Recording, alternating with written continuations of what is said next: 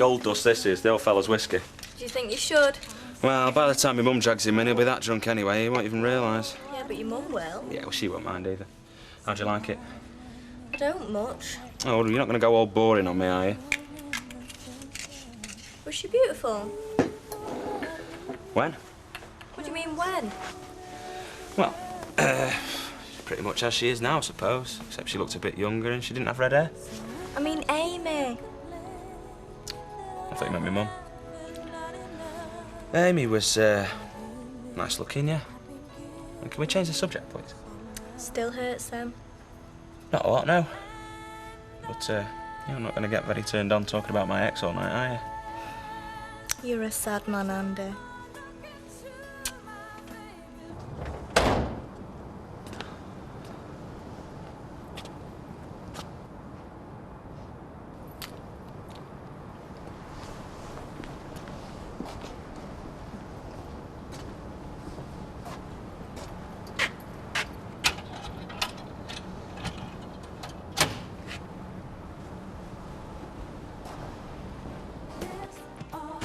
Oh, we're back. Oh, am I all right? Of course.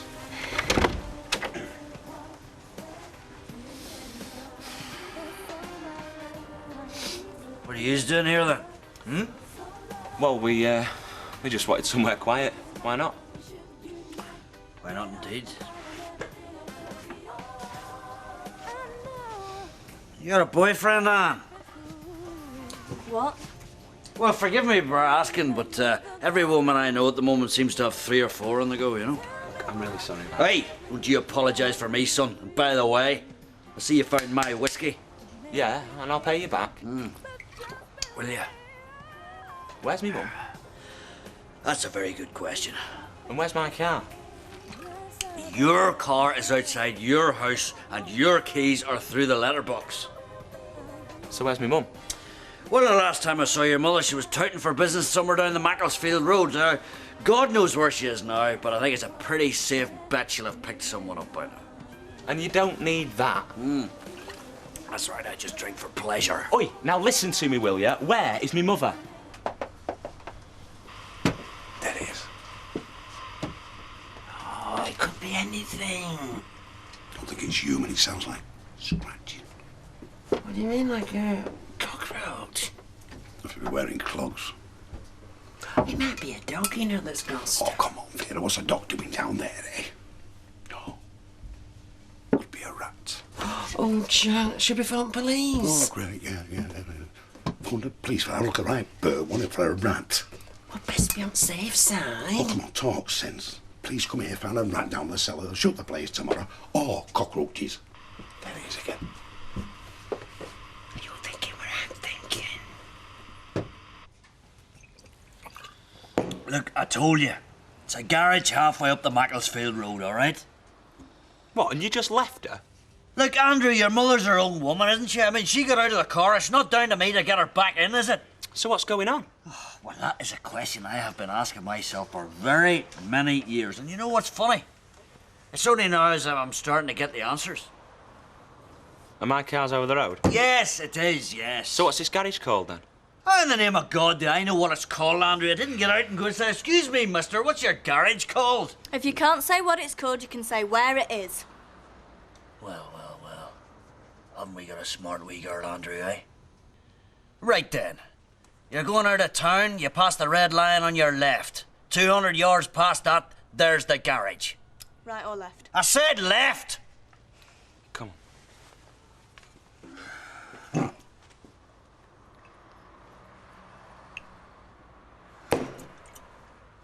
You see there?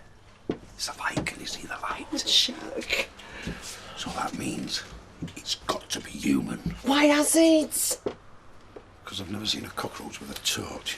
Oh, but it might be a glow. What do you mean it might be? It is. Oh, you know what I mean? A ghostly glow. Oh, you balmy, you. Get off me. Get off. Hey, Jack, it's coming. No, you wait here. I'll go Get the key. No, the key's in the cellar. Lock the door. You'll be all right. You'll be...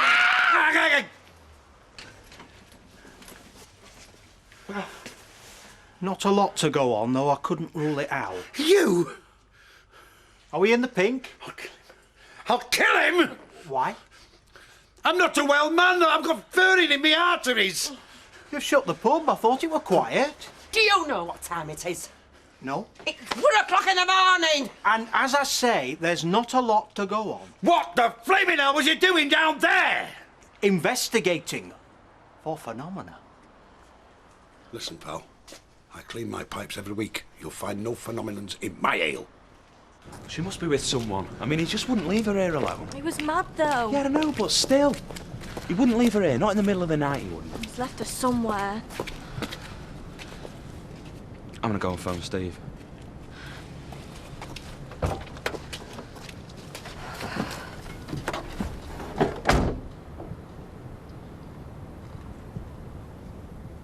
It's 1:30.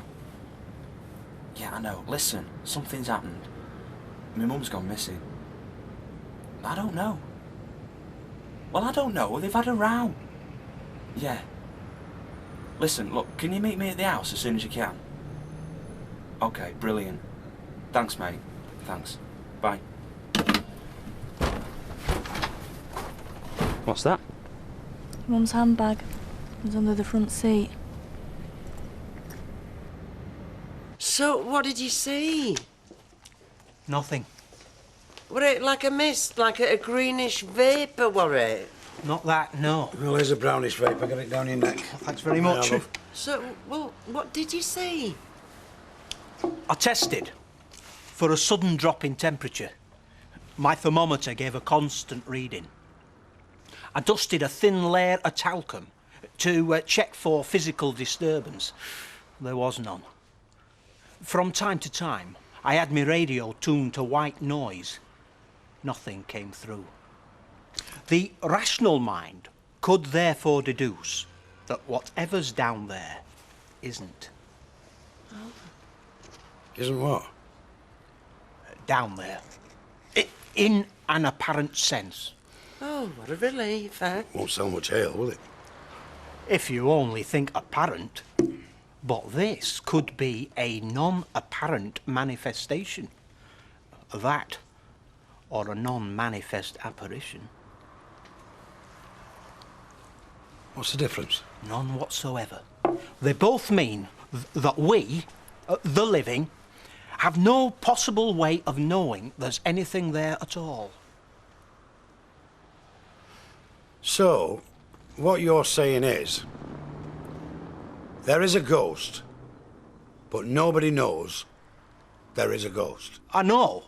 No, personally, I'm very sceptical, but I keep an open mind and consider all possibilities. Are you a medium? No, I'm generally a 42. I think you're a pillock. And a fraud. A fraud is someone who knowingly tells a falsehood. I would never do such a thing. Unlike some. Over the years, I've realised I'm ideally placed to investigate the paranormal. I'm entirely honest and I don't scare easy. Me neither. All ghosts are softies anyway.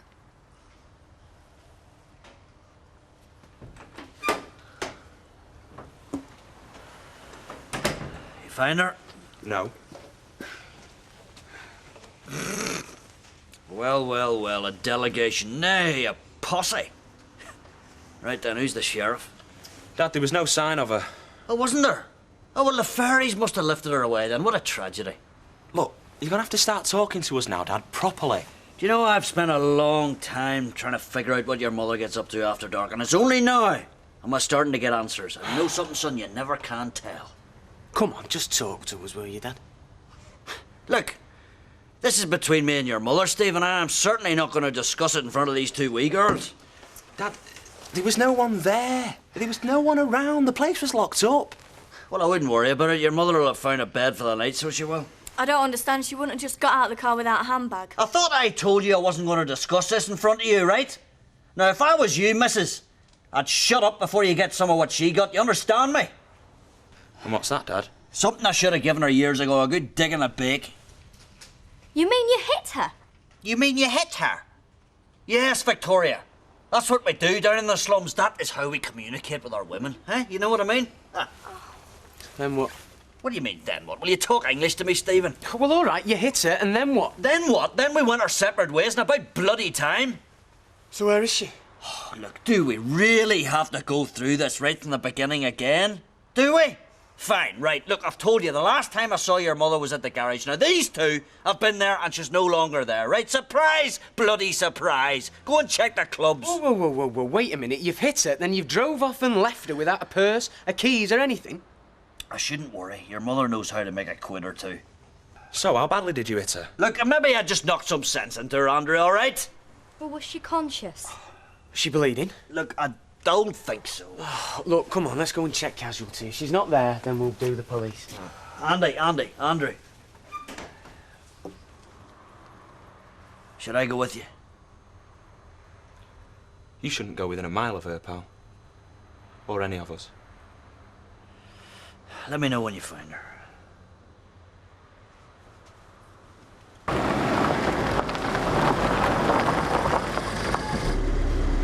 £7, love. Look, I told you I haven't got any. I've got to get it from my friend. I was born yesterday. You get out of the cab and I'll never see you again. No, look, I promise you will. Please, just let me out. You can see I haven't got a bag. £7. How many times have I told you I haven't got any? You try and run for it, darling, and I'll be after you. Please let me out. How'd you get that eye then? You been a naughty girl?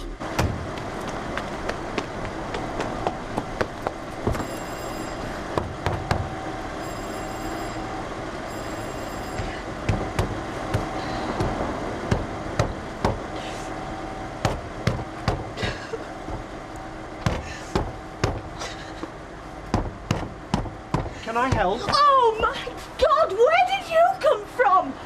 You're a friend of Mrs. Rashid's. I can't work it and he won't go until I've paid him. That's not a problem. Are you all right?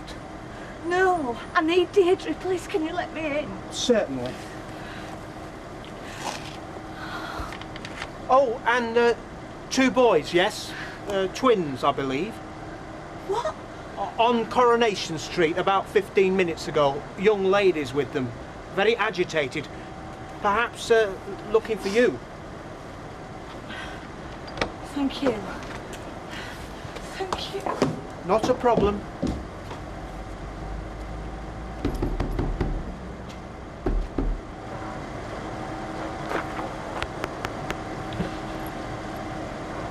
And how much do we owe you?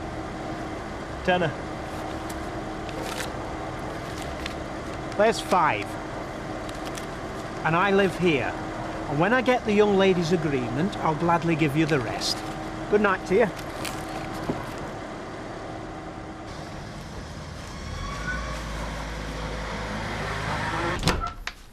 Oh, Liz! Whatever's going on? Oh, love. Come on.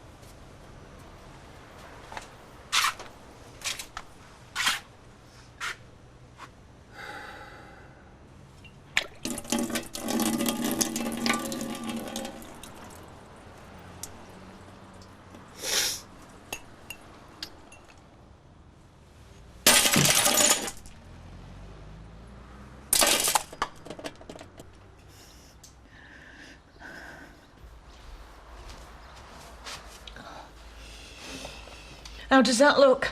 Very obvious, I'm afraid. Half of it's makeup. Purple's eyeshadow, black's mascara, and there's even a bit of green in there. Why? Because I want to make sure there's nobody who doesn't notice. Here. I don't want any. Just do me a favour, will you, and eat it. You've had a bad shock. You need it. Was it a shock? I'm not so sure. Yeah, OK, shock. But no surprise. I were expecting it. Can I have some more coffee? Yeah, sure. Who is it? It's me, love. Bill. Right. Wheel him in. You didn't need the paint. It looks terrible. Bill? My mobile's gone down. I wondered if you have a bit of change for me. Could you have a look? Morning, Bill.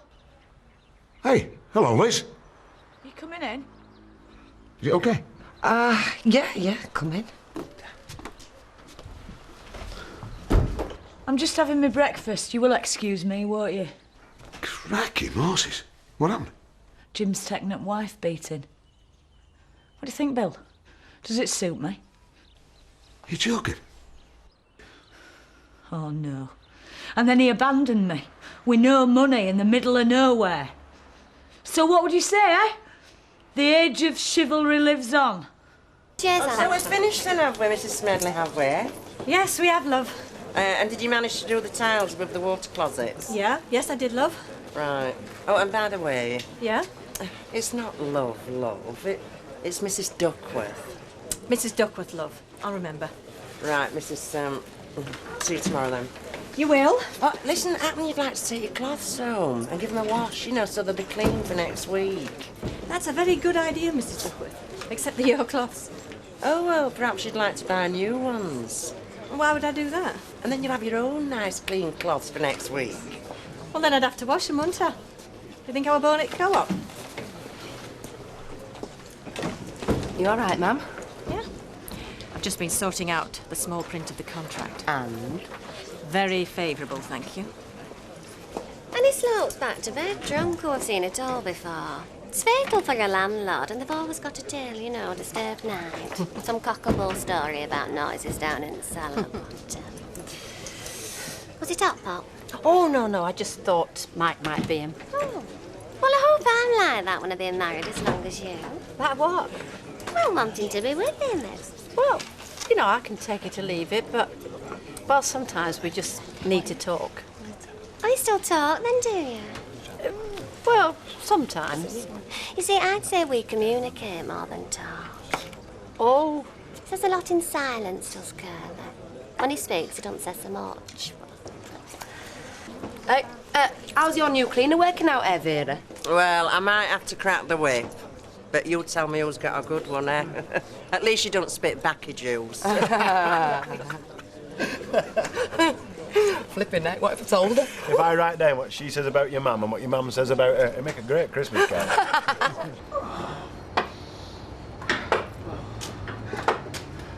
How's it going, son? Oh, not bad. How are you? I'm all right. I've got something for you.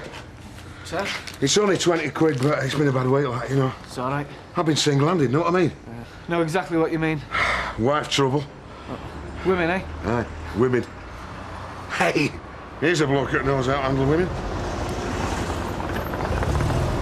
Any chance of an MOT next week? Not before Thursday. Any good to you? Fine by me. See you then. Hey, we were just saying, you know how to do it. Do what? Handle women. Who's been talking? What? Who hasn't? It's all over the street. You trying to be funny? Well, I suppose I was, yeah. Yeah, I thought you must be. Funny or stupid, had to be one of the two. Look, I'm sorry, Des. I was only making a joke, you know. Yeah, well, do us a favour. Stick your jokes. What's got into him? Looks like he can't handle women either. Right, I'm going to want my leather jacket. I want every pair of jeans you can find. Same with my shoes. I mean, really, I want everything. Oh, and I'll need my suit. Suit? Definitely. I'll grab what I can. Well, two of us, Mum, we'll get the lot. Yeah, thanks. We were going mad until you rang. Yeah, well, it's about the first time I've realised the importance of his mobile phone. How do you know we were looking for you? When I got back, that Roy Cropper was here. He said he'd seen the pair of you on Coronation Street. Oh, I think he paid the taxi. Oh, he'll be knocking. We did the hospitals, went to the police. The police? Did you? And? Well, gave your name, a description, told them that we thought you might be hurt. And they said they'd go out looking for you. Of course, when you called, we said, well, you know, they said there's no point looking anymore. Right. Right, thanks. It's all right. So you're okay then? I mean, I know all that and everything, but You mean you want to go? No, but, you know, I'm... No, go, honestly, and the pair of you, thanks a lot. See, I've got a big job on and... Go! We better go as well, eh? You'll be all right. Of course, yeah. Thanks. I tell you what, I'll check the place out first, eh? Make sure my dad's not there, because if he sees Deirdre, then he'll work it all out. Very wise. I'll see you in a bit. I'm glad you cleaned that muck off your face. You didn't need it. I wasn't serious. Just angry. Keep yourself warm. I will.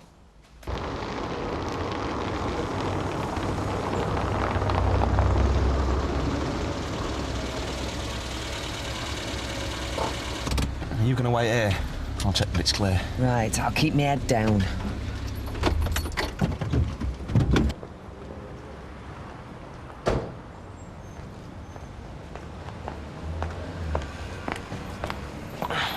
Need me? Well, we'll see, won't we?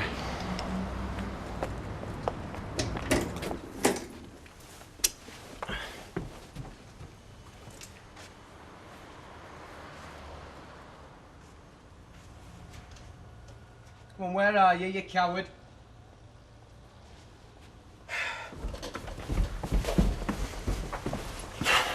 Right. So yours, bro. Thanks, mate.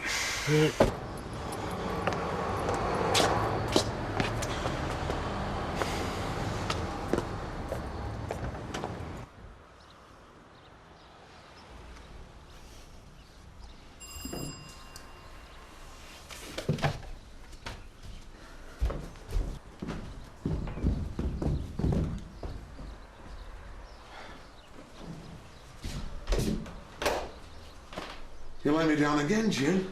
Yeah, sorry I've let you down again. It was a hell of a night last night. You coming up? No. No, I've too much to do. Too much going on in my head. Look, you know I'm going away next week. Yeah. Well, give me a chance to get things sorted out, you know what I mean? I just wanted you to know, look, well, it's not that I don't want to work, you know? I do want to work. Very much. I need it. It's my life's blood, honest to God, Willie, you know? Sure. So if you wouldn't mind hanging in there for me, I'd appreciate it, you know? Yeah. You've got to put it out of your mind, Jim. That's the only way. What are you talking about? You and Liz, you're finished. Listen to me, I know, I've been there. You're just like me and Elaine. Put her right out of your head or she'll kill you, and that's for sure. Yes, Willie, look, you don't know what happened, all right? Yes, I do. No, you don't. Just listen to me, all right? Listen, I've seen her.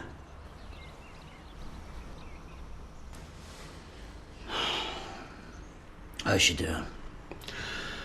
Well, she's painted her eye up to make it look a lot worse than it is.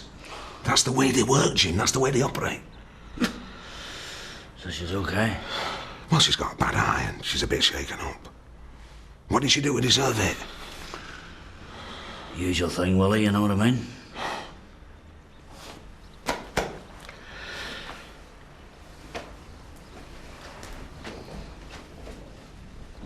No. See you, Willie.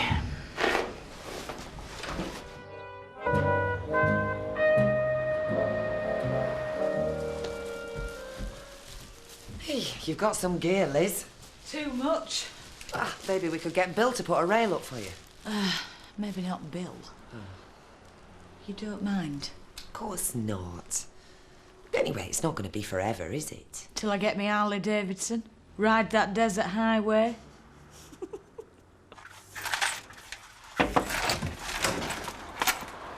Oh, tragic. Looks like your rent's on floor. It was empty, actually. Hey, well, thank your lucky stars, eh? What do you want, Judy? Is Liz in? What do you want? A tight black skirt. I need to borrow. Do us a favour, she won't mind. Tight black skirt, eh? Well, tell me this and tell me no more. Why would you want to wear a tight black skirt? Oh, I've just put iron through mine. No, that's not what I meant at all. I mean, why would any woman want to wear a tight black skirt? Do you need it spelling out for you? I ain't heard a man complain yet. Oh, haven't you? Well, you have now, miss. I find them disgusting. What's the matter with you? There are no tight black skirts in this house. Do you understand me? Is Liz all right? Yeah, she's fine as far as I know. Goodbye. Come down here now. It's just sitting there. So? What do you mean, so? It's a flat, it's an asset, so use it. Yes, in my own time. Your time's my time till they've paid what you owe me. Oh, Lee, don't try that one. I mean it. People in cardboard boxes all over the city, and you're sitting on a place that rots. Yeah, and that's what you're worried about. Of course. A criminal, innit? What is? Empty flats when there's homeless everywhere. Oh, well, I mean, that depends whose. Lee means the flat upstairs. Oh, I see. Look, you're only interested in the money. The homeless don't even come into it. Of course they do. All right, then. Let's find Shelter's phone number, shall we, eh? Doesn't have to be Shelter. No, some private letting agency, eh? Suits single millionaire. OK, Shelter. Look up the number. No, just leave it. I said no. Do you know, I think you're right, Fiona. I mean, where would they park their dogs?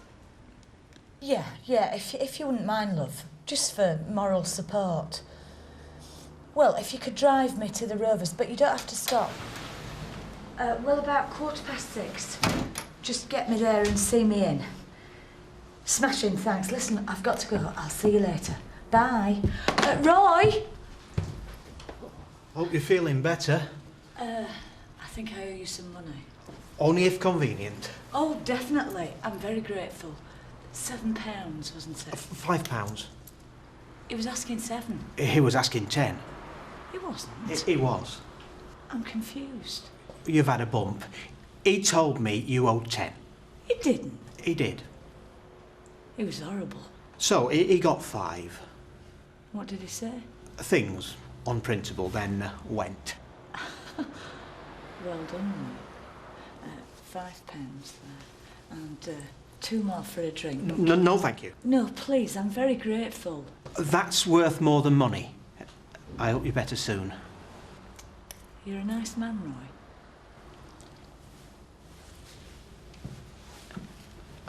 If I might say so, that eye's extremely unattractive. I myself aren't squeamish, but some might take offence. I'd think twice before I went out. You don't mind me saying.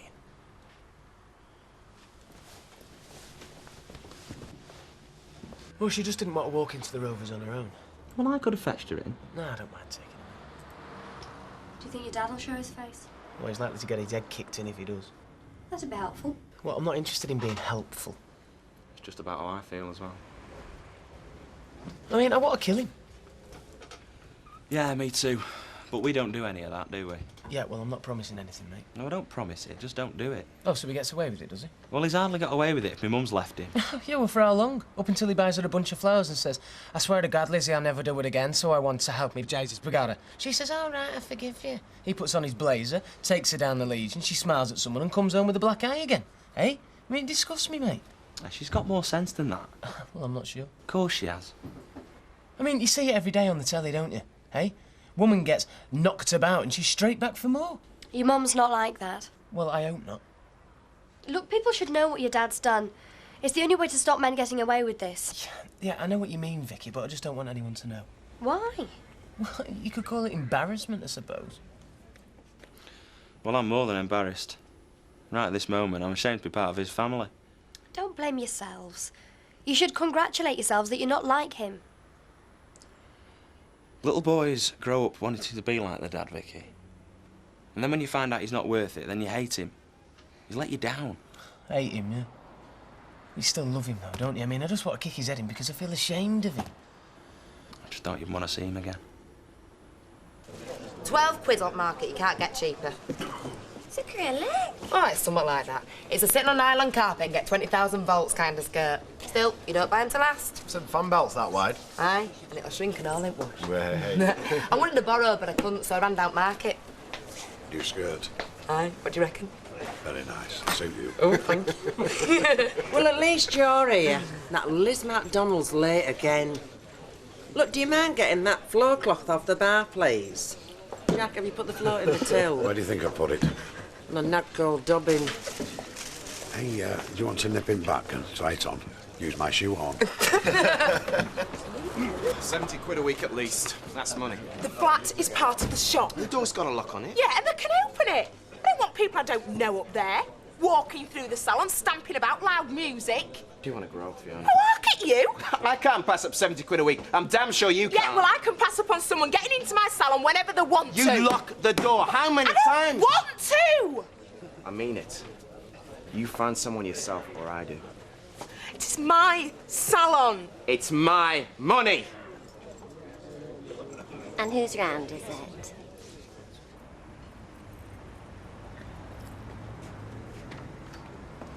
Oh, well, I'll come with you if that's all right. Up to you. Well, I might as well. I've got nothing else to do. Oh, well.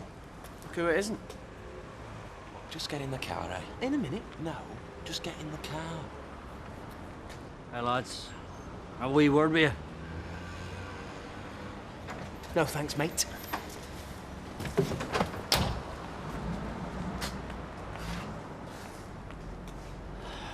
You don't have to look at me like that, Victoria. No! Hey, what's the matter with you? God, he calls himself a brother, I call him a loan shark. Oh, evening. Evening. Off out tonight? Party. Nice one. Anyone I know? Mate at work. Well, good excuse to get drunk, eh? Good excuse for it. Show her body off, you mean? Yeah, well, I'm in favour of that. Should see her when we go out. She's flipping outrageous. Well, us married women have to work harder because you blokes take one look at us, see we're married, and that's it. Not interested. Oh, I am, darling. Very interested in married women. Good evening, Mrs. Watts. Can I help you? I'll have a pint, please, yeah. Sorry I'm late, Jack. What the hell's happened to you, Liz? Nothing much. Jim decided I've been unfaithful. Seems I need knocking about. Hello, Des.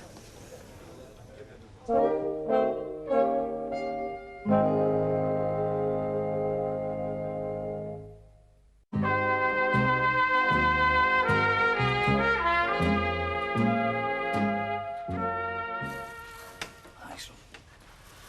I'll go through.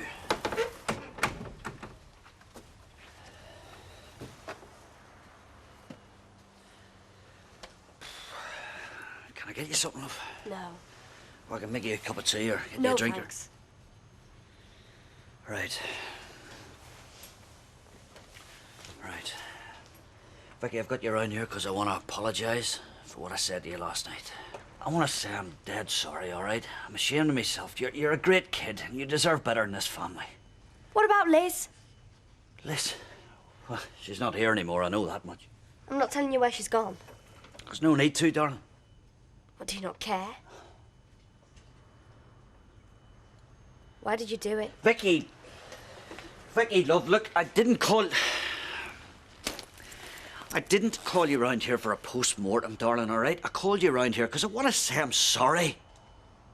But are you sorry for hitting her? Look, sorry, it's a word, all right? Yeah, well... Look, let me just put it this way, all right? If I'm sorry, it's because what I did was wrong.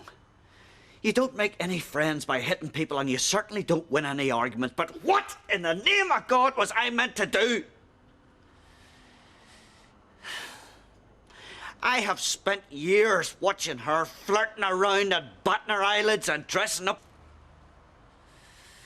And in 20 years, I've never touched her. I've never laid a finger on her, not once.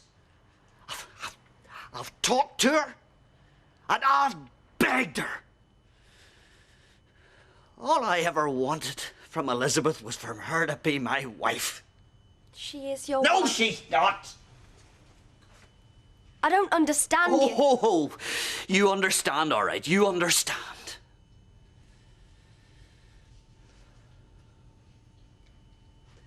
Well, do you mean that you don't sleep together? Vicky, there are many ways, my love, that women are not there, even if they do sleep with you. And I'm sure you know exactly what I'm talking about. I've always believed that Liz loved you. Yeah, well, she doesn't anymore, Well, does do she? you blame her? Oh, come on! Will you look at this? Will you look at that? Look! Well, she dresses very young. She dresses. This is not young! That is not young! You do not dress like that. That is not normal. Women who dress like this, Victoria, ought to be working at the back of a railway station. The only reason women dress like this is for one reason and one reason only. So they can give the men a come on. Am I right? That's no reason for hitting her. I wouldn't have touched her if it had stopped. But it didn't stop, Vicky. It didn't stop. Well, I don't think you wanted to discuss this with me, did you? No, I don't. Thank you for the apology. You're welcome.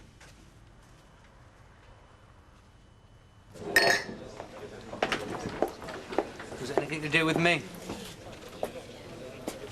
What if it was? What do you mean? Would you go round there and get me revenge? Would you offer me a home? Or would you go hide? What are you trying to say, Lizzie? I don't know what you're saying. No. Nor do I, really. But you're okay. Your name wasn't mentioned.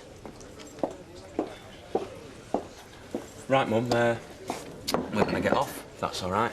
Right, well, listen, thanks very much. I mean it. I'll coffee at 11. I'll run you back. Make it about 20 past. Sure? Yeah. See you later. See you. Listen, mate. I'm not getting heavy. Or, well, maybe I am. But leave her alone, all right?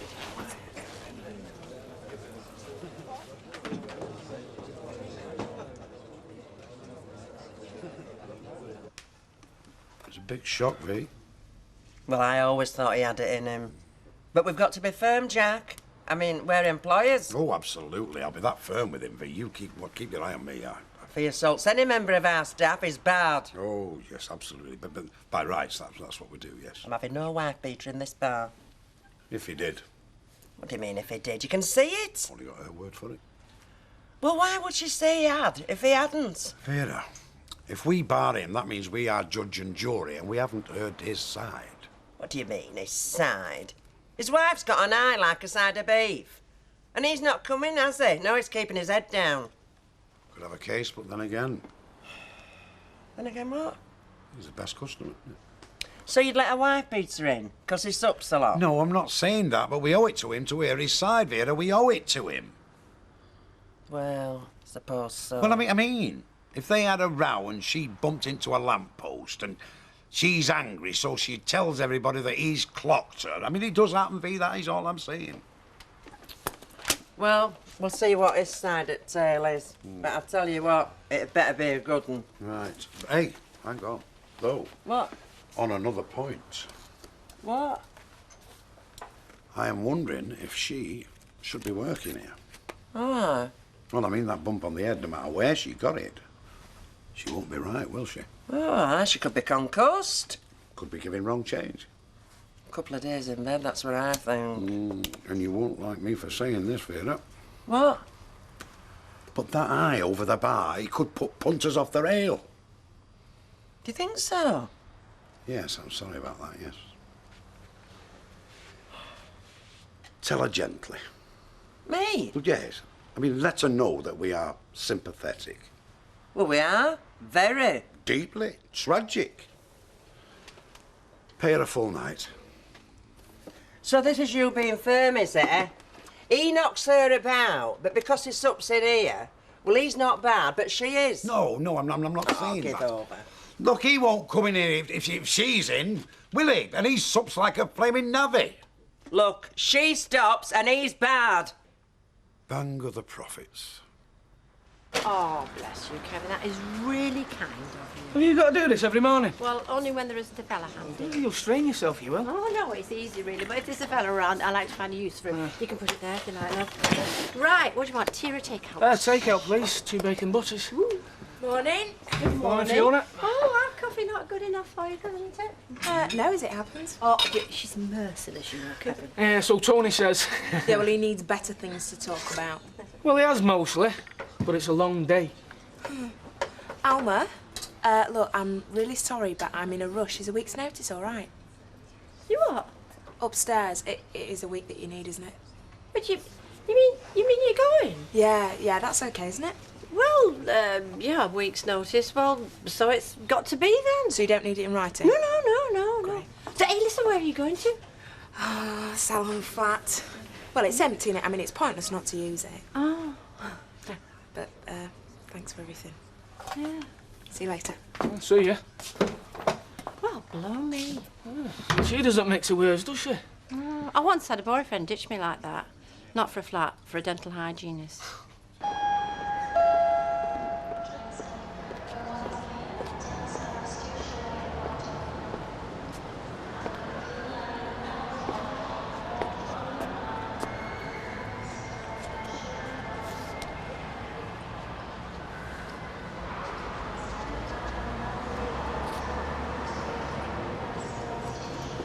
You'll be interested. Oh, well, I mean, you would say that, wouldn't you? Well, you will be. Most wives would be flattered to be asked. Oh, I am. I'm deeply, deeply honoured. Emily, I asked you. I'm on the verge of the biggest thing in my career, and she treats it like an afternoon down the laundrette. Oh, don't involve me. That's what she says. 4 o'clock. Be ready. Come and see my big new factory. Oh, thank you, husband dear. He's clearly very enthusiastic. Oh, clearly, but all it is really is an excuse for him to bully an estate agent and show off about this big new empire he's building. Wife, he has to be impressed. So would you prefer it if he didn't want you with him? Point taken. Oh, do you know, I hate you.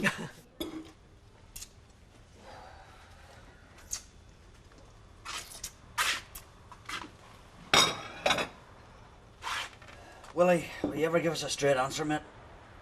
Yep. Did you ever hit Elaine?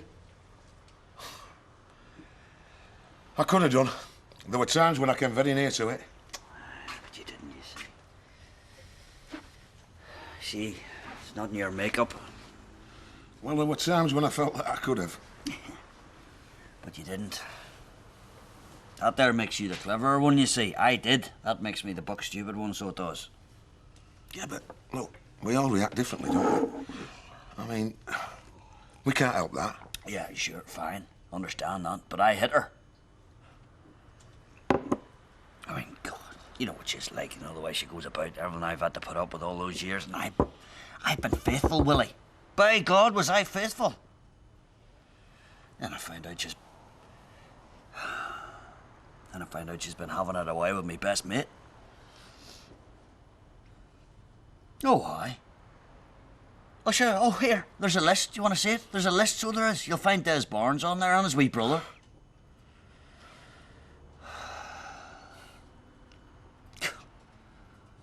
I had everything, didn't I?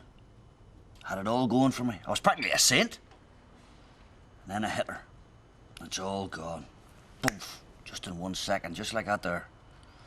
Lost my self-respect, lost my kids, and I lost her. I tell you, being cut off by your kids, it's not a nice thing, Willie, honest to God. Maybe you should tell them. They don't know what you've had to put up with all this time. Yeah, well, it has occurred to me, you know.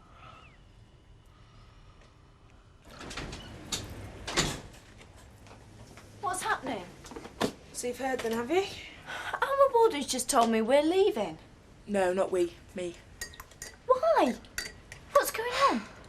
If you must know, my darling brother has decided to put the boot in. He reckons we can get 70 quid a week for the flat upstairs. So before we turn round, he'll have someone in there. I should have known that he'd pull a stunt like this. Well, why didn't you tell me? Because I didn't know until last night. I only decided about 3 o'clock this morning. And if you'd have been there, you would have known. What, you're going to pay him 70 quid a week?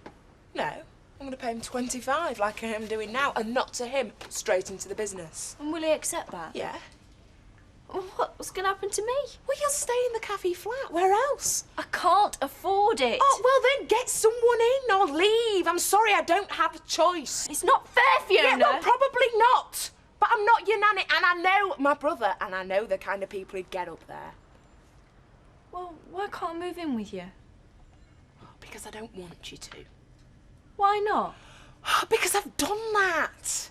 I don't like living with someone that I work with. You mean you don't like me? No, did I say that? Look, Like I said, I am not your nanny. I'm sorry it's come as a surprise to you, but it's come as a bigger one to me. You always said that your mum missed you.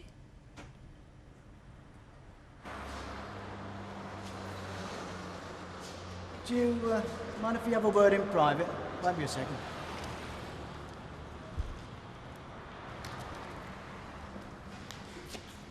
This place is huge. Yeah. I mean, I've no idea. Can you imagine it, Mary? Goods in wood there. 4 aisles of machines, 30 operators, petitioning for offices over there, sales, marketing, export, purchasing, accounts, 2 computer terminals each room, and goods outwards there, straight into the street.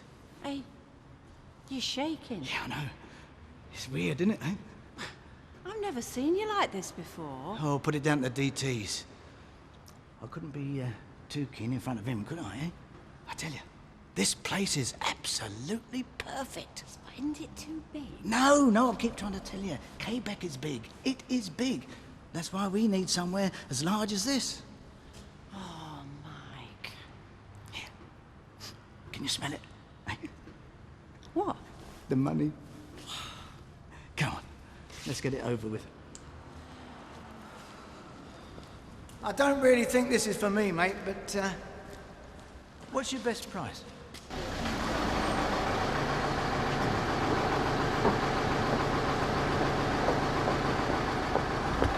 Liz, it's okay. Have you been drinking? No. What do you want? Elizabeth, look, it's the first time I've hit you in 20 years. And I'm deeply ashamed. I'll never hit you again, come on. You won't get a chance. For what it's worth, I'm very, very sorry. Listen, if I'd wanted bother, I'd have come round to Deirdre's. You don't have to hide away from me.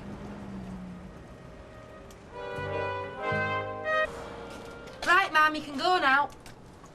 Are you sure? You don't want to go giving Vera Duckworth a minute more than what she's paying you for. Right, Gary, open gate for her.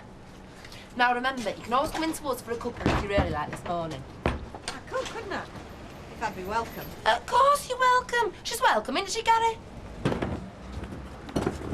That's right, Mrs. Smedley. The bins kind of line up at the back here. But I wouldn't have thought that'd be covered in your duties. You want to get the big fella, your boss fella, to help you with all the heavy stuff. This is Mrs. Smedley, new cleaner at Rovers. How do? Hello. Well, thanks for the information. Oh, you're very welcome, Mrs. Anytime. Hey, that quick thinking, well done. Yeah, pretending I don't know your mum's getting easier and easier for me. Come in, you.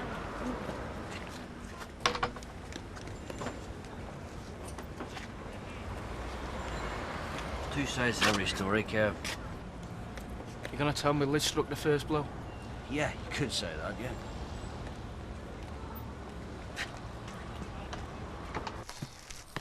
It's made you think about Alan again, hasn't it? Alan who? Bradley, Rita, Alan Bradley. Of course it has. Well, you've never ever said much about it, but these things stay with you. They must. They do. Well, if ever you feel the need Yeah, I to know, talk. Mavis, thanks. Hello, Percy. Hello. I'm sorry to trouble you, ladies, but I've lost one of my caps. I thought I might have put it down in here. It's a grey tweed. Well, we've got about half a dozen umbrellas in the back, baby's bottle, pair of handcuffs. No caps, I'm afraid. You're going to have to retrace your steps, Mr. Sugden. Where did you last have it, Percy? Definitely in Normandy, France. In the war? No, in the invasion anniversary. I went across with Mrs. Grimes and Mrs. Holsworth, and I bought it specially for the occasion. Oh, well, that brings us into the 90s at least. And you're just missing it now. I can't find it anywhere. So it could still be there in France? No, I definitely brought it back with me. Oh, well, whenever Derek loses something, I'm usually the one that can put my hands on it, because what I do, I mentally go through his routine. I like get myself right inside his head for that day. As only you can, Mavis. As only you can.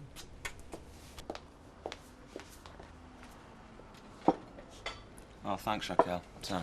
Is she diddling us? No, all the wages are fair and square. Oh, good. So you're getting a few more hours now, I'm only doing dinner times? I am, yes, thanks. Well, it all helps pay the rent. Not that I'll be staying at Desi's much longer, eh? Why not?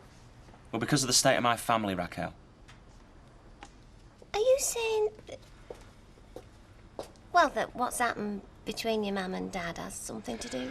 I don't know, Raquel. Yeah, they both said there was nothing in it. It happened while she was working over there. It was the reason why she left. Am I on my own in this kitchen? No, sorry, Betty. You did the right thing, didn't you, love?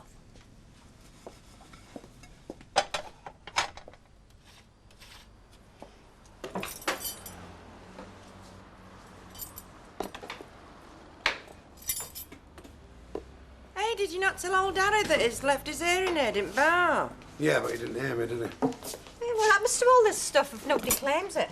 Yeah, what happens to it? Oh, we keep it a couple of months and then we give Emily first choice, don't we? Emily? My landlady did a lot for charity. Is it in there? Well, it doesn't look like it, Percy. Hey, what's these? Oh, aye, they were found in the ladies' toilets. Well, I'll not ask you what you were doing in there. Raquel found them, fell out of somebody's bag. Luke even got the price tag on, haven't they? You don't have to look weird hands. Huh? £6.50? You must be joking for a pair of smalls.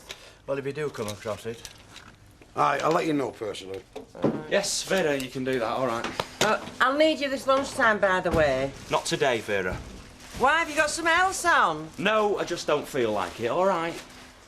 Family troubles. Come through to the back, love.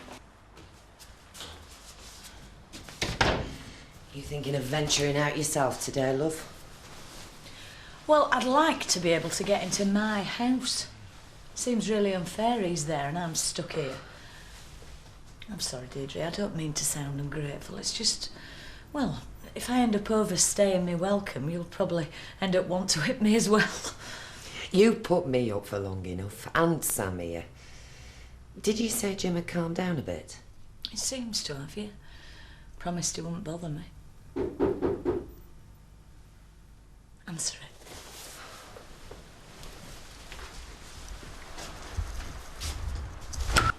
For your friend. Oh, that's very kind of you, Roy. I'll pass them on. Is she feeling better? Yes, thank you. I was very particular when choosing them. Did you know that certain colours and certain smells can affect a person's mood?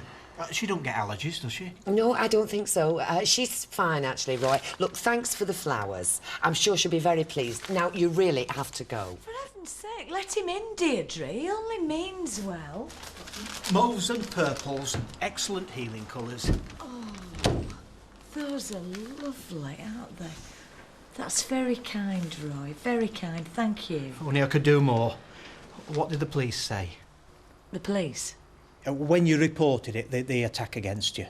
It was her husband, Roy. I really don't think it's a matter for the police. It most certainly is. The fact that your attacker was your own husband makes it even more of a crime, in my opinion, for what it's worth. If you ask me, which you don't, I realise, but there it is, for the record. Well, it is a difficult situation, that's for sure. And a bit embarrassing. But thanks for your concern, Roy. 34,000 in 93 and 35,000 in 94. I haven't heard the figures for 95 as yet. Incidents of domestic violence attended by the police in Greater Manchester. So you wouldn't be on your own. Anyway, as you know, I'm upstairs if Mrs. Rashid's out and you need me. Thank you. I'll remember that. Goodbye. So that was 60p. What? What are you staring at? Nothing. Absolutely nothing. Very good, Tony. Cheers. Well, when do you move in? Hey. Don't give me that. I don't mind. Well, I wouldn't have done if she hadn't been so sneaky and given me some notice. She being Fiona, yeah? Why, how many other women have you got waiting to shack up with you? None. Fiona being top of the list. She made that perfectly clear a few weeks back. Why can't either of you just be honest with me?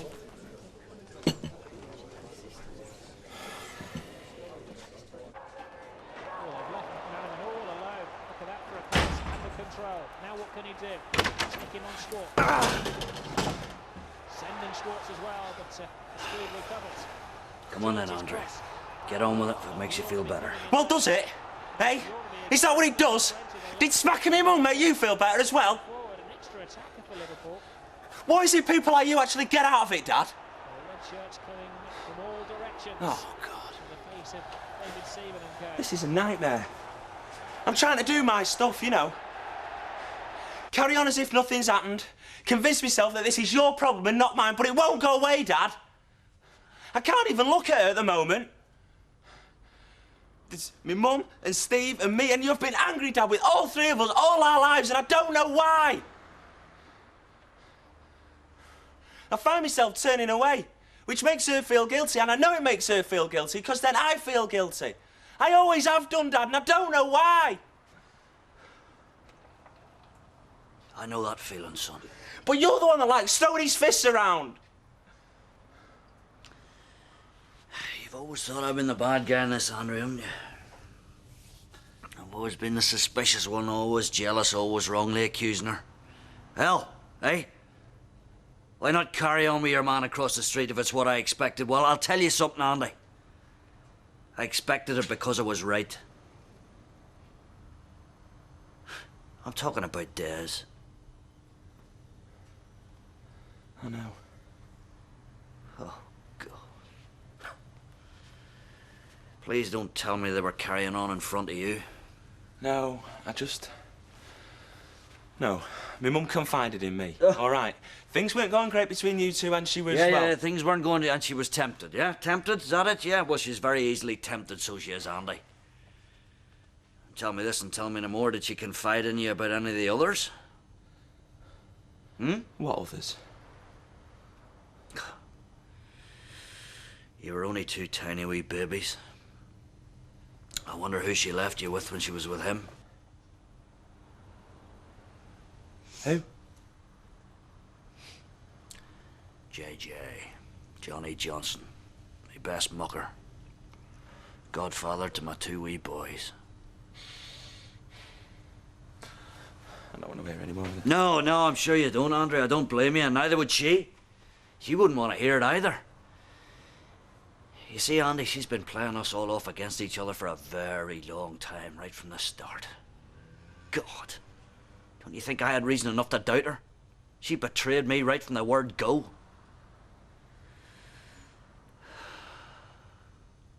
Sex. It was just sex. That's what you said to me, just sex. I suppose that's all I was to her, eh? And in those days we were meant to be happy. I've got two boys, twins, Steve and Andy. Are they at home? Do you think they might be in any danger? No. Well, I don't think so. They have been. He clouted Steve once. Both left home as soon as they could. Who could blame them? I had these taken the next day. It doesn't look so bad now. It looks bad enough. Photos were a good idea. Have you seen a doctor? No. You should. Does your husband know where you are? His workmate, his partner, they're in business together. He lives in this building. So you feel you might still be under threat? I'm not sure. He's so unpredictable, always has been. If you're still frightened, one option you have is to go to court and take out an injunction against him. So he can't come near me at all? If he did, and the injunction includes the clause for power of arrest, he'd be taken into custody on the spot. It's scary stuff. There's no pretending it's not. But don't be put off. What will you do? Question him? This is a casual chat you're having. With a police officer? I can't do anything without your say-so. That's a decision you have to make. Only you know if you still have a marriage left. So it's not too late then? What I mean is, if I decide, have I got the right to make a formal complaint against him? Every right, Liz. Every right.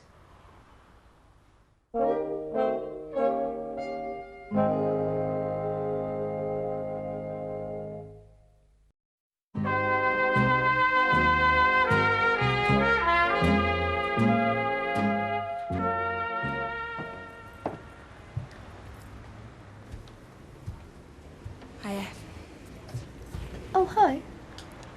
I was just wondering if Steve's mum was okay. I think so. Just haven't seen her around. No, well, she's not staying at the house at the moment.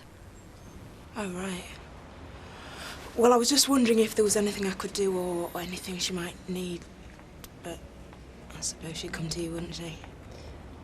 Yeah. Right, well, give her my regards. I will. Oh, yeah? Yeah. Yeah, you all right? Yeah. Okay, I'll see you later then. Fiona? I hear you're taking over the salon. Yeah? Good luck. Thanks. See ya. There's a couple of messages for you in there if you want to return them this afternoon. Right, okay. Hiya. Hi, mate. Hiya. You seen my mum today? No, have you? No, I haven't, no. Went round to see my dad, though. And? Remember Uncle Johnny? Went over to Normandy, June the 6th, 94, obviously. Obviously. Yes, well, I stayed over a few days, but I'd had me out soon before I went, you see. So it could be any time after July that year. Well, do you want to come over with me now and you can have a look through lost property yourself? That's very kind. Yes, thank you. Hey, Maxine's got it into her head that you've had a change of heart and we're moving in together. Has she? She has, yeah. What were you doing in there? Just asking after Liz McDonald. Right. Well, I'll see you tonight then. Yeah, see you tonight. Hey, this one's gorgeous. What are you chucking it out for? I'm just sorting out my basic capsule wardrobe. Oh, yeah. Which is? What you have when you're skint like me. One pair of jeans, one top, one skirt, one dress. Oh, which match, Emily, you know, coordinate. It's like men do with shirts and suits, really. It's very economical but practical, too. I mean, he's not said anything, but I've practically taken over his wardrobe and cupboard space up there, so... there's more in the hall, Emily. Oh, hey, we're just about the same size, really. Give or take a curve or two. Do you think so? Yeah. That was the... Oh, yeah, try that one. Is this Norman's? Oh, yeah. Oh. It's from Percy. Oh. Well, apparently Curly admired it. He said Mr. Sugden looked very smart in it, and... And Mr. Sugden gave it to him. Well, as a thank you for staying here that time back. Does he wear it? Oh. Well, he threatens to sometimes, but I think he's only having me on, you know. So he wouldn't miss it? Well, I wouldn't know. I mean, it's the only hat he owns, but in my opinion, it's one too many. Yeah, Mr. Sugden must have forgotten. He thinks he's lost it. Oh, well, Emily, he's just found it again. Right, come on down, come on. You don't understand. Oh, don't, my wife is going to go mad. She trusted you, you know. I know. She's a very private person, won't stand for any of this. What's going on? Go on, explain yourself now. I was doing up... She was in our bedroom, she'd been rooting through my drawers and had everything out. I was putting that new lining paper in them. Oh, that's good. Hey, well, you carry on, love. So what's your problem? He thinks I was praying. Prying? In your drawers? Good heavens, man. Do you think any woman would go fishing around in your drawers of her own free will? I'd have to pay her danger money. You mean you've got her working in here now? Yes, I have. So let her get on with it. If she goes over an hour, it's coming out of your pocket.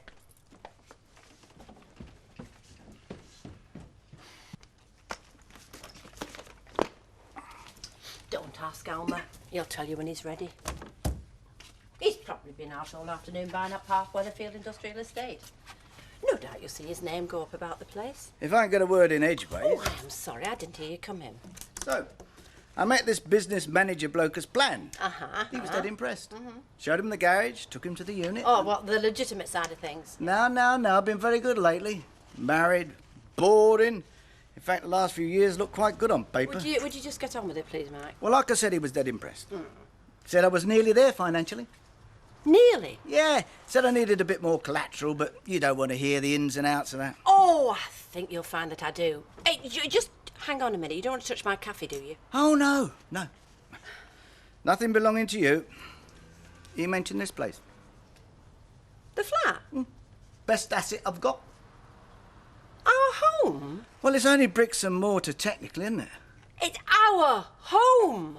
Yeah, well, I suppose it does affect you in a way, I suppose, yeah. Oh, well, it's very good of you to see it that way. Well, that's what I'm telling you. Good. No! Right, well, you can come back to the flat. Oh, aye. Or I can cook you something here. I'll just clear these away first. Tell me, Vicky, does Stephen know where you are? No. Now, what about clothes? Do you want any washing putting through? Bless you, love. It's not the first time I've been on my own. She's left me before, you know. I'm sorry. I don't mean to offend you. Well, I'm sure you're more capable than I am, really. We do tend to live on takeaways at our house. Practically send our underwear to the dry cleaners. I'd just like to be able to do something to help you. You are. Come here. Look, you're practically the only one who dares come near me at the moment, Vicky, and you're certainly the only person who's speaking to me, and honest to God, it means a lot. You've not given up, have you? You're still going to try and talk to her because, well, the lads are terribly distressed. All as McDonald's are. Well, I think you might be clinging to wreckage there, love, quite honestly. No. She's come back to you before. Yeah, she has, yeah. Well, there must have been a reason. Yeah, well, I think I probably knocked the reason out of her, don't you? You think. You don't know, and you're not going to know unless you take a chance.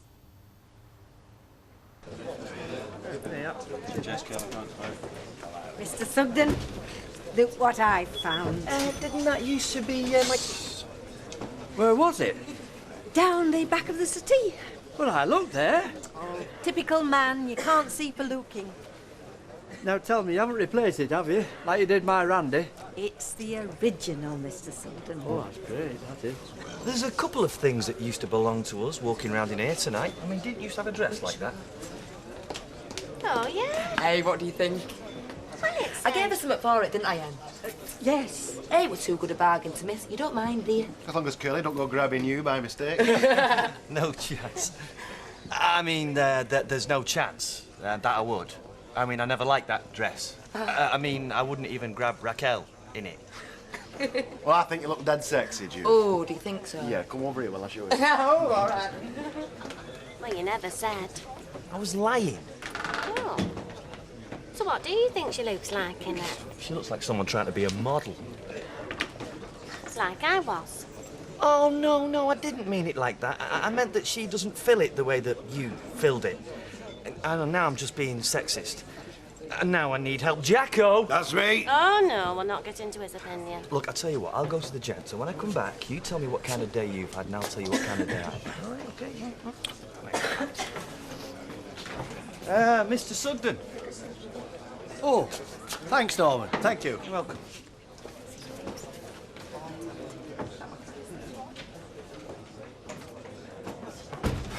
Hi, mate. Hey, it's been a bit touchy today, but it's all right now, aren't you, love? What can I get you? Pint, thanks for it. Hey, and a glass of white wine. Where'd you get to? Went to see your dad. Well, don't go around there on your own. You're likely to get hurt. You'll not hurt me. We've all said that, haven't we? Look, I know you don't want to be used as a go-between, but I wanted to know. Liz. Know what? That I'm not hiding from her. I don't want to complicate things, so I'm taking your advice and keeping away. You? Mate, you didn't even feature. She'd been having someone else. So, what did you do with yourself, apart from slaving over a hot stove all day? Oh, I just put a few things together you already had in the fridge. I wasn't really up to going out. No, this is really tasty. And I didn't have to cook it, which makes it even better. Well, I shall take you out for a proper meal when my face looks a bit more presentable. I shall look forward to that. Rest of the day, I was just thinking. I'll bet. I don't think you should be here. Look, will you just tell her I'm here, all right? You've done a very bad thing. Listen, I don't see it as any of your business, you understand? We don't want any trouble. Yeah, well, neither do I. So perhaps you just let me in or tell her I'm here. What did I say this morning?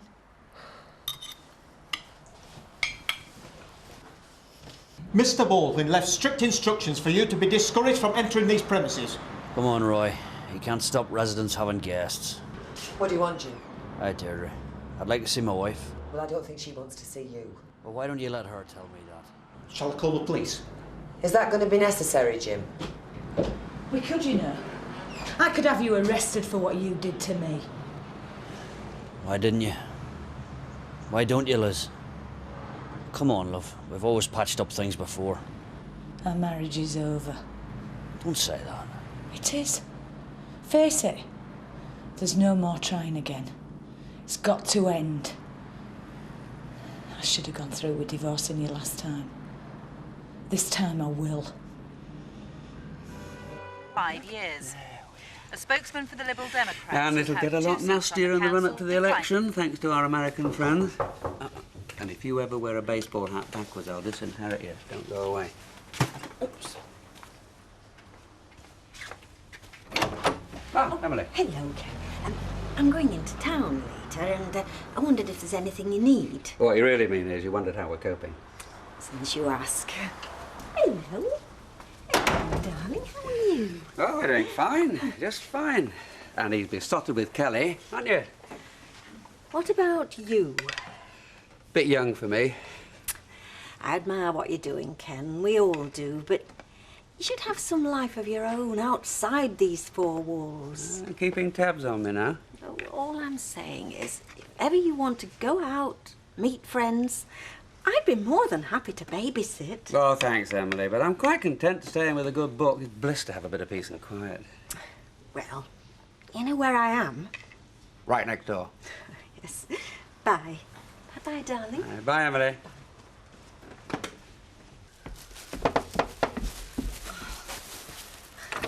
Hiya, come on in. I'm nearly ready. Oh, hi. Right, if you've come to catch some breakfast, I've no bacon, but I can do some eggs. No, Mum. We've come to try and talk some sense in you. Right, we're not arguing that my dad's been a wally. But this divorce thing's going a bit over the top. He could have killed me. Yeah, but he didn't know, did he? You can't divorce someone over some bruises. Oh, so you think it's all right to hit your wife? I'm sure Vicky will be delighted to hear that. Mum, that's not what Steve meant. Yeah, I mean, come on, Mum, the guy was provoked, wasn't he? I was asking for it. Is that what you're saying? No, but you were messing around with another fella, weren't you? Steve, shut up. Mum, we just want you to have a look at what you're doing before it gets too late. It was too late years ago.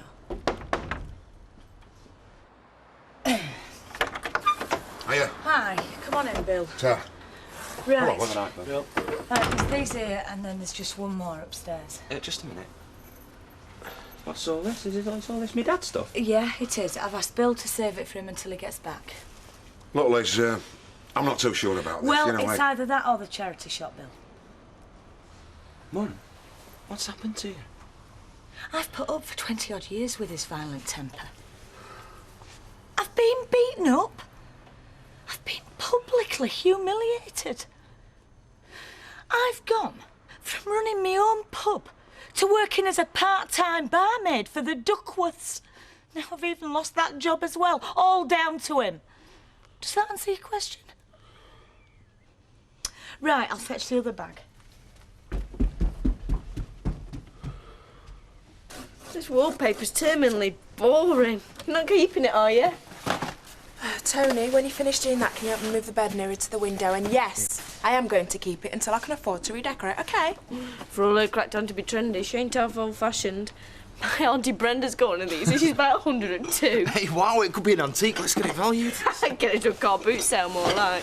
Oh, and as for this, sling it.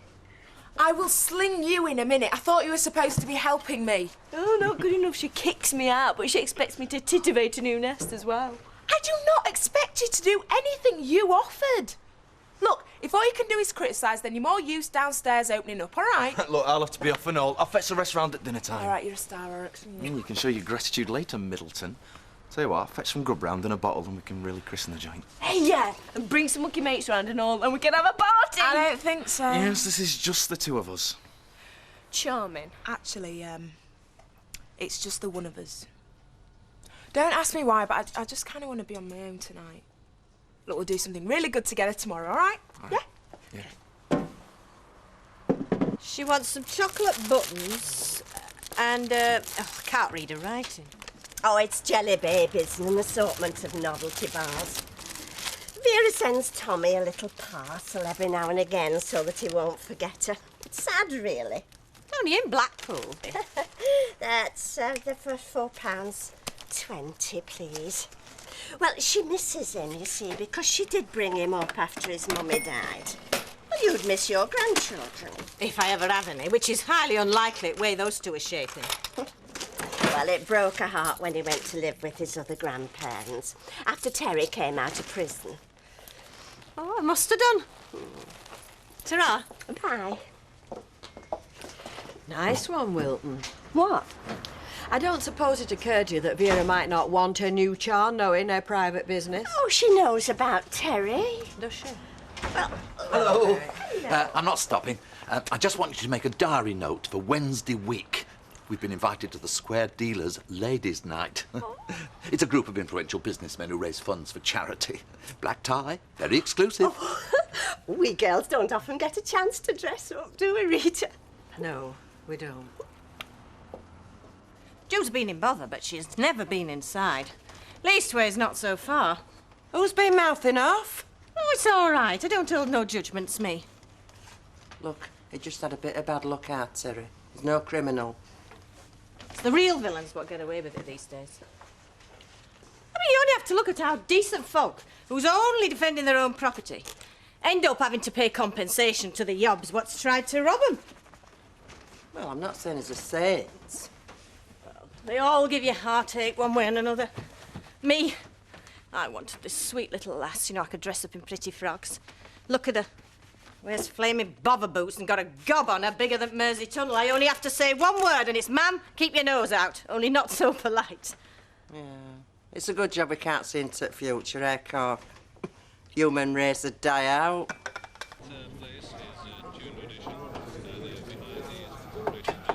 Yeah, come in. No need to knock, love. I never used to. Thought you were June with me morning coffee. Sorry to disappoint you. Well, you haven't. So, how are you? Don't look so embarrassed. I didn't expect you to trot over the road with a bunch of grapes and a get well card. At least, not while he was around. I heard he'd gone to Ireland. You okay now? Well, apart from being flat broke and out of work. Well, what about the Rovers? Me and my bruises give the place a bad image, apparently. Me giving the Duckwoods a bad image. You can't sink much lower than that. Yeah, I'm sorry, that's rough. So, I was wondering if there's anything going here for experienced counter staffers used to slave wages. Not serious. Perfectly. That's how the trouble started, me and you working together. Well, because of Jim, he's out of the picture now. For how long? Permanently, as far as I'm concerned.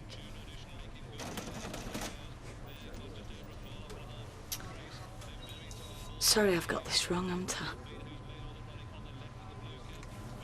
It's just that... I thought we had something going. Obviously not.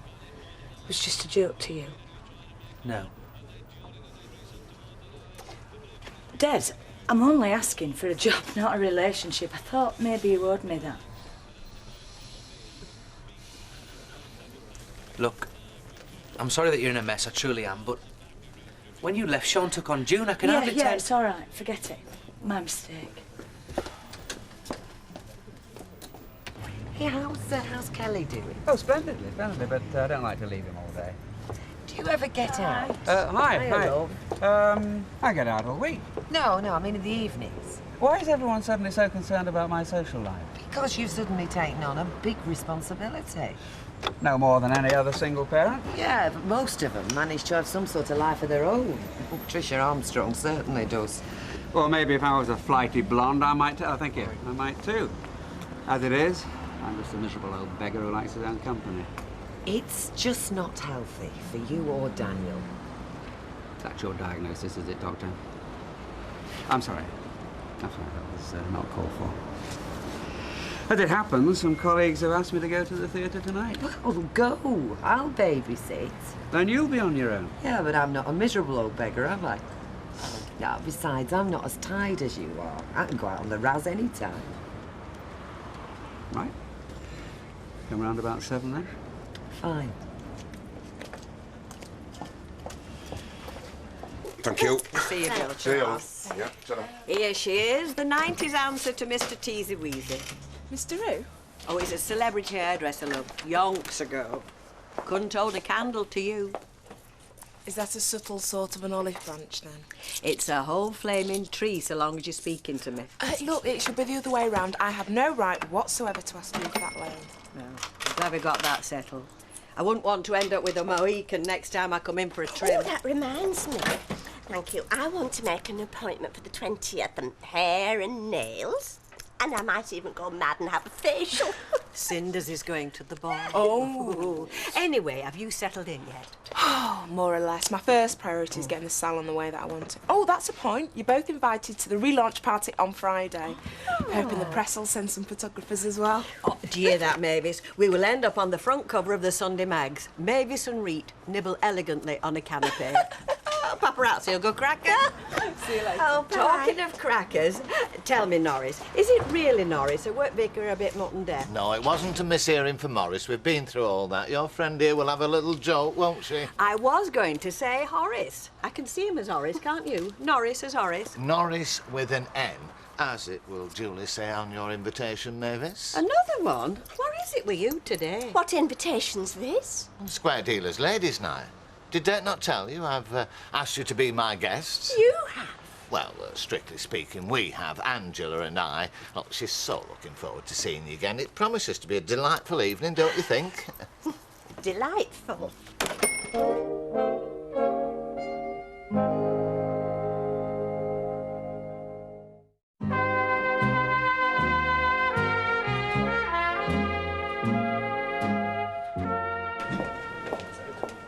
Now then, can I help you? Eh? Well, mine hostess here decided that the Yanks can teach us something about friendly service. Do you want any dinner or what? Cheese salad for me, please. I'm under strict instructions to save myself for Mr. Sugden's steak and kidney tonight. And you're very welcome to join us, Deirdre. Oh, thanks, Emily, but I can't, actually. I was going to go to aerobics with Liz, but Ken's just asked me to babysit. Really? When was this? Well, just now. I don't think he gets out much lately. I see. Emily, what about your salad, love? Changed my mind. Ooh. I did tell you we were invited. I came in the shop specifically. Yes, but you didn't tell me who by. Did I not? No. I don't like the idea any more than you do, Mavis. But I could hardly refuse, could I? If I'd known I was going to have to spend the evening in the company of that woman, I would never have agreed to go. Besides, it'd be a plus for me, contact-wise, to be asked to join the Square Dealers. Networking's the buzzword. Oh, I wish you wouldn't talk jargon. Perhaps I shouldn't talk at all. Everything I say is wrong. Very well. I will take my frilly chiffon to the dry cleaners. I'm certainly not going to fork out for a new frock just to be seen once every blue moon. Oh, the eternal female problem, eh? What to wear. And Angela's having an away day. It's Knightsbridge for her gown. Well, fortunately, we're not all fashion victims. Oh, we're such a misery, Mavis. Why not go with her? Have a girl's day out. I don't think so. Excuse me, I have to get back to work. Oh, he wasn't unpleasant. That's not his style, is it? But he made it very clear he wasn't interested in any context. Flaming out. Don't blame yourself. It's the way Des is. I mean, look at some of the others before you. Lisa, Tanya. I gather he was still sniffing round Raquel when she was first engaged to Curly. He's the type that's only interested when they've got someone else. What bugs me is how hoity-toity she's got. I mean, we're not good enough for an outset fetching Karen. Rubbish. Look how she blanked you when you wanted to see her tonight. It's her first night on her own. She's just got to try and find her feet. Well, you can always come round to mine. I'm not too stuck up to share a takeaway with a mate. Oh, not a good idea, love. This is a private conversation. Well, you see, I had this girl who lived here once. Oh, right little madam. She moved in on her pal's boyfriend and all hell broke loose. And I'm not risking my fixtures and fittings for a second term.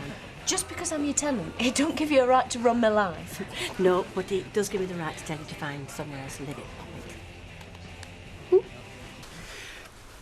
I really appreciate you doing this. Well, when it first happened, I thought to myself, don't get involved. Steer well clear. But... Mates, eh? Well, you got involved when I needed help. Anyway, you look very smart. Oh, you have to make the effort, even if you don't much feel like it. Right, well, make yourself at home. Silly thing to say. Enjoy yourself. Don't rush back. Right.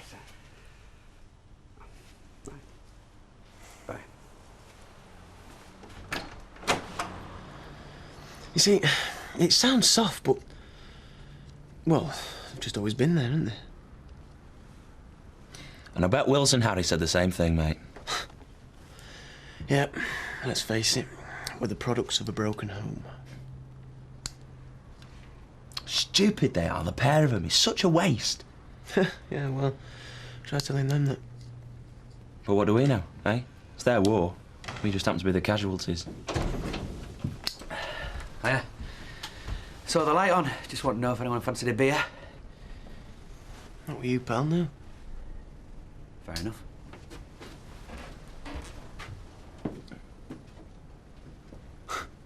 It wasn't his fault, Steve. Not all of it. Do you think it was ours? What? Well, you know, we're giving him a bit of grief in the past, haven't we? You know, it's not true what they say about you, Steve, just being self-centred. Because you're sentimental and self-centred, aren't you? We probably haven't helped, you're right, but... no.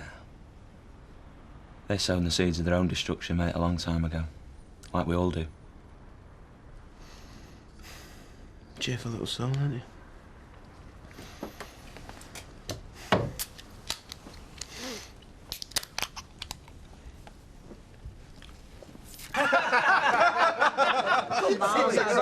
Hey, oi, listen. I can do you some succulent minced steak cooked in its own juices under a golden crust of morning gathered King Edwards. Shepherd's pie. So when is the grand opening of the new Baldwin sweatshop then? Oh, I'm too busy grafting the party, darling. No? We might crack a bottle of bubbly between the two of us. Hey, the four of us. I mean, if it wasn't for Gail and her brother, you wouldn't be having a new sweatshop, would you? High-tech production outlet, if you don't Oh. mind. I suppose you do deserve a finder's fee. Packet of cheese and onion crisps, suit you? Oh.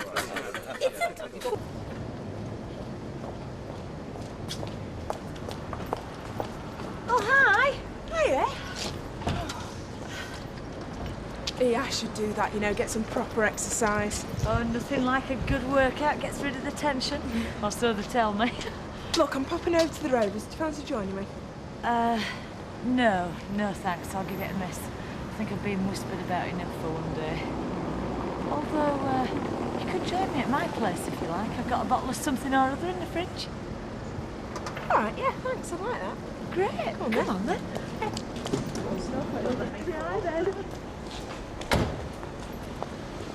Good night, girls.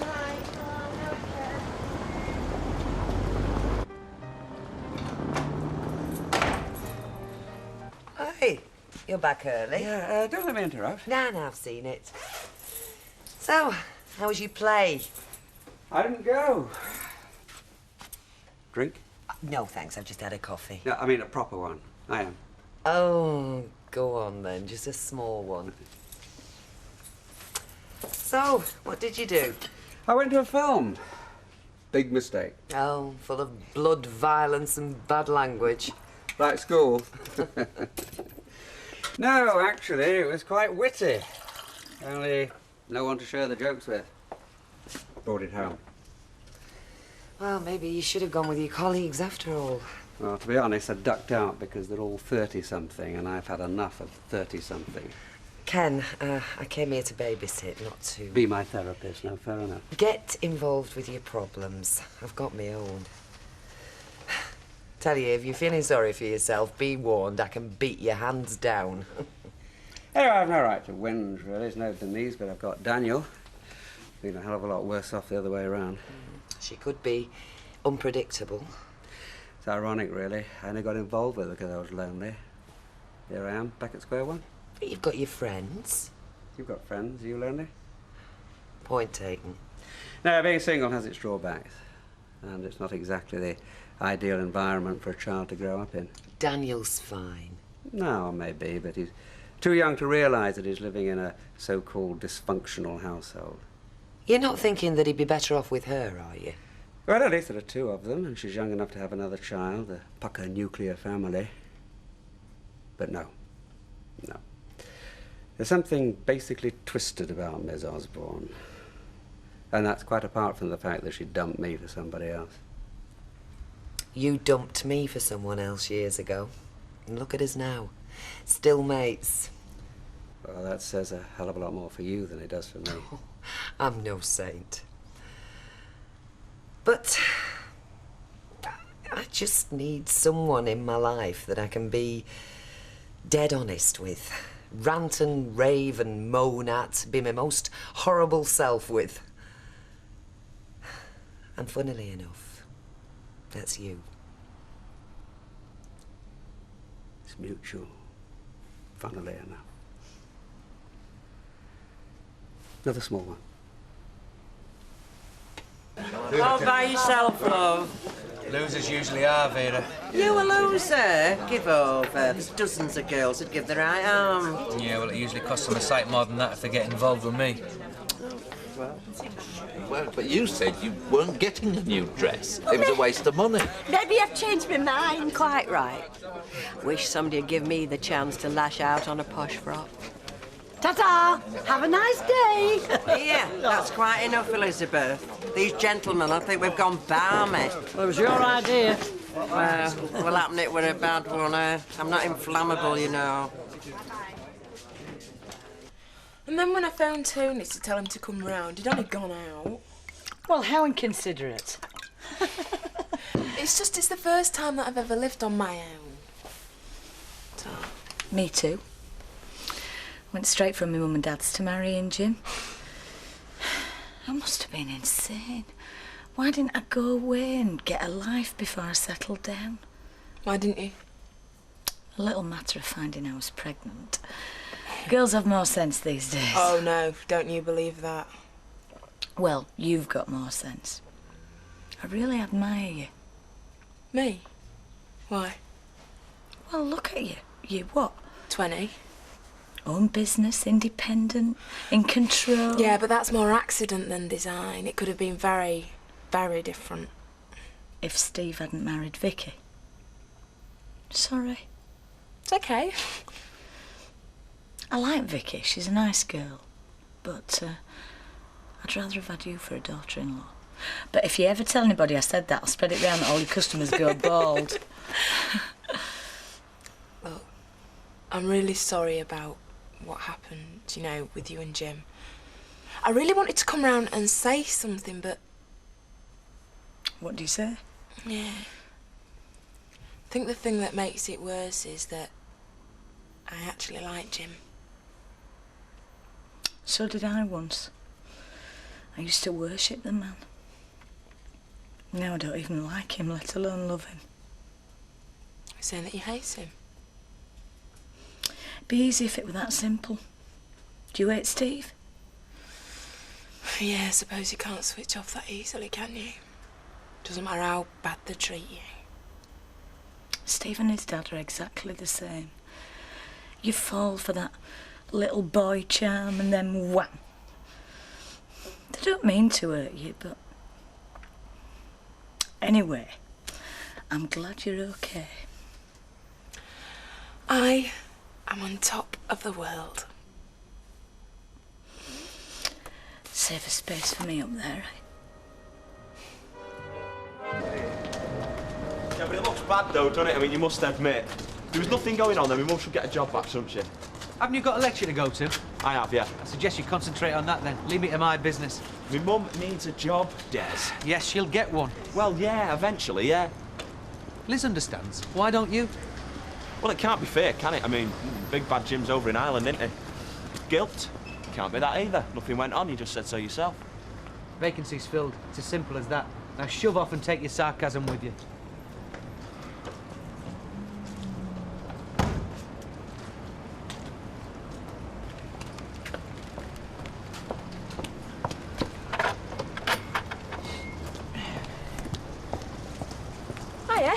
Here you go. Invitation to tomorrow night's grand opening.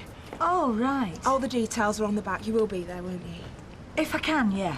What do you mean if you can? I want you there, moral support. Hey, I can hardly support myself at the moment. Hey, we look forward, like I said. Look, take me for your example. Yesterday a nothing, tomorrow crimper to the stars, eh? Oh, actually, be there or the salon stays shut. Okay. Look, to be honest, I'm scared to death myself. I need you there. Thanks. Right, see you later. See you. So that's what it was all about, was it? Your lodger upset because you wouldn't take Liz back on. The job's filled. Suppose it wasn't. Would you? You're only human, Des. She's enough to raise any man's temperature. It's better she doesn't work here, that's all. If you and Liz didn't get it on, I'm glad. Oh, not so much for the business as for you. That husband of hers is a lunatic. It's company policy, isn't it, Sean? Not to get involved with the staff. Absolutely. Good-looking woman, though, Liz MacDonald. Good at her job, too, no denying that. Still, if we know vacancies... We haven't. Right, well, subject closed, then.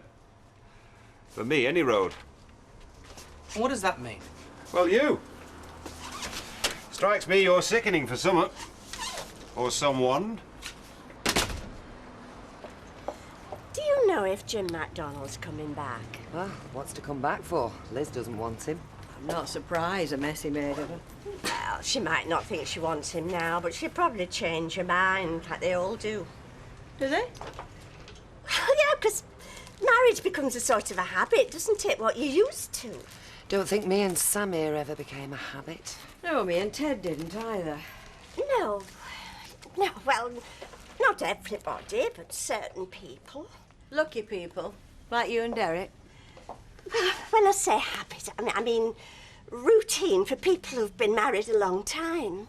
So that was a routine good hiding he gave her? Well, we don't know what brought it on, Rita. You mean what she did to deserve it? No. Oh, look, I'm sorry. I am sorry for both of you, and I'm sorry I opened my mouth. I could make it different, I would, but I can't. Mavis. Oh, heck. Widows 1, Navis 0. Well, don't blame me, I said now. No, it were all my fault.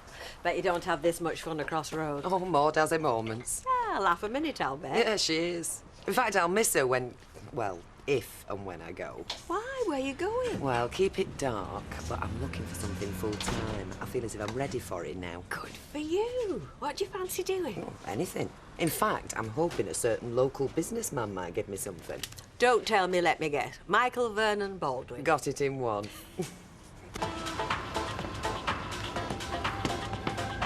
This the top of the range? Oh, yes. Various shades, of course. Printer friendly.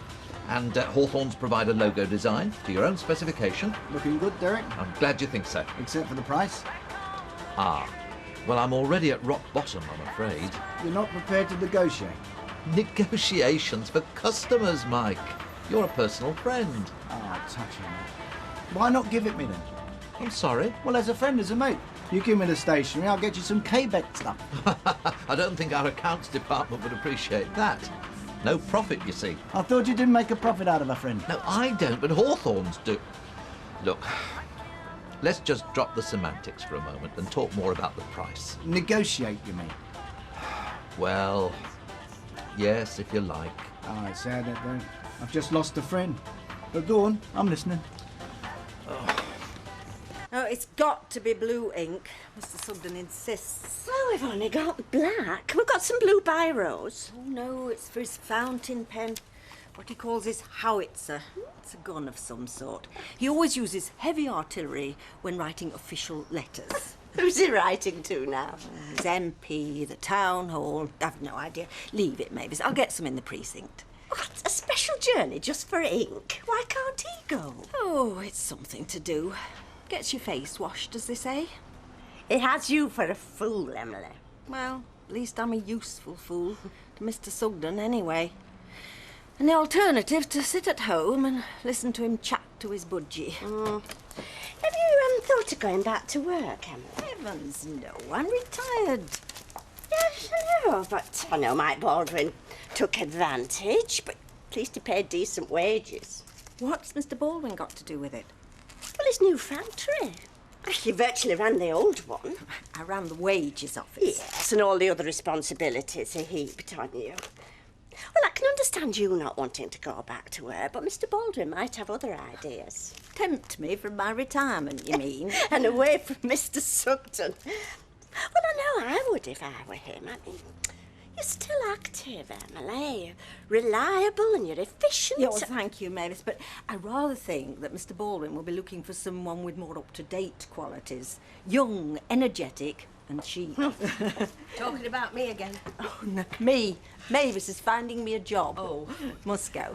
Bye. Emily, bye. Bye. Not give her your job, have you? No, but she needs to get away from Mr. Sugden, because he puts on her. Might be quite nice to be put on occasionally. No, I'm serious. Who puts on me, eh? You don't, because you're too busy being put on yourself. Nobody puts on me. Derek does. And when he's not around, I do. Well, be honest. You enjoy it. So does Emily. Might quite enjoy it myself, given the chance. You're lucky. Count your blessings. So you don't want any food? No, thank you. No, I'm not a great lover of ladies' nights, Norris. There's a sort of emptiness about them for me. On the outside looking in, as it were. Oh, come off it, Fred. You're the life and soul. The facade. It's a front. And the fact that I've got no one special in my life. Oh, you and the rest. You've got wives, partners, loved ones, you know. Someone to check your flies. To knock the odd bit of dandruff off your collar. You're not saying you're not going. Yes, who to take, that's the problem. Oh, I can always fix myself up, but it's the sniggering, Norris, the nudging that goes on. Hello, they say, there he goes, Fred Elliott with another scrubber. Get away. You've brought some right eye catchers in the past. Yeah, but for all the wrong reasons. Plunging necklines, skirts shorter than their earrings. No, it's class I'm after. I suppose is what I've been looking for all my life. Pat, when you're ready, please, Vera. All right, love. Hey, do you want any food? Well, what have you got? We've got hot pots, pies, sandwiches. Here, have you ever had venison? What? Venison. Fred Elliott started putting them in his pies. He's trying to flog me some. Meet at the Stag. Give over. Where would you get a stag round here? How about you? You as disappointed as your brother? About what? Your mother. Well, I don't think that's any of your business, is it, really? Oh, it's my business I'm talking about. Liz knows her stuff. In fact, her only drawback's you, apart from your dad. Oh, very brave, aren't we? Just because Big Jim's in Belfast. Is he? Here you are, love. Cheers, Vera. You can bring the change over with the cheese sarnie. I'll be right. sat over here where it's quiet. Are they right, these rumours I hear? You're selling deer meat? Fred's prices are on the high side 'cause he's got a very upmarket clientele. No, I Norris, always you... wondered if you were as daft as you look, and now I know. Oh, and since when have you been God's gift to the Open University? Do what? Lads, No, I'll not have you insulted, Fred, particularly when you're not feeling yourself. Look, if you want a reason why you've never been invited to join the Square Dealers, I'll give you one, shall I? Eh? Attitude and no feeling for your fellow man. That's 2 reasons. And as for the deal I negotiated with Derek, it's cancelled. Dear meat. I don't believe it. See, I appreciate you sticking up for me, Norris, but not when it teeters on the brink of sympathy. Birdless I may be, but it's only pro tem. I say it's only pro tem. Fate will intervene, I know it will. Vodka and tonic, please, Vera, and whatever it was that made Mike Baldwin laugh. Right, love. Fate, Norris. It's just arrived.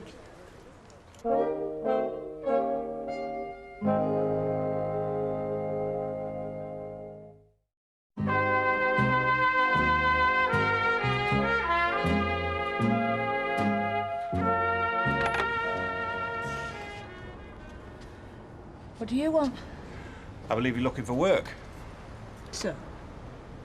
So, you need a job and I'm in a position to offer you one. What's Des been saying? Well, that you asked, that he had to turn you down. Oh, and now you've suddenly found a vacancy, have you? Fallowfield, if you fancy it. I've no car. There's buses. Part-time to start with, and hours to suit. To suit who? Both of us. I'm telling you, you're good at what you do. Am I? Jim could tell you what I'm good at, I suppose. But Des couldn't, because he never found out, despite what he might have told you. Forget Des. I've no choice, have I? What's the problem, Liz? Lad's living elsewhere.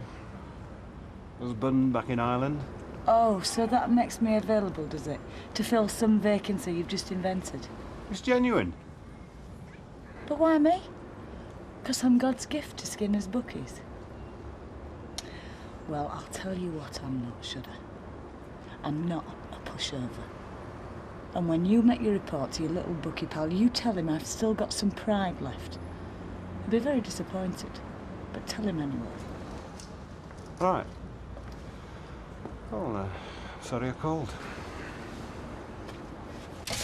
Mavis, stop him, he's gone mad. Interfering buffoon! It was an innocent mistake, Derek, made without... You know how long it took me to win that order? Derek, control yourself. Will somebody tell me what's going on? Well, Mavis, I was in my office, processing my new latest victory, when the phone rings. It was inadvertent, Mavis, I swear. A certain Weatherfield customer castigating Hawthorns and telling me where to stick my headed notepaper. I've told him I'm sorry. I asked him the reason, and the reason I got was him! Ah! Ha! Well, I hot-footed it back here, found him lurking in the Rovers. I'm rarely given to violence, Norris, but all things considered, gnome included, I could cheerfully strike... Derek, don't be so ridiculous. Hello, Rita. Right, did you get those glasses? I'll go, 2 dozen. Should be enough. Well, it won't be, will it? Who are you expecting, the world and his dog? No, but there's the relaunch party and then there's the do-up here. I want to be chatting to people, Lee. I don't want to be rinsing out glasses. All right. We'll get another dozen. No, make it 2. You're only renting them. Rent or buy, it all costs money. I know you'll be skint before you start. Oh, shut up. Otherwise, I would cancel your invitation. You shut up. Will there be no salon, no do, and no glasses? Miss Middleton! Hey, Paige, Miss Middleton, you've got a visitor. Can't you handle it? No, he wants you. Right, when you've finished unloading all that booze, will you wash all the glasses, please? They're clean. Wash them. You won't speak to me, you want to the organ grinder herself. Her words, not mine. I asked for the proprietor. What do you want? Well, Oh, obviously personal, I'll go. No. No, you stop here. Yes, ma'am. Go on. well, it's about your, well, you know, your big day. Now, I don't know whether it's an oversight or just deliberate. Yeah, you haven't got an invite, right? No, you want one? Well, yeah. Right. Well, I just thought, you know, if you were giving everybody else one. No. Right, here you go. It says bring a friend. Do so if you can find one. I mean, I wouldn't like to be left out, would I? No. Bye. Bye.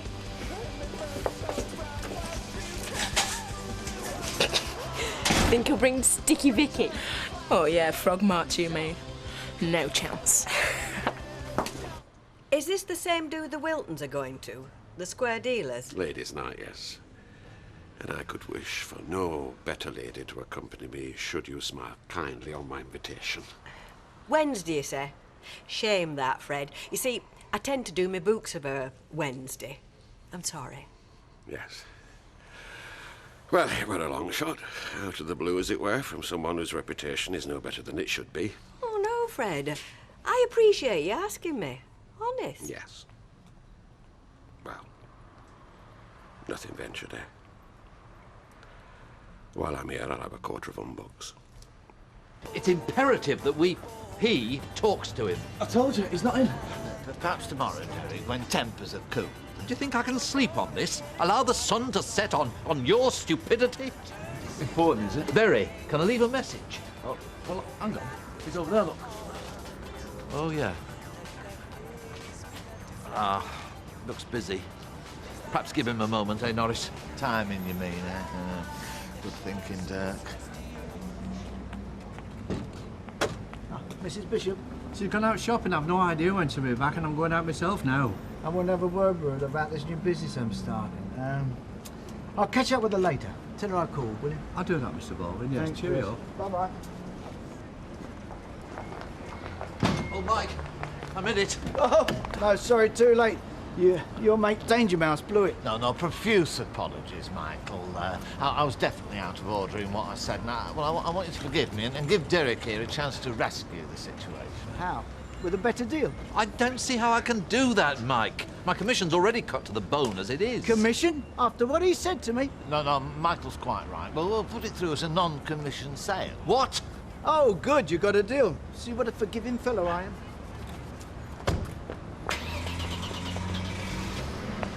That was close. I thought we'd lost him for a minute. Go home, Norris. Get in your car, close the door, switch on and drive away. Derek. Please, Norris, before I lose my temper and you lose the gift of life. Right. Be seeing you, Derek. Stop you coming in here, Sid. Starting to skin me.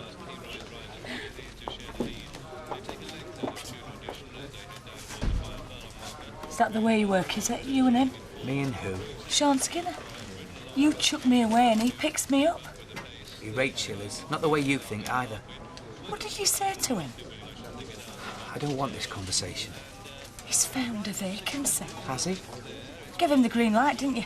Told him Jim were in Belfast. No, I didn't. All boys together. If he's offered you a job, it's got nothing to do with me. It's why he's offered me a job that intrigues me. He didn't think much of me when I worked here. Talk to Sean. Sorry, I forgot my key this morning, mate. Cheers. I've told Sean Skinner nothing. Now I've got to go. Thank you, love. So, will you mention it to him when you see him? Oh, yes, of course. What exactly did he might say? Well, only that he was looking for people he could trust in this new factory of his. It was only after he'd gone. Gone? Yeah, from the flats the other day. I like to think he was sounding me out, you know, see if I fancied it. Well, and do you? Do I? Just give me the chance. Anyway, if I see him first, I'll tell him, but if you see him before yes, me... I'll mention it to him. Thanks, Alma. See ya. See ya.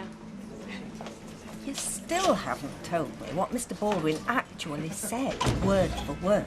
Well, I've done my best, Mrs. Bishop. It's something about this new place he's starting. It seemed urgent.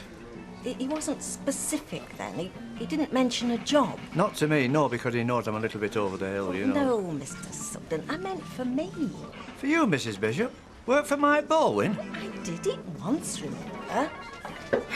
I admit the prospect of doing it again doesn't appeal, but if he's thrashing about looking for staff, it's hardly surprising that he'd knock on my door. Heaven knows there's few people could work with that man and keep their sanity. That was a waste of an afternoon. Where have you been? The rugby club, they wanted T-shirts for their bar staff.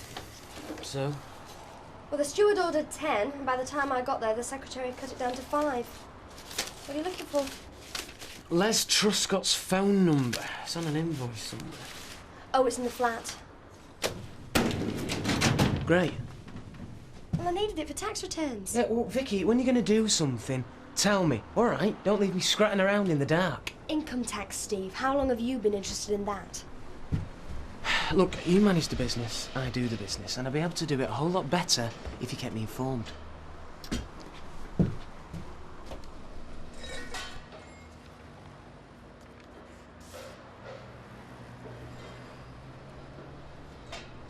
We had any visitors today? No. So Fiona Middleton, she didn't call round. No. What about Maxine, dear? Darling Maxine, bearing her midriff. Look, Vicky, no one's been round. Who brought that, then? The Pony Express? I knew Jim had a temper, but I never thought he'd do anything like that. No. I suppose you never know what goes on between couples. I mean, what really goes on. No. I can understand you being a bit cagey. I suppose Percy's filled you up with all sorts of guff about me and Elaine, eh? Oh, no, he's hardly mentioned it. Mind you, I could clock him again and enjoy it, the fellow that you ran off with. But as for her, I don't know about that. No. mean, first you find her a flat, then you find her a job. I mean, your wife would be suspicious. Oh, Deirdre, do me a favour. Well, she was an old flame, and not so old. Otherwise, I wouldn't be so suspicious. Have you any idea how difficult it is to start again, eh? From scratch? Trying to find people you can rely on? God, blimey, I'd employ Ken Barr if I thought I could use him. Perhaps I wouldn't. Hang on, I've got to have a word with someone. Emily, have you got a minute? Oh, Oh, go on. I'm not much company as it is tonight.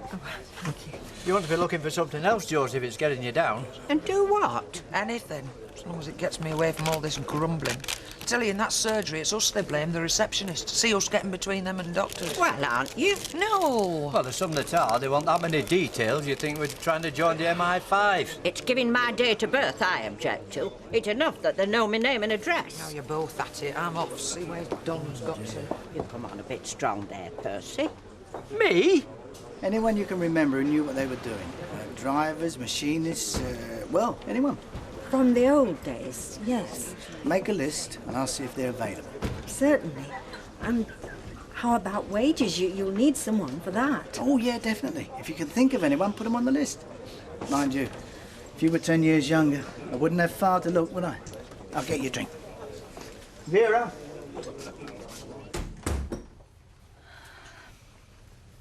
Have you had your tea? I have, yes. Thanks. I've just had your gran on the phone from Belfast. Wants to know why I've not gone over with your dad. And did you tell her? No, I just said we'd had a row. It's a bit of an understatement, isn't it? And what were you telling Des Barnes? Earlier in the betting shop. Only that Sean Skinner's offered me a job in Fallowfield. Why? And Des was interested in that, was he? Because he didn't look interested to me at all. So why tell him? I just thought he ought to know, that's all. And that's another understatement, that, isn't it? What? There is no explanation for it, is there, Mum? Well, not one that you're willing to confess, anyway. I've got nothing to confess. Oh, yeah, sorry, I'm forgetting. Nothing went on between you and Des, did it? No. So why are you still chasing after him, Mum? Breaking your heart 'cause he won't take you back on. He can't take me back on because he hasn't got a vacancy. And where's that, in his shop or in his bed? Thanks. Andy! Andy!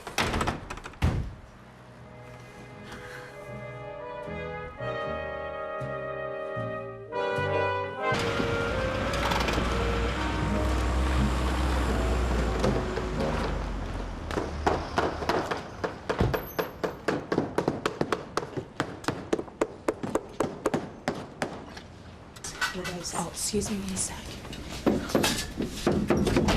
Where have you been? Hiya. You were meant to be here at 10:30. Very impressive. Look, there's going to be loads of people turning up and there's going to be nothing ready. Okay, let's get rolling. Have you got a list of what you want from the supermarket? Yeah, Maxie's got it. She's going to come with you. Hiya. Don't take all day, please. See you then. See you later. Hi. Oh. Hello. All set for this afternoon? Oh, hardly. This sign was supposed to be up and ready yesterday. Yes, I am talking about you. Lee was supposed to be helping me get stuff from the supermarket like over an hour ago. I've got customers booked in while 1 o'clock. The only person I have to rely on is Maxie. Oh. Well, I'll tell you what. I'll go back and get changed, and then I'll come back over in about 3/4 of an hour, give them a chance to get back with the shopping, and then I'll sort the food out for you. Oh, I would love you forever if you could do that. OK, I'll see you later. All right, see you. Right, do you want a coffee?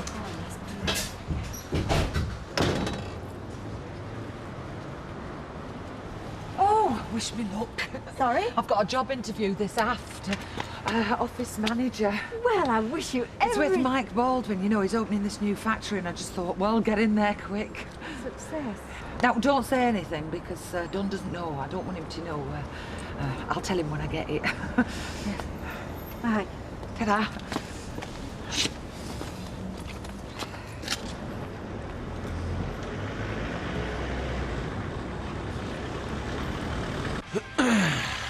So what? You're saying she has to get her duffed in? No, I'm not. I'm saying that my dad didn't ask to be put in the position where he felt like duffing her head in. Yeah, well, he's always been handy with his fists, hasn't he? I mean, that's what this is all about, isn't it? No, it isn't. That's the point I'm trying to make. That's just what it's become. It's actually about me mum and Uncle Johnny. Know what I mean? It's very convenient for a woman to say it's all about my dad hitting her, because then what she did becomes insignificant. Look, she is as much to blame as he is for what he did to her. Only he's the one in the doghouse, isn't he? So you are saying that she asked for it then? No. I'm saying that she didn't actually ask for a pat on the back, did she, doing it with somebody else? No. Sorry, am I not making any sense here, or what? What your mum would say is that she was drawn towards other people because of your dad's overprotective behaviour. I know what she'd say, Vicky. And I've believed her for long enough. Because she told me. I don't think my dad was overprotective. I don't think he is overprotective. No more than any geezer would be who's just found out that his wife's been messing around. I think she's built up this big myth that there's something exceptional about the way my dad reacts. I even think she believes it herself. But she's wrong.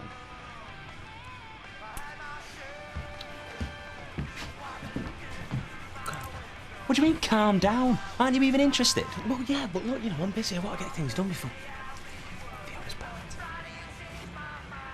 We're not going to Fiona's party. I know. Steve, we're not going to Fiona's party. Yeah. General office work, correspondence, invoicing, bookkeeping, that sort of thing. Well, I wish you luck. Only I shall miss you in the shop. Oh, here's me counting my chickens. Well, it's more or less a foregone conclusion, isn't it? I thought you... Well, yeah, he's intimated, you know. He's interviewing this afternoon, 4 or 5 people. I mean, he says it's a formality, but, See you later. She comes highly recommended, you know. Hard-working, good with people. 3:30. Right. Bye, Emma. Bye. That's told him. You're bound to get the job now. One of the joys of being old, you know. What is? Being ignored. You can say just what you like and people don't take a blind bit of notice. Now, what was his name? It'll come in a minute. Doctor, what was it? Oh, aye, Dr. Cleaver. You wouldn't know him. Used to have that surgery, you know, it's many years ago now. Did he? Oh, aye, but he used to get straight to your trouble, right to the point of it, no messing about. You tell him what was wrong and he'd give you something to put it right. Yeah, well, you don't know? they do that here then? Bloody heckers like. No, they take your blood pressure, your pulse rate, your cholesterol and all sorts of things like that before you've even sat down. Yeah, I know. Well, it is in your own interest, you know. They don't just do it for their own benefit. You got a flat tyre? You what? Got a flat tyre here at the back. Oh, blast!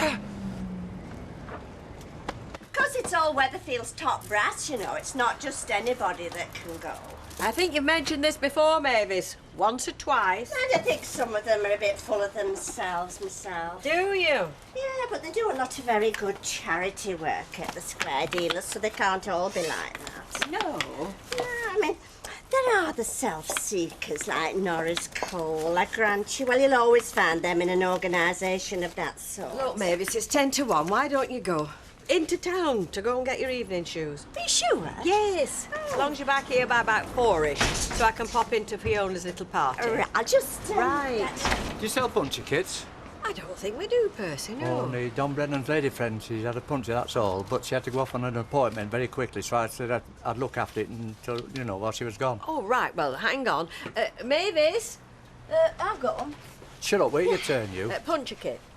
Derek will have one with his bike, won't he? Well, if he has, I don't know where he keeps it. Well, couldn't you have a look? No, it's not convenient just now. It'll only take you a couple of minutes. Look, if you want me back here at 4 o'clock... Oh, don't bother, I'll ask her round. Well, I could look for it later. Hi, Percy. I've got a punch kit. You have? You don't go mad, so we did. OK, how much do I owe you? It's on me. Why? To show us now feelings about the flat. Oh, come on, I don't want these two drunk. They're supposed to be helping me. Of course you do. All right, look, we've got 1 hour and 10 minutes before everything starts. If you want a drink now, have one. Fine, just as long as everything's ready by 2 o'clock, all right? Yeah. Hey. I was on my dinner, so I just thought, you know, I'd come down and Hey, down in what? give you an hand. Hey, well In all your muck. I can wash my hands. Right, everyone listen. Liz is in charge. Oh, is she? Oh, come on, you've got to do whatever she says, whatever she wants. Calm down. I am calm. All right. Mum and Dad coming tonight? Yes. What, Dad as well? Yes, that's why I want to show him. I want everything to be spot on. Yeah. I don't want it covering in engine oil. Right. Okay? Right, I'm off to go do my client, right? Here. Thanks. Give him this. Okay. She's wound up, mate. Don't take offence. Hey, somebody put some music on. Oh, blimey, no wonder I got the lease for nothing. Well, nearly nothing, I'd say. I'm sorry I'm late. Well, look, get me an estimate for this lot and I'll get back to you, all right? Right. I know it's only round corner, but... Of course, you know I'm on my own this week, Jim being away, like. Well, so? Well, it just might mean the job could take a bit longer, that's all. On Monday, then.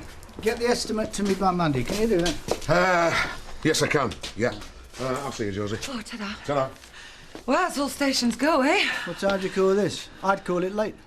Yeah, no, I'm sorry. I was trying to explain. Well, here am I, all enthused, fired up, with, sit down, whatever it is that keeps the wheels of industry rolling, about to interview the first person to share this new experience with me. And what happens? She's late. Have you read my CV? Oh, good question, that. Now, there's been a lot of competition for this job, I don't mind telling you. Oh. Just warning you in advance. You sound as though you made up your mind. Who are you giving the job to? You're just going through motion. Oh, no, can't do that. No, it's illegal, against the law, that. Right. Ta-da. Now, hold on a minute. Says here you work for Marshall's? 15 years. Started off in the wages department, ended up being PA to Mr. Marshall. Then what happened?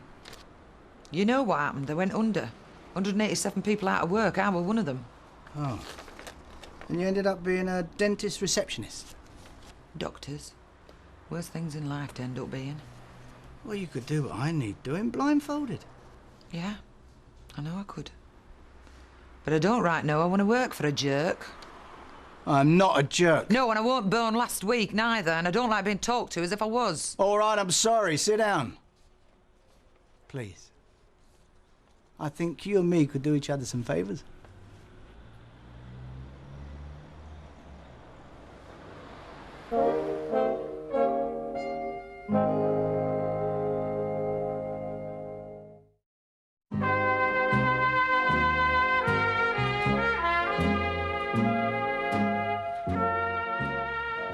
It's a nice bit of rump. Do I know you? You know me Uncle Fred. Elliot, the master butcher. Ah. Ta-ta then. Hey, hang on, come here. What? What's your name? Ashley. Well, Ashley, what I want you to do is take this piece of rump, which I'm sure is very nice, back to your Uncle Fred, with my regards, and tell him I can't possibly accept it. Why not? Well, because when a lady accepts something, a gift, from a gentleman, she might then feel obligated to him in some way. Or at least he might think that she ought to feel obligated to him. And that's a kettle of fish I don't want to get into. Not with your Uncle Fred. So, Ashley, be a good lad and take it back. I can't. He'll get mad if I don't deliver it properly. He's always threatening to sack me. Yeah, is that your bike outside? Yeah.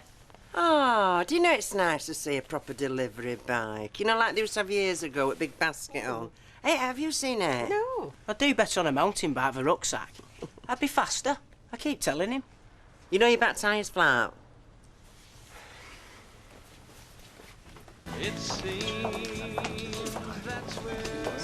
Well, there's no doubting who's in charge. Liz, this is my mother, Pam. Liz lives opposite. She's been helping me with the food and stuff. Hi, pleased to meet you. How do you do? Steve's mum. I say, there's no doubting who's in charge with that sign. It's enormous. You must be very proud of her.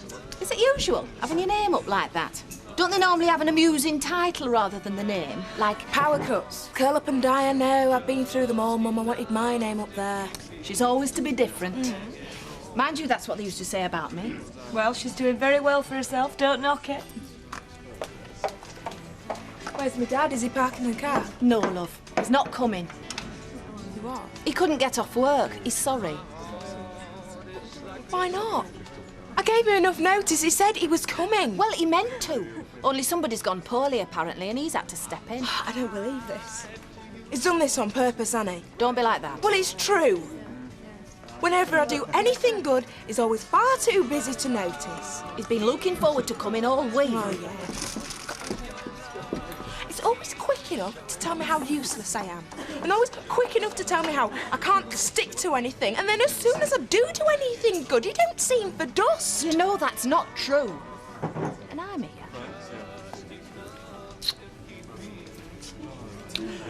Right. What do you want to drink? Well, I'll have whatever you've got, love.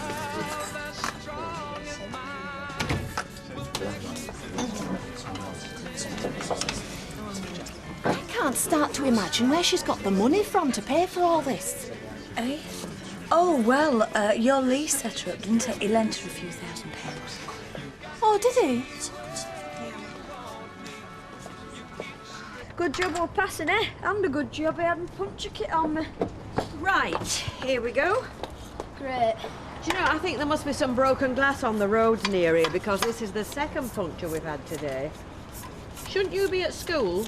Who, me? Yes, you. Dentist. Mrs. Sullivan, could you ring me Uncle Fred for me and tell him why I've been delayed? No, you ring him yourself. You can use the phone in the back. Could you do it? Only believe it coming from you. If I ring, he'll think I'm lying. Then when I go back, I'll get done. You could thank him for the rump while you're on. You know, I'm not doing this for the good of my own health.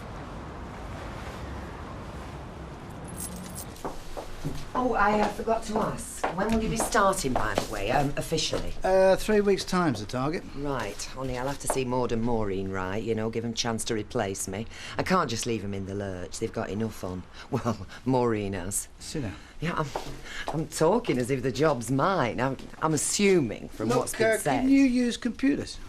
No. Only I was interviewing someone this morning and said how much faster it'd be. You know, invoicing, accounts, everything. And this person knew how to do all that, did they? Yeah, worked for one of those big firms. I mean, let's face it, it's a long time since you did anything like this, isn't it? And it's a different league to keeping them Fairclough's yard in order, isn't it? Well, yeah, but you knew all that. Well, there's another reason why it's not such a good idea. Like what? Like Alma. What do you mean? Well, you know how people get the wrong ideas. Oh. Well, we wouldn't want that to happen. Look, I'm sorry, it's my fault. I shouldn't have made noises. I should have interviewed you fair and square like the rest of them. Look, Mike, I want this job. It means a lot to me. I can do it. I know the basics and I can learn about computers. And if anybody bothers to get the wrong idea, then that'll say more about them than it will about us, won't it? No, I'm sorry. You've made your mind up? Look, I've got to get this thing moving, right? And if there are people around with skills I need, I'd be an idiot to let them go through my fingers, wouldn't I? Oh, well, I can't argue with that, can I? Try and see it from my point of view. Yeah. Yeah. Let me buy you a drink sometime. Well, no. Because, I mean, we wouldn't want people to get the wrong idea, would we?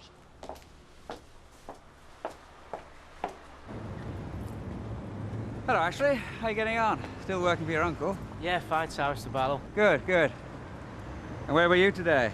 Dentist. Yeah, we'll discuss that tomorrow. Right then. Hold on. Cheers, mate. Right then, young man. Mr. Sugden tells me you helped him do me a favour today. Oh, yeah, that's right. £2 cover the cost? Thanks.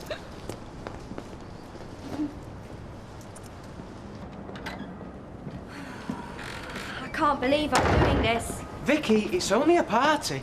I just can't believe that I am coming with you. Well, all right, then don't come. You're not going on your own. I don't want Fiona thinking that we've fallen out over a stupid party. Well, I tell you what, shut up nagging at me, and then she won't have to think that, will she? I just can't believe I'm having to do it. I just can't believe I'm having to...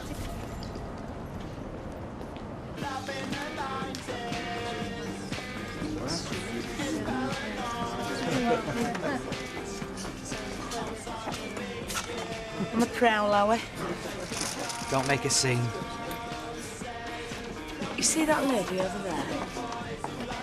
No. That's Fiona's mum. Nice lady, she's married. Is she? Now, who else is there you could go for? Not Emily, of course, because she's available. Liz. Because it's always got to be somebody who you shouldn't really have, isn't it? Somebody who's married or attached to somebody else. Otherwise, you're just not interested, are you? Now, why is that, do you think? Is it because you like living dangerously? Or is it because somebody who's attached to somebody else is safe and secure? Easy. Not likely to be wanting any commitment. Maybe. Maybe that's it. Maybe you've hit the nail on the head.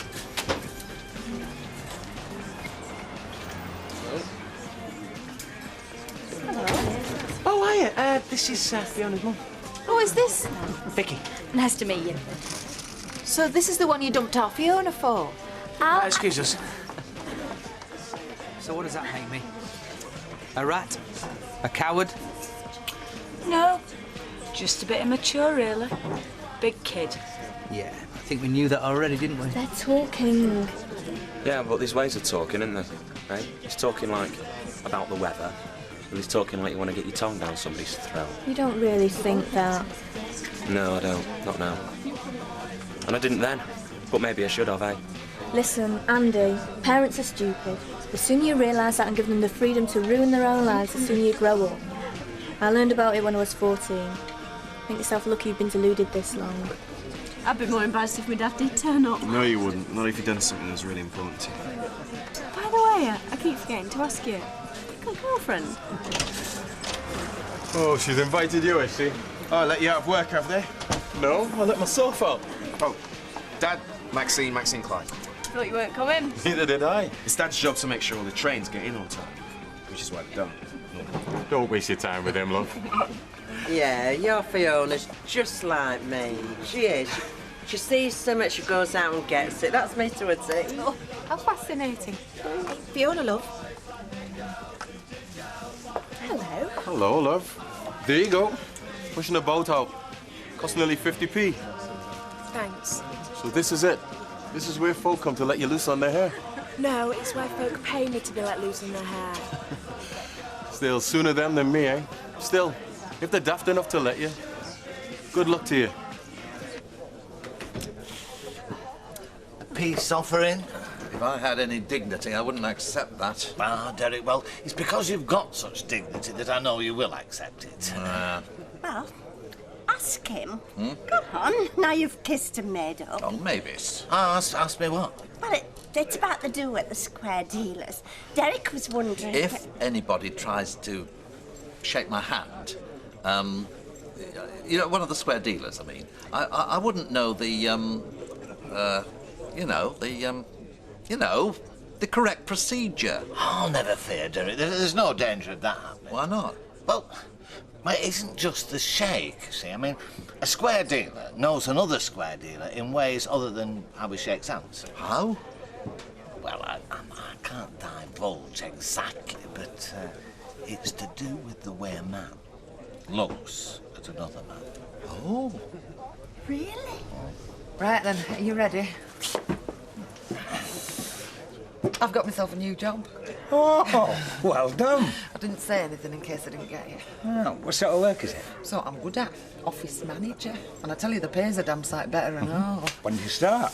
3 weeks. And I've had me noticing, so there's no turning back. Oh, is it a good company? Is it local, is it? Mike Baldwin's. I tell you, it's a pretty big setup he's got. You know, that deal he's got with them Canadians worth quite a few bob. I never thought that man had his head screwed on right, but, you know, I always thought he was a bit of a cowboy. What's the matter? You know that Ivy used to work for him, don't you? Over the road before they built them houses. Yeah. Well, I was never happy about it. He treated folk disgusting. He's got a very nasty side to him, as Mike Baldwin, and it was always them that worked for him that saw most of it. I can stick up for myself. Aye, so could Ivy, but he still treated her like rubbish. Then she'd come home in a stinking mood, and we'd spend the night shouting at each other. Can't you stop her surgery? No. So let's get this straight. I ask you to lend me $2,000 towards a new car, and the answer's no. Then on Fiona asks you, and you can't get your hand in your pocket fast enough. It was cash flow. That's all. Look, if you'd asked me 2 weeks before or 2 weeks after, then maybe we could have done something for you. Oh, yeah. Oh, aye. You didn't think I'd pay you back, did you? No, you're right, I didn't. I was just trying to do you a favour. Oh, and there were no strings attached. Look, I can care about you without there being anything smutty involved, can I? Do you fancy going over to the Rovers? We could do. Andy? What? We were just thinking of going to the Rovers.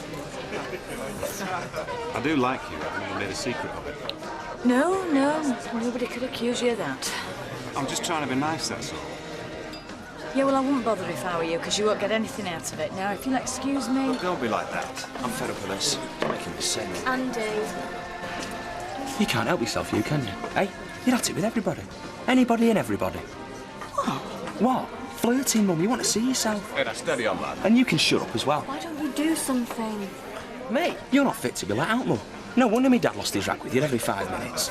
Now, just hang on a minute. No, I won't hang on a minute, Mum. Why should I, eh? We've all heard your version of it, how it was all black and white. But it wasn't really, was it? You've driven him mad, Mum. And now you've got everybody hating him and blaming him. The only one who drove him mad was himself. You are as much to blame as he is, Mum. Even more so. He was only reacting to the way you carry on with other people, can't you see? I wasn't carrying on with other people. He was just thinking I was carrying on with other people. Just like you now. Getting the wrong end of the stick and making a fuss in public. You want to take a good look at yourself, Mum. You want to step back and have a really good look at yourself. Come on.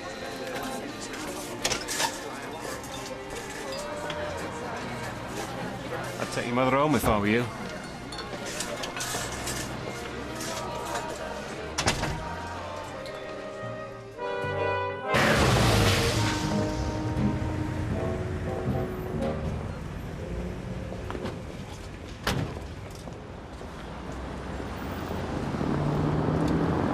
You ought to be used to him letting you down. It's the only thing Reg Holsworth knows how to do. That's not fair, Mother.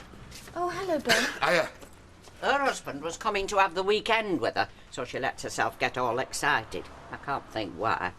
And then he cries off. You know very well that it was pressure of work. I mean, sometimes people have to put work first, don't they, Bill? Well, it all depends. I mean, I'm supposed to be working today, this afternoon, but I'm not.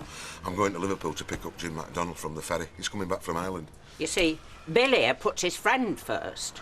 Reg Holsworth won't even put his wife first. Will you give it a rest, Mother? Bill doesn't want to listen to all this. So he's coming back then, is he? I wondered if he'd gone for good. I suppose he must think there's some future for him round here, eh? I don't know. Anyway, love, we'll leave us one of them pies. I can eat it on the way to Liverpool, Do for me dinner, eh? And then again, of course, it is nice to have the chance to get dressed up for once. Maybe it's good for your lunch. I'll go when you come back. And all the men in their evening dress. It just gives it a sense of occasion. I mean, I know they call it a ladies' night, but I think they could call it a lords and ladies' night. Well, if you could get back for about 1:45. Yeah, because say what you like, Rita. I mean, they are all men who've achieved something in this world. Oh, it's such a shame you're not going to be there. I do feel for you. Look, are you going for this lunch or not? Yes, and I won't be long because I want to discuss my jewellery with you. Bye. Bye. This is unbearable. Fred! Ah, hello, Fred. It's Rita Sullivan. No, as it so happens, I'm not after a nice piece of undercut. Listen, Fred, have you had your lunch yet? Oh, right. Well, listen, how about meeting me across at the Rovers? 2 o'clock-ish? I'll buy you a sandwich. Right. See you. Bye. Worry, my child, you shall go to the ball. I beg your pardon, Rita. Oh, Emily, I'm sorry. I was talking to myself. They say that's a bad sign, don't they? There you are, Doc. Thank you, Betty. Thank you, dear. I have a hot pot when you're ready. Oh, I'll bring it over to you. Thank you. Hello, Derek. Is it all right if I join you? Oh, no. I'm sorry, Meg. It's out of the question. We're discussing matters connected with the square dealers. Oh, well, I don't want to intrude where I'm not welcome. Sorry about that, gentlemen. May I join you, Deirdre? Yeah, sure, please do. I'd be glad of the company. Right, well, carry on. Well, actually, Dirk, old man, you yourself aren't a member of the square dealers yet, are you? Well, no, but I've been told to put myself forward. Ah, yes, well, I'm sorry, Derek, but we'll have to ask you to leave while we talk things up, you know. It's a square deal rule, you see. Well, that's a bit pointless, isn't it? I mean, it's not as if we're talking about state secrets. No, Dirk, that's no way to talk, not if you want to join the rectangle. Oh, no, I'm sorry. I apologise. Excuse me. Behave like children, this square deal.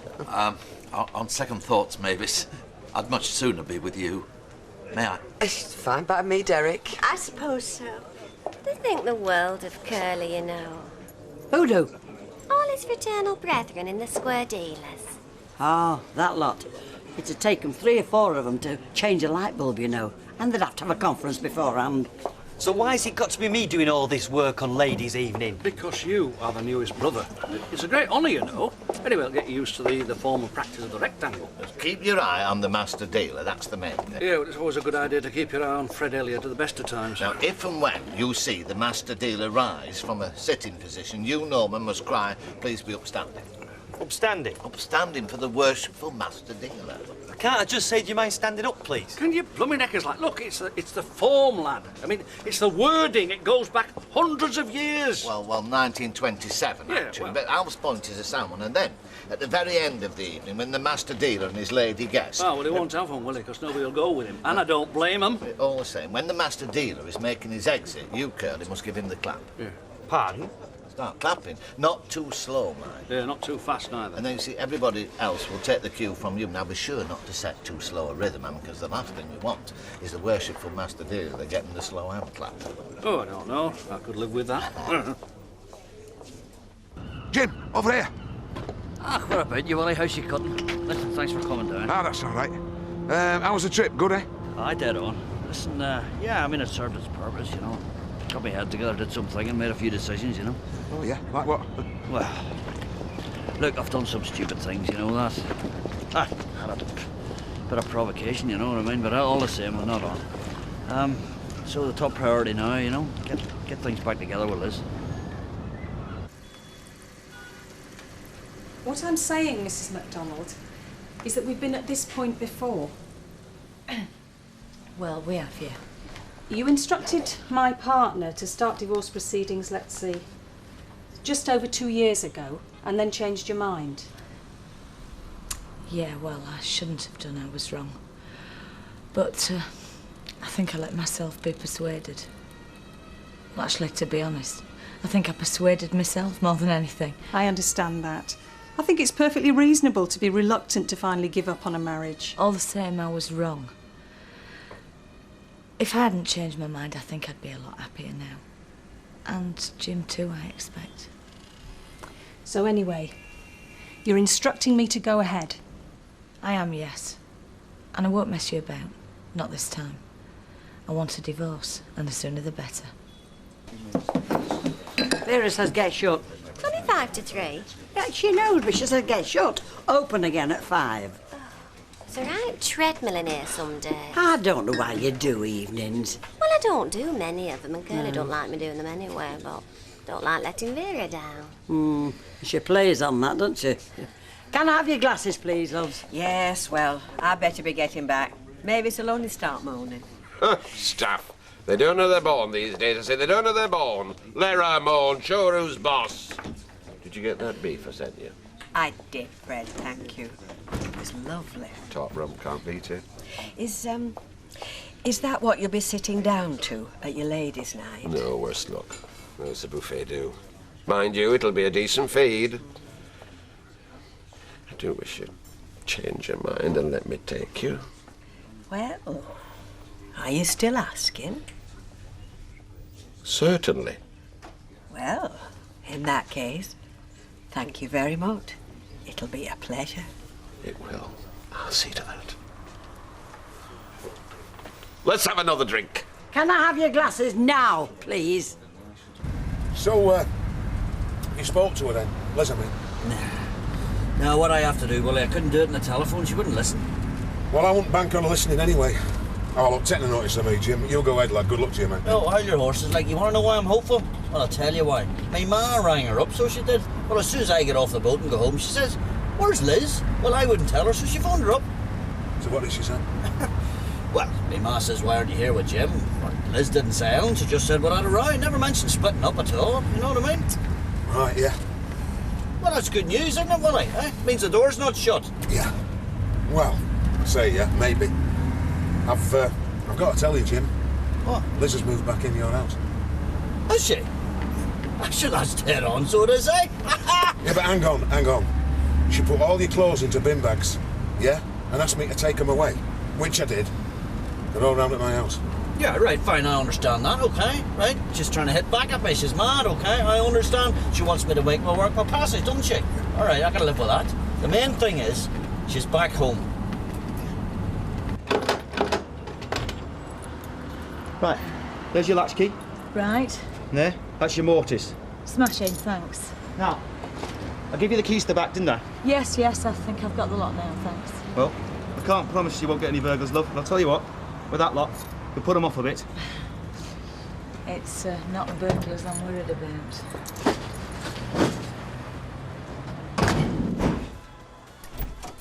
You're home early. Yeah, thought I'd leave them to it, like they'd have to do if I was struck by lightning or something.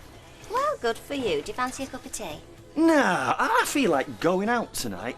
Pictures, maybe. Or is there anything on in the theatre that you fancy in town? Where's the paper? I can't tonight. Vera's asked me to go in. Oh, no, it's sod's law, is that? We ought to go out more than we do, you know, while we've got a chance. And we won't be able to do it if we have kids, would we? No. Because then you're into babysitters and all that stuff. Well, yeah, I suppose so, but, what do you think about children? I mean, we never actually really discussed it, have we, really? No. Well, in principle, yeah. I mean, I could live with kids, I think. What do you think? Do you want them? 2. Boy first, then a girl. Oh. And have you sorted out names? Blake, I thought, for the boy, and for the girl, possibly Tiffany. What do you think? Well, we don't have to decide anything yet, do we? I mean, not until something happens. I tell you what, though, we're having nobody called Norman. So, you want kids then, right? Well, I suppose we better start. What do you call it? Trying for them. Well, fair enough. I'm always willing to give it a try, as well. You know. Well, I know that. I have been meaning to mention, actually, because, well, I'm nearly 30 and my biological clock's ticking away. And for the last couple of weeks, I've not really been taking any precaution. Oh. Oh, I see. Oh, fair enough. So now it's down to Mother Nature then. If she needs a hand, I'm more than willing. Oh. Anyway, take it easy, Jim. Yeah, well, if you mean by that, don't go causing any bother. You don't have to worry. There's gonna be none of that, not from me, anyway. Well, good luck anyway. Yeah. Keep me posted, eh? Yeah, all right. Thanks for coming, Willie. Yeah. All right, see you soon. Okay. All the best. Cheers.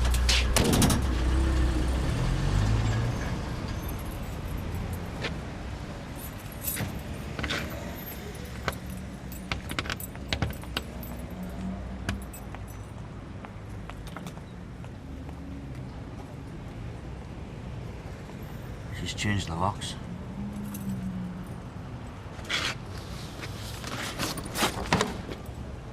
I'm locked out of my own house.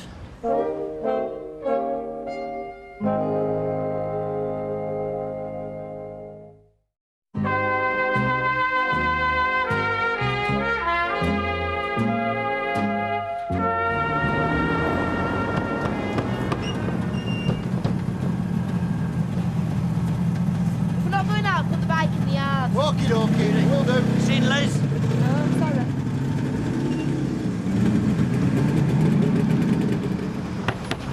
Liz! Will you open that door? Come on, open it! Liz, look, you've changed all the locks. What in the name of God is that all about? Come on, Jim. I've had the locks changed because there's no way you and me can live together anymore. We'll have to talk. There's nothing to say as far as I'm concerned. Well, I have plenty to say, all right? Look, come on, just spare me a few minutes inside the house. We can't discuss this out in the street in the name of God.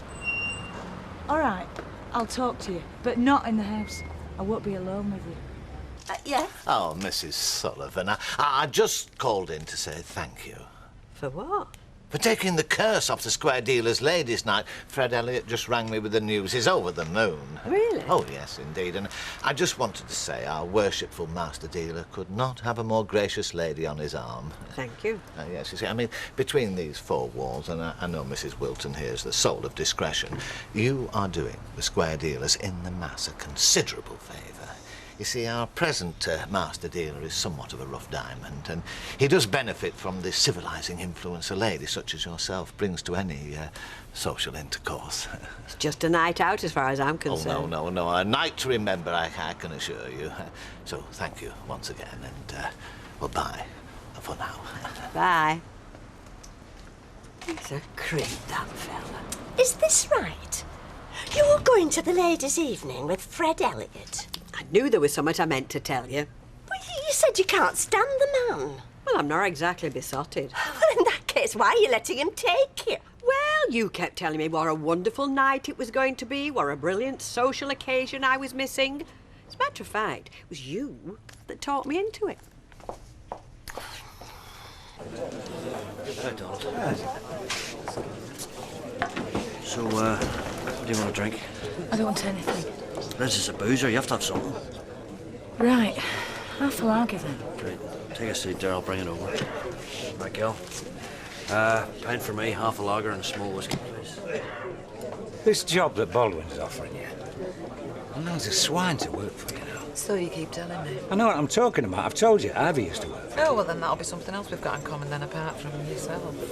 You can laugh. But if you work for Baldwin, you'll live to regret it. Well, it's too late now, isn't it? I've handed in my notice. Remember?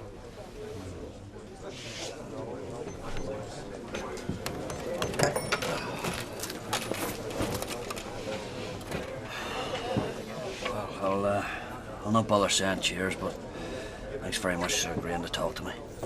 Make it quick, Jim. Say what you've got to say because I want to go. You're not going to make this very easy for me, are you? I can't blame you. Elizabeth, I just want to say I'm truly sorry I hit you. I wish to God I'd never done that. I've never regretted anything so much in my life. I'm sorry. I want you to know that. Well, I expect you mean it at this moment. Look, I've been doing some really hard thinking about what we used to have, where we've been, what we can have again. Look, I know we can pick the pieces up, love, if you're willing to try. I'm not. Thanks very much, love. Bye-bye. Hello, love. I know. What's all this about Fred Elliott taking you to the ladies' night? Right, there must be a shortage of gossip round here today. Yeah, well, you want to keep your chairs at home with him, you know. I mean, he fancied Audrey. He'd run after anything in a skirt. Oh, thank you. Oh, I didn't mean it like that. Whatever way you did mean it, you can just apologise. There's no to apologise for. I was just telling Rita she should be careful with Fred Elliott. Well, I know why she's going. It's all down to jealousy. It is not. Oh, yes, just because me and Audrey are going. It is not jealousy. It's self-defence. I mean, she kept going on about it, you know. I was the only one not going to the ball. I felt like Cinderella. What does that make Mavis and Audrey, then? Ugly sisters. That was a joke. Excuse me. Hiya. Hello. I had this sudden urge to come and look at you because I was missing you. Oh, well, that deserves a drink on the house. And as Vera's left me in charge, I'm giving free drinks to selected patrons. Oh, yeah. And who else comes into this category? Nobody. You're the only one. Lovely.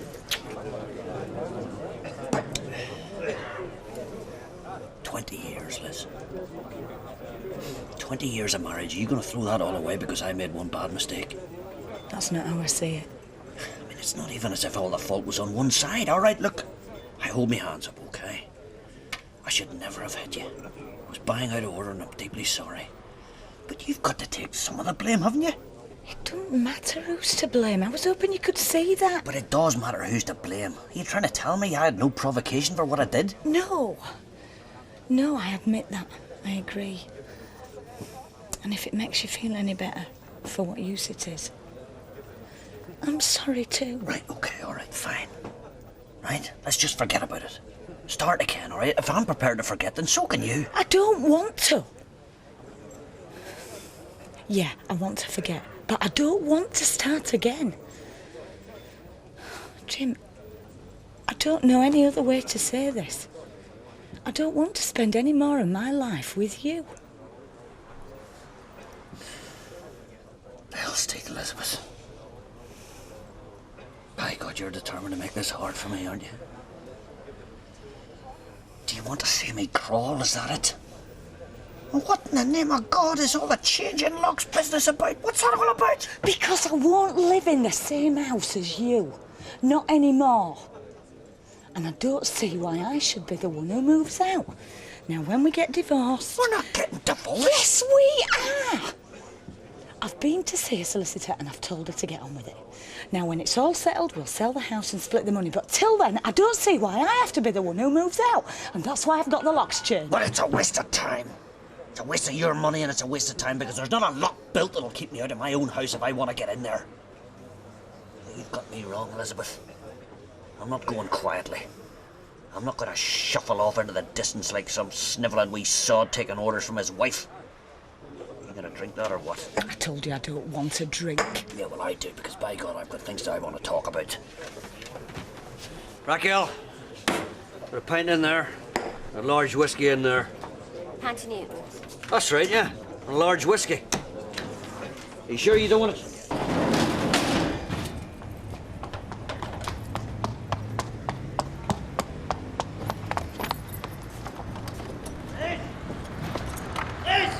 Run out on me!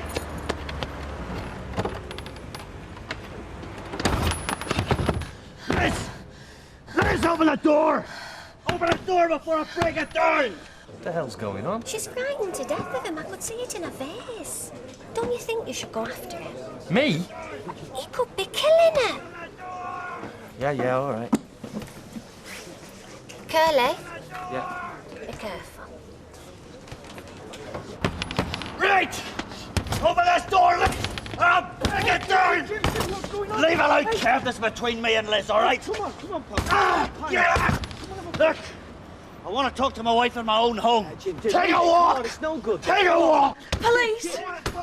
Mary, please, hurry! Number 11, Coronation Street. Come on, Jim, you're being stupid! Come on, come here, Get off me, Curly! Hey, yeah, come on, he's round the back, come on. Yeah. Wish I got as much attention. You need tuning up as well, do you? Come on in, Liz! One way or another! Open the bloody door!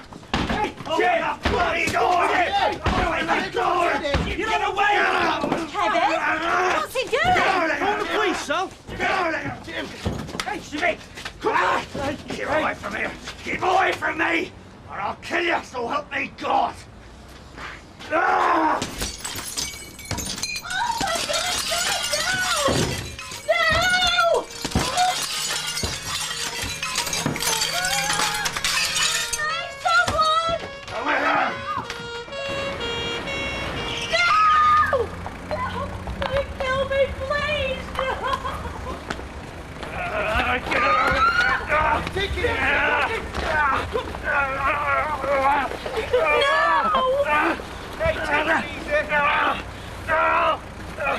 Come here, Liz, I'll kill you!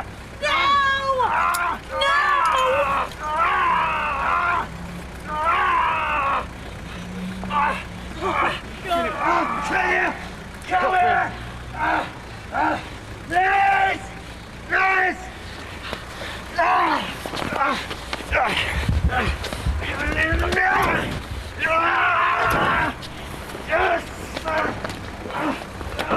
You're right! Liz! Liz!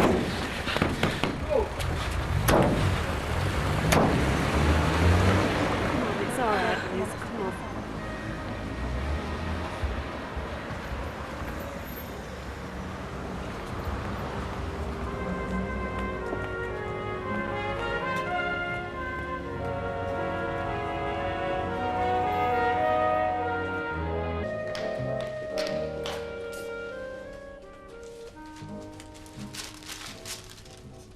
James MacDonald, you are charged that on the 28th of February you did assault by beating Elizabeth Jane MacDonald.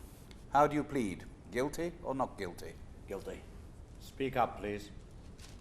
Guilty. Then he breaks a window, as you can see for yourself. Comes straight through into here as I'm trying to get out the front door. Thank God the police arrived and took him away in handcuffs. Honestly, he talks about me. Must have been a nightmare. I thought he were going to kill me. I thought if he gets me, I'm done for. He's crazy. Yeah, well, he might be. The question is, what's happening to him now? Well, I hope he's locked up. I don't want to go through that again. And you told the police what happened before? Yeah, I have now. I've told him everything. And I gave him the photos I'd taken, show him what he'd done to me. Steve, go and ring the police station, find out what's going on. Can I just remind you about me and the police? Don't bother, mate. I'll do it. Thing is, none of this surprises me. I mean, I'm not thinking, how could he do this to me after all the years we've been together? I know how he could. It's been there, inside him, since the day we got married. Yes, I agree with that. Yes, I agree with that course of action. Having heard all the facts, I think we're going to have to adjourn for pre-sentence reports. We do not oppose bail, Your Worship, though you may feel a condition should be that Mr. MacDonald should make no attempt to contact or interfere with his wife. My client does not object, Your Worship. Thank you. Mr. MacDonald, I'm adjourning this case for 4 weeks when you must return for sentencing. In the meantime, although you are free to go, it is on the condition that you stay away from your wife. Is that clear to you? Yes, very clear, Your Worship. Please understand the seriousness of this. If you go to her home or indeed approach her in any way, you will instantly be rearrested and brought back before this court. And I suppose he was drunk, was he? I don't know. Wasn't that late? I've seen Jim MacDonald drunk at dinner time. In fact, I wonder if he's ever sober. Yeah, well, he would have been sober last night, unless they had a minibar in his cell. I'll see you anyway. See you, though. Bye. Poor Liz. I was still delivering to them. Well, what does that matter? That just made me wonder. Hello, Fred. My dear lady, you look delightful. I probably do, if you're on way back from the abattoir. I'm just on my way there, actually. No. I called in to ask, what time will you want picking up tonight? Oh, you tell me, it's your party. Oh, and could we give Mavis and Derek a lift, please? That is, if you want one. Oh, well, yes, if you don't mind. Who invited you? Your husband's not one of us, is he? We've been invited by Mr. Norris Cole. Oh, him, yes. Well, I'll pick you up about 7:15. Fine. Well, let me promise you, lady, that when you enter the rectangle on the arm of the Grand Master, these will be bowed and forelocks tugged. Till tonight! Impress you, does he, my date? Well, it'll be nice for you to get out. Never mind anything else. We went straight to the courthouse, but we were almost too late. Practically bumped into Jim coming out as we were going in. They've let him out? Yeah. Well, they had to. It's pre-sentence reports, whatever that means. Anyway, the important thing is he's been told to keep well away from you. He's not even to speak to you. Good. Oh, good if he takes any notice. Well, he has to, otherwise they'd put him back in jail. And how... how did he seem? He's very quiet. As if he was in shock. He couldn't quite believe it. Anyway, I hope you don't mind this. What? Well, Steve's taken him back to our flat to have a shower and a shave. Smarten himself up a bit. Why should I mind? Well, after what's happened. It's Steve's dad. I'm not asking you all to turn your backs on him. And the court has definitely said. Yes, he has to keep well away from Liz, well away from this house. And Jim has agreed to that. Well, he had to, otherwise they wouldn't have let him out. We'll see if he's a man of his word then, won't we? £8.92, please.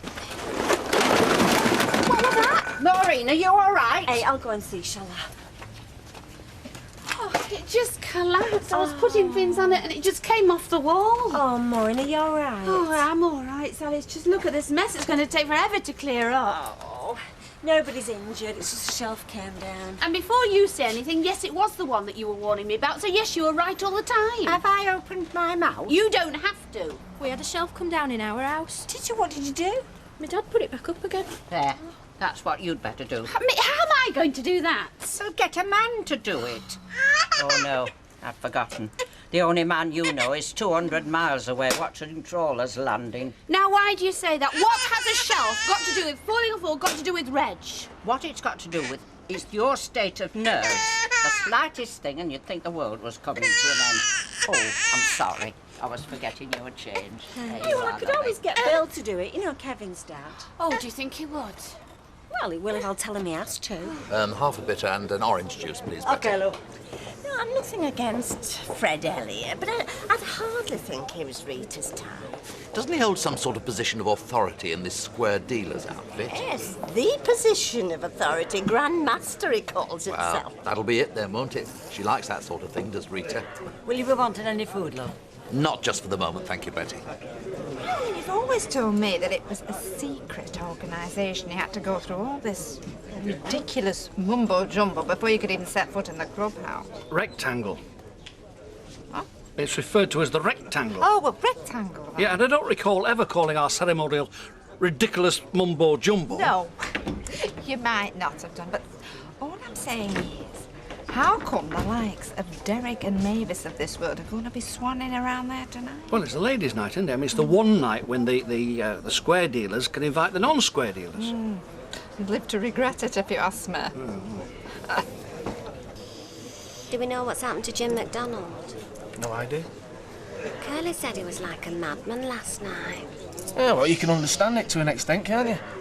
I mean, the house is still his as much as it is hers, and yet the minute his back's turned, she goes and changes all the locks. Yeah, because she's frightened what he might do to her. Yeah, but it's provoking him, isn't it? I mean, what's he supposed to do, just turn around and walk away? No, think about that, girl. What am I falling out with you over this for? It's not to do with me. 120. Thank you. Do you mind if we join you? Ah, come on. So you're looking forward to tonight? Well, we're all going to the rectangle, aren't we? I think I've got the terminology right, haven't I, Al? You have, yes. Rita's going with Fred Elliott. She knows what she's letting herself in for, does she? Now, we've got to respect the man's office, no matter what we think of him otherwise. It must be a wonderful thing to belong to an organisation like that, where men come together in lasting comradeship. How does it work, Al? You have to be nominated, do you? You have, yes. Oh, I just wanted to say I appreciate your offer about staying on the flat, but if you don't mind, I think I'll make my own arrangements. What arrangements? He's no idea. So why can't you stay with us? What's wrong with that? Look, Stephen, I don't want it to seem like a pair of yous are taking sides with me against your mother, okay? I mean, quite frankly, I don't think anybody should take my side, least of all you two. It's not a case of taking sides. Well, I wouldn't be so sure, love. Anyway, the point is I don't want to put it to the test. So, have either of you seen Liz this morning? Both of us, yeah. You told her the crack then? I can't go anywhere near her? Yep, she's quite chuffed about it, actually. Yeah, well, I can't blame her for that, can I? Was there anybody with her, like? Anybody like... Well, anybody, like, you know, visiting. Dad, you're not still thinking that I'm just asking, Stephen. I can't help wondering what sort of a life she's leading now, can I? Deirdre was with her. She went round to keep her company. Is that all right, is it, Dad? Deirdre being there? I don't have to go, you know. Deirdre, I'm not sick. I don't need you stopping off work to look after me. It's hardly work, is it? It's just a couple of afternoons a week, so Maud can get out. I'd be glad of the excuse. Yeah, well, I'm not giving it to you. So either you'll have to come up with another one or you'll have to go and get behind that counter. OK. But what about tonight? I'll come back then, shall I? I don't want you giving up your entire life. Entire what? You'd be doing me a favour, giving me somewhere to go. Look, I am not proud of what I did. Mind you, I did take a certain amount of provocation, don't you think? Yeah, well, I think the important thing now is not to make things worse. And how would that be, eh? No, I'll tell you what, it was when she wouldn't talk to me, that was the thing. I mean, when she ran out of the pub and locked herself in our own home, she wouldn't even speak. My own wife wouldn't even speak to me. Huh, tell you, that's what really got to me. Yeah. Right, I'll see you later. See you later. Bye. Oh, well, well, well. What have we here? That's her, you see. That'll be her doing up the bolts and the locks. I'll tell you what, it'll be like a fortress in there. Hey! What are you frightened of? Nobody told you I'm not even allowed to look at you.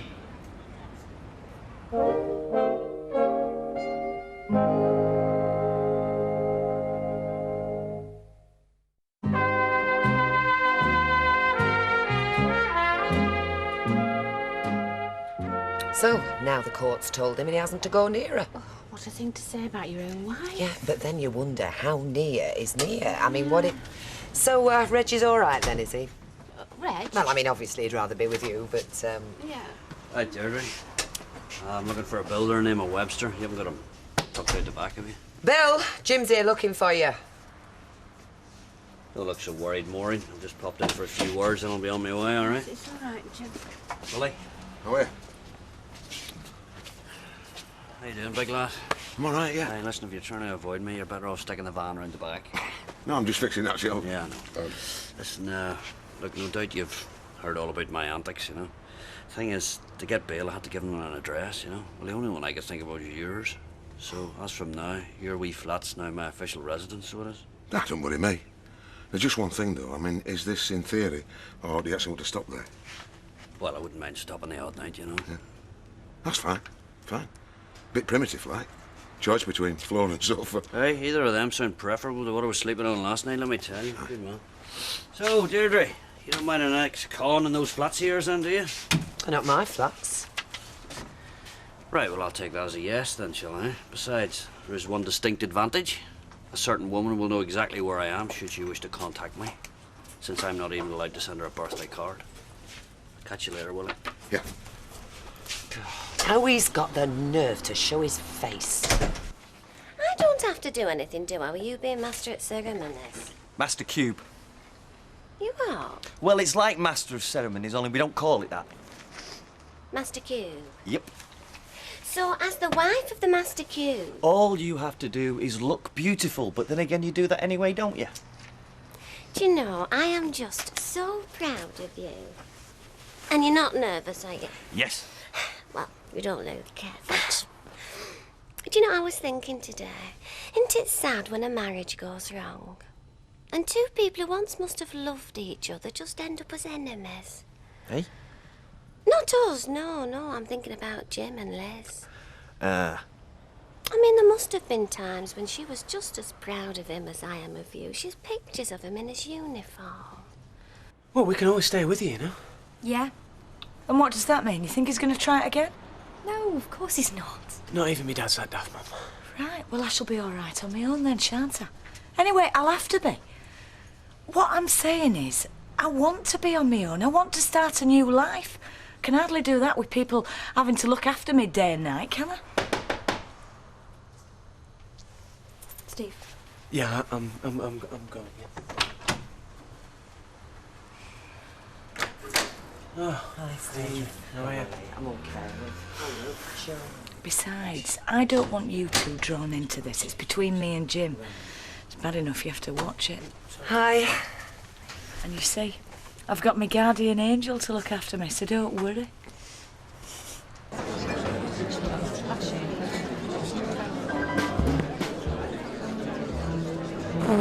This won't get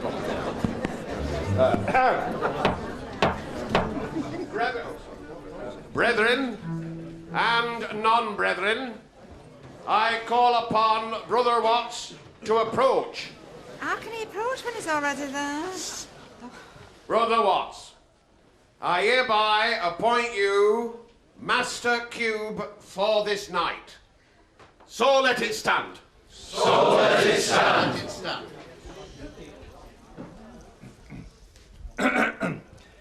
Brethren, non-brethren, and brethren of brethren.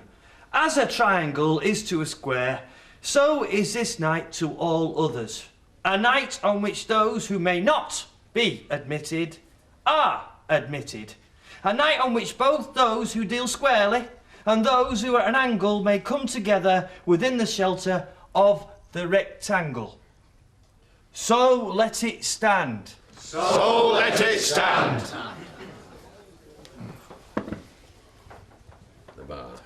Also, your first drink this evening was on the house, but now there is a cash bar.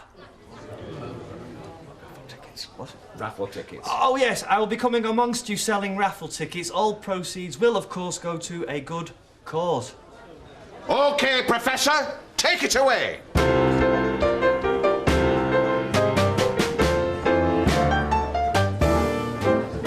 Why can't we women have a secret society for us? You don't need them, Rita. To most men, women are one big secret. Oh, just listen. It's true. Well, I'm just glad Curly's got that over with. Oh, I'm sure we all are. I'm sorry to desert you, my dear. Demands of office, you know. Thought you were very good. Well, I flatter myself. There are some as can carry it off and some as can't. I must say, I do admire this kind of organisation, where men can come together in a spirit of comradeship. Oh, yes, very noble. Shall we go to the... I can recommend the meat pies. Would you believe that man once offered to buy me French underwear? Oh, did you accept? No, I didn't. No. Now, Brother Al, are you going to take me over to that bar and get me another drink? I certainly will, sister. Alf, you've not seen Norris, have you? No, I haven't. No. I wonder what's kept them. Thank you. Hope that you win. There you go. I thought you were wonderful. I wanted to say to everybody that's my husband, that is. I'm sorry, I'm a bit tied up with all this. Well, can't I help you? Thanks, love, but I think I'd better do it myself, you know. Goes with the job, you know. £2.35, love. Oh, I'll get these. No. You've got the fish and chips. Come on. £2, 20, 35. Lovely, thanks. I'm so grateful to you, Bill, for coming over straight away. It's like my mother keeps reminding me. I've been used to Reg, you see, sorting out all the emergencies. Anything happens now, I'm in a blind panic. Hi, Mum. Hi. Has your dad been? No. I've said we can go somewhere else. No, I'm quite happy here. I'm just asking, that's all. Right, I'll have a glass of red, please. What are you having? Oh, I'll have the same. Right, 2 glasses of red wine, no problem at all. What? Was that him? It was, wasn't it? Well, yeah, but he walked straight out again, didn't he? Which is good. I mean, means what the court's saying's working. That's right. Otherwise, he'd be stood here at this bar now. You're right. It's a good sign, Liz. Yeah, I'm all right. Forget the wine. I think I'll have a large gin.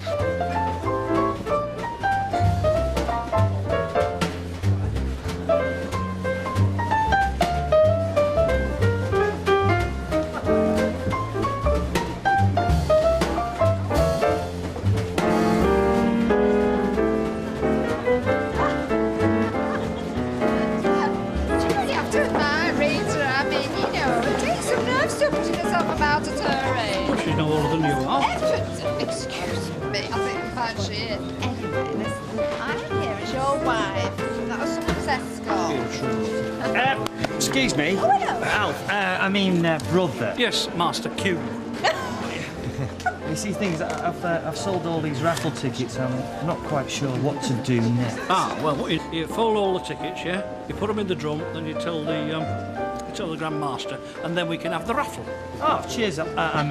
You're welcome, Mr. Q, Master Q. Oh, come on, I'll help you. It won't take us long. Come on, Oh, you will always stick up for me too, won't you?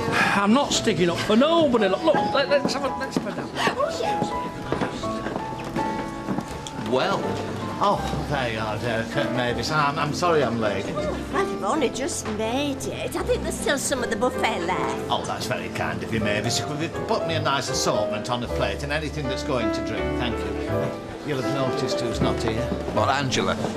Terrible temper, hasn't she, eh? All I did was make the odd comment about a frock. The woman went berserk. I didn't think she was going to let me out of the house. Is she not coming at all? Oh, no, she's not. Quite honestly, I'm glad. That woman's a bully. There's no other word for it.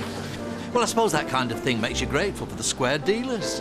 I mean, at least here you've got sanctuary, somewhere to escape to. Yeah, I suppose I have. Do you know, I wouldn't mind being a member myself. I mean, you know her, Derek.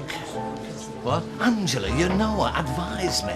I mean, has she always resented criticism, even when it's constructive and well-intentioned? I mean, has she? Tell me truly. Norris. I mean, just... So, you won't let me stay here? No. And you won't come and stay at my place?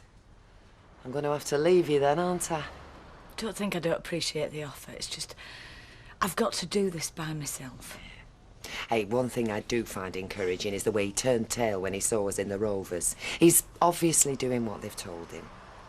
I would phone the police, you know, if he turned up. I'm sure you won't have to. Well, good night, love. Good night, and thanks for everything. See you later.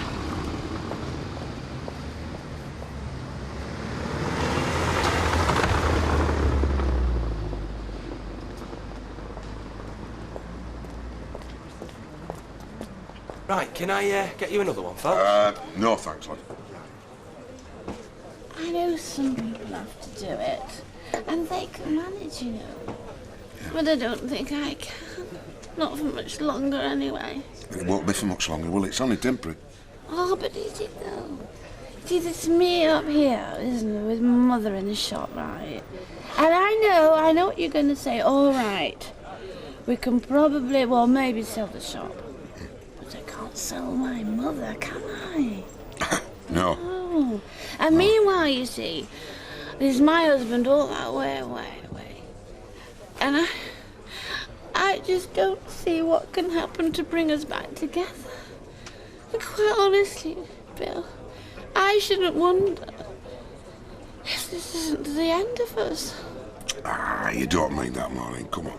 Well, I do, because why else would I be saying this? Because you're tired. And you've had a long day. Yeah. And you're not thinking straight. No. So, let's think about getting you home, shall we? It can't go on, though, can it? No. No. No, you're right. No. Come on. All right, Betty. Oh, Charlie. Good night, Good night, everybody. Good night, Joe. Come on. Night, then. See you, Les. I suppose we should be grateful that somebody's drinking. Right. I'm going to bed.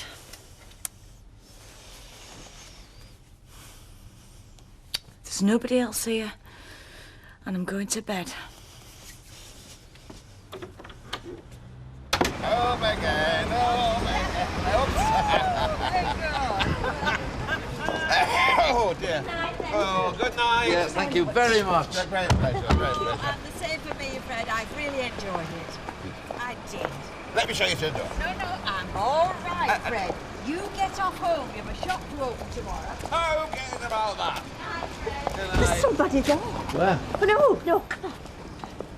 You know, you were 2 hours talking to Norris. It was him talking to me. He wanted to hear every detail about my marriage to Angela. I tell you, there's something gone very wrong there. Oh, yes. There is somebody there. Come on, let's get in.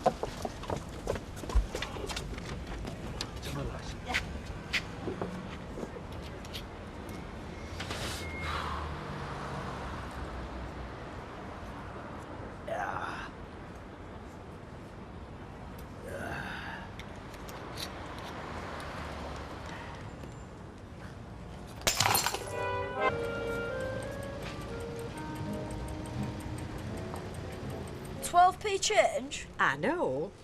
See, I've always thought that sort of secret society was silly, and I didn't see anything last night to make me change my mind. No. Here we are. 10, 12. All right. Thank you. What happened to Angela? Did she not turn up? Well, I gathered they'd had a row.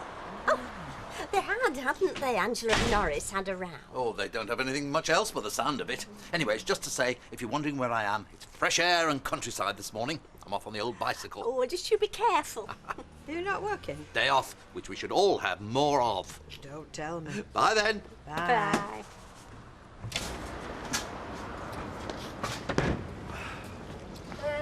You're not thinking of riding that, are you? Why shouldn't I? Well, it's got a puncher, hasn't it? Oh, no. Well, that's... Oh, dear. Well, I can repair it for you. I actually felt sorry for Norris, even if it did ruin the evening, because by what Derek says, Angela uses her husband little better than punchbags. Well, Well, maybe she should try Jim MacDonald next time. Oh, no, I didn't mean physical. Derek never mentioned that. Oh, have you got a bucket or something I can put water in? It's for the bike. Does it want a drink? So, apart from when he nearly bumped into you in the pub. He ain't been anywhere near. No. Well, that's good. Mind, I still hardly slept a wink. Well, at least he's doing what the court's told him. Yeah, well, the trouble is, and I know you don't want him coming through the window again. No, she doesn't. No, but... Well, you will want to see him again, won't you? Will I? Well, yeah.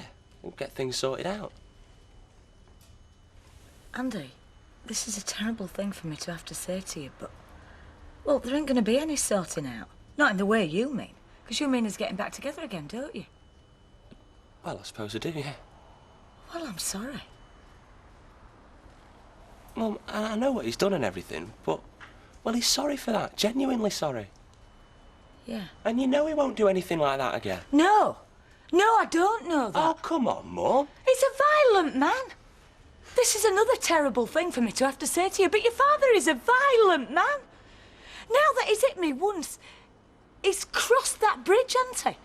And yet he could do it again, and I know he will do it again if I ever give him the chance. You can't know that, Mum. Why are you saying that? All right, well, let's just say I'm not prepared to take that risk. Do we know where he's living? No. Because me and Steve were thinking, well, we might have him round for a meal. Just make sure he's eating properly. But that's all right with you, isn't it? Of course it's all right with me. I don't want to see him in the gutter. I don't want to see the man an alcoholic wreck. No, you just don't want to see him at all, do you? No. No, I don't really. No. Should be all right now. Well, Jamie, I'm very impressed. And I shall tell your mother that next time I see her. Thank you. Excuse me. You must let me buy you a new puncture repair kit, since we've used some of that one. Well, actually, I'd rather have the money. Mrs. Sullivan? Yes, sir. From Mr. Elliot, to say thank you for a lovely evening, which he hopes you enjoyed as much as he did. What's in here, do you know? I think it's lamb's liver. There might be some kidneys as well. Oh. Well, look, will you tell him thank you very much, but I'm thinking of turning vegetarian. Mavis, you've not got £5, have you? Get my purse. Ashley! Yeah. Kelly Thompson. What are you doing here? I'm delivering. It's like Interflora, only more nourishing. Me and Ashley are in the same class at school. Oh. Is he yours? No, he isn't, is it? No. You never guess whose he is. Go on, have a guess. How can I? I don't know. Just settle down now. This is a school, not a cattle market. Barlow? Yeah, I work for him. As what? Childminder. That's why I have him with me. Oh, thanks. Bye. All right, love, see you. Ta-da. See ya. It's only across the street, number one. Why don't you come across later? I'll give you a cup of tea. Well, at least I don't have to look for a vase for it, do I? I think you've made quite a conquest. You reckon? Liver has romantic overtones for you, does it? Well, I'm sure he doesn't give it to everybody. And what happened after, do you know? Well, I gather he was taken off by the police. Oh, I know that. Because Gary, my husband, well, he was one trying to stop him from climbing through the window. No, I mean after the police took him off. Oh, dear, what must you think of me? I'm so sorry about last night. What? How I went on, you know. I think I must have been a bit drunk. Well, actually, I was a bit drunk because when I got home, there were 2 lights over the door when there should have been one. Mixing with people like me does that, you know. Anyway, listen, you know what I said about me and Reg? Actually, I don't remember what I said, but anyway, I'd be grateful if you forget all about it. Look, as I understood, all you were saying was that you were missing him, and you wish you could spend a bit more time with him. What's that? Oh, yes, I was, yeah. Anyway, I'm going down there today, actually. I'll arrive tonight and we'll have the whole weekend together. Ah, smashing. Yeah. I hope I'm not going to spoil it all for you. Oh. Leaving in my bill for putting your shelf back. Of course you must. I mean, you think you know, don't you? We all say to ourselves, if you'd so much as raised hand to me, that'd be it. Well, most women. I mean, some women will do anything to keep the marriage going, won't they? Even when they're black and blue, they'll give their husbands a second chance. And when he blows that, they'll give him another. Till they end up in hospital. Or else the mortuary. We must be balmy.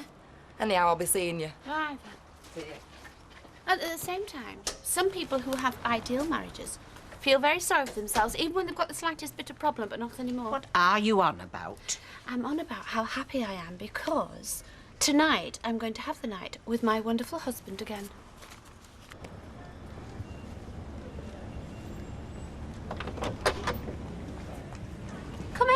Barlow isn't in, is he? No, to stop looking so worried and go on in. And that's your little drink. This is Ashley that I told you I'd met him in paper shop. Oh, yeah. Hello, Ashley. Hello. And before you asked, I was a neighbour of Mr Barlow's. She's not his wife, because he ain't got one. No, and anyway, I'm married to somebody else. Right.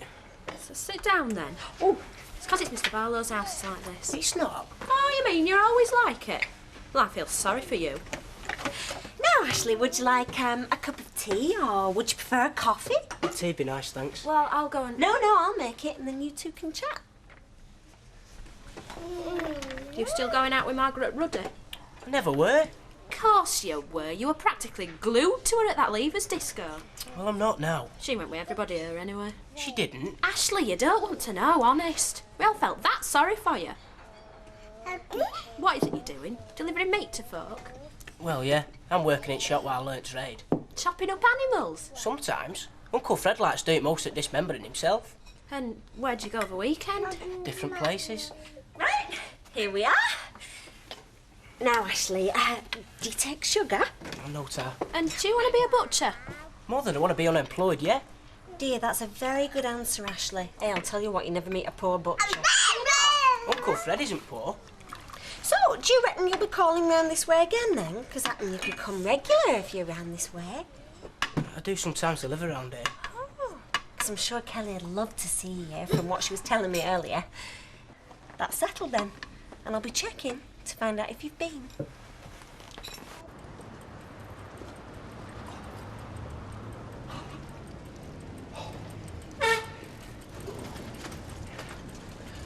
We should start a club, you and me. Oh, hello. Yeah. Coronation Street Explorers. Perhaps not. I tell you what, though. If you ever have a puncture and need any help, Yeah? young Jamie, you know, lives with his mother, blonde lady. Oh, yeah, I know what you mean. He's very good and very willing, which is a rare thing in the young these days. Anyway, I better go and soak the aching joints. I'll be seeing you. Yeah.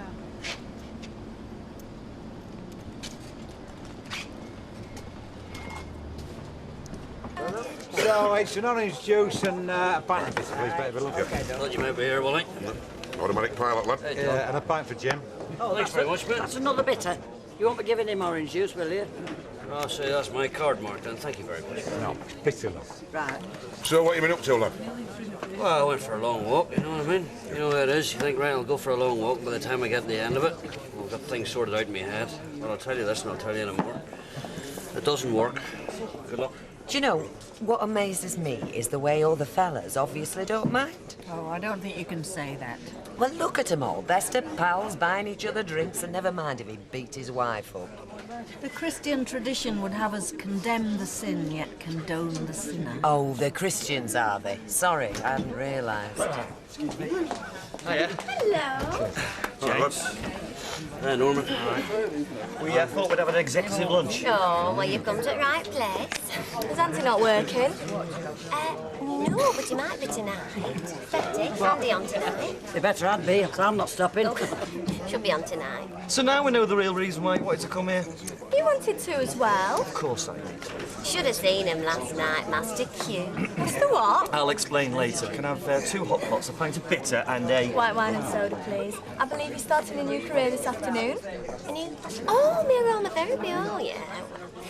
It's not really a new career, but... oh, you don't know. Might turn out to be. So how long am I going to be struggling on my own for it? Do you know I haven't even got anybody to brew up for me? And you're a tradesman? You can't have that. I appreciate the thought, Willie, honest to God, but let me tell you. You're doing yourself a favour if you find someone else, someone who doesn't have my reputation. Hey, hang on a minute. The court has said you can't go near your wife. They haven't said you can't earn a living. Right. Yeah, but they may as well. I don't, honest to God. I mean, by the time I get sentenced and I'm in the local paper, I'm going to be like a leper around here. Believe you me, I'm the last person you're going to want working for you.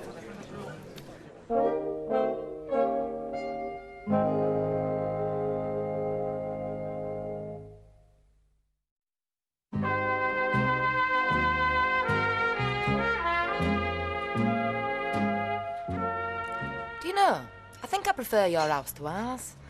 I don't know why we didn't buy it off you when we had the chance. What, and then we could have bought the pub and everything might have been different? Sorry about that. No, you never know. Things might have been worse. So, what will you do now? I'm going for a divorce. So you'll have to sell this house anyway? Yeah. So we could still buy it off you? No, I'm only joking. I think if we had to move again, our Gary'd go in for a divorce as well. Yeah, so it's going to be somewhere new to live. New job, new life. Hey, I could put in a word for your arcade if you like.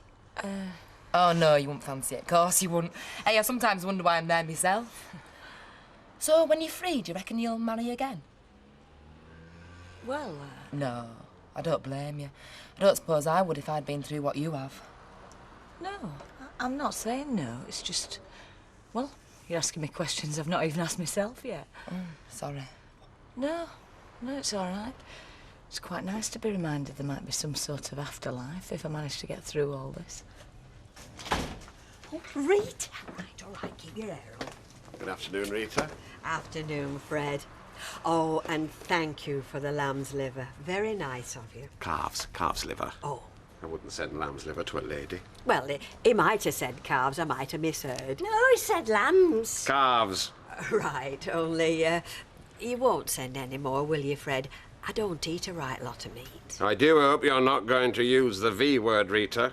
Vegetarian? The most dangerous cult of modern times. You know, if I were a Martian and had to weaken the inhabitants of this planet so as I could invade, that's what I'd do. I'd turn them all vegetarian. Well, I could take exception to that because Derek and I are almost vegetarian. You do surprise me. Anyway, we're not going to fall out over it. So, is this just a social call, Fred? Well, last night were lovely. But we had so little time to talk. Well, you had your responsibilities. I did.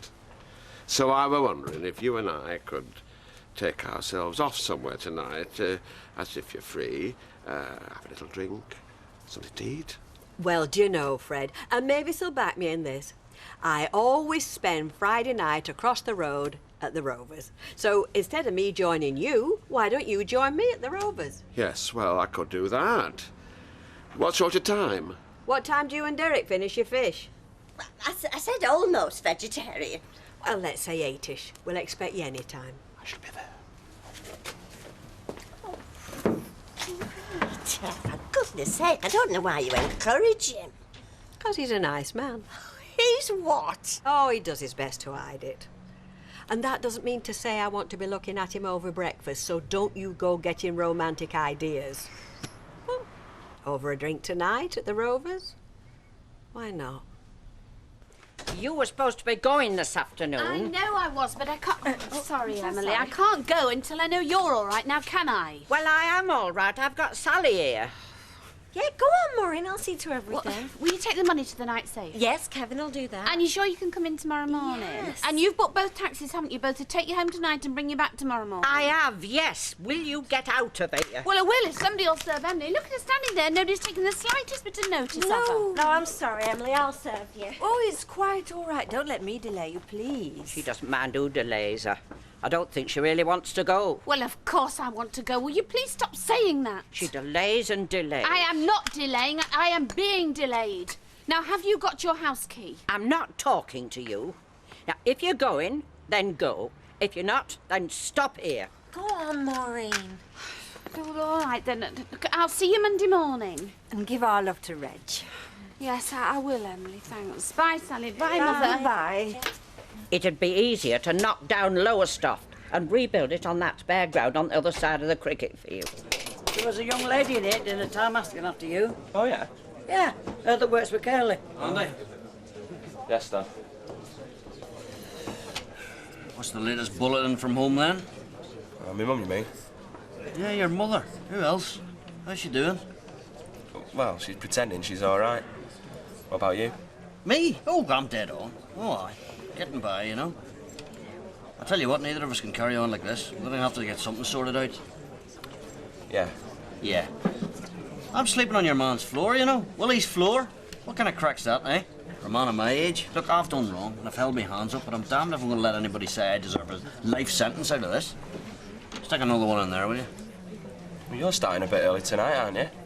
Yeah, well, I don't have much choice, really. I mean, I can't go home like a normal fella, you know. How you doing, Victoria? You take a drink, love? No, you're going to come and eat with us. What a good idea. Oh, no solids, no only splash. Yes, come on. Steve's locking up now, so if you finish that, which you have, come on. Some kind of conspiracy going on here? Yeah, So you think he's not only repairing punctures, but he's causing them in the first place? Well, it's got to be empty, otherwise it's too much of a coincidence. I mean, I get a puncture and lo and behold, up jumps Jamie with a puncture kit. Exactly the same thing happened to Derek, and I wouldn't mind betting one or two other folk, too. That's called enterprises, that.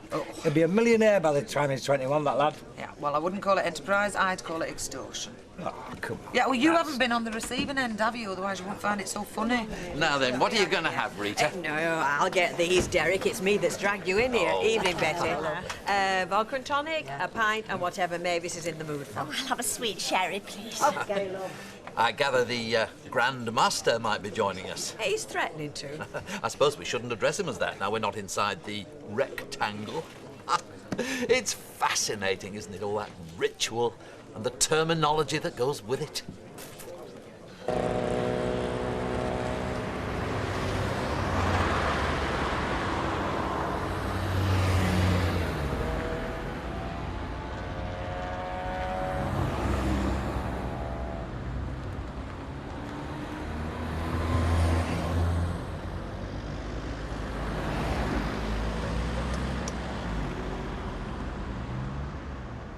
It can't be. Oh, please, darling.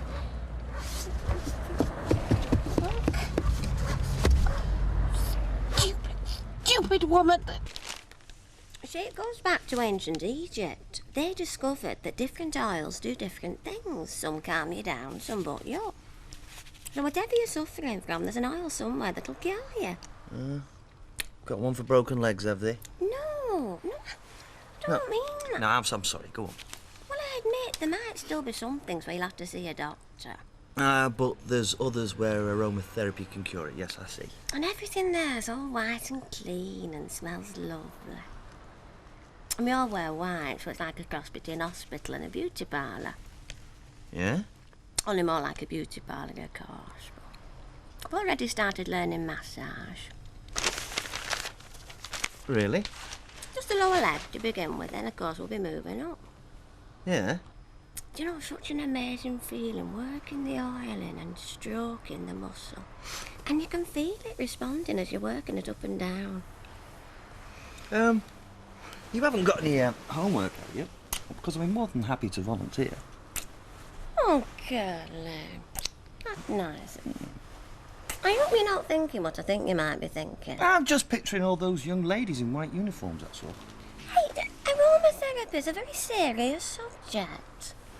It's about your whole being, not just that bit of you that you're thinking about. I'm sorry.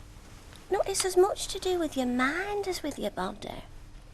I mean, all right, your body's the only bit that you can actually massage, but your mind's inside it. It's like...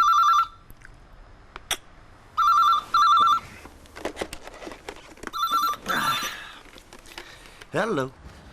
Oh, Curly. Thank goodness.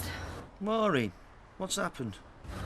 Well, you're going to think I'm really stupid. But what is it? Well, I left home about 20 minutes ago, you know, to go and see Reg, and I've run out of petrol. Oh, no, you haven't.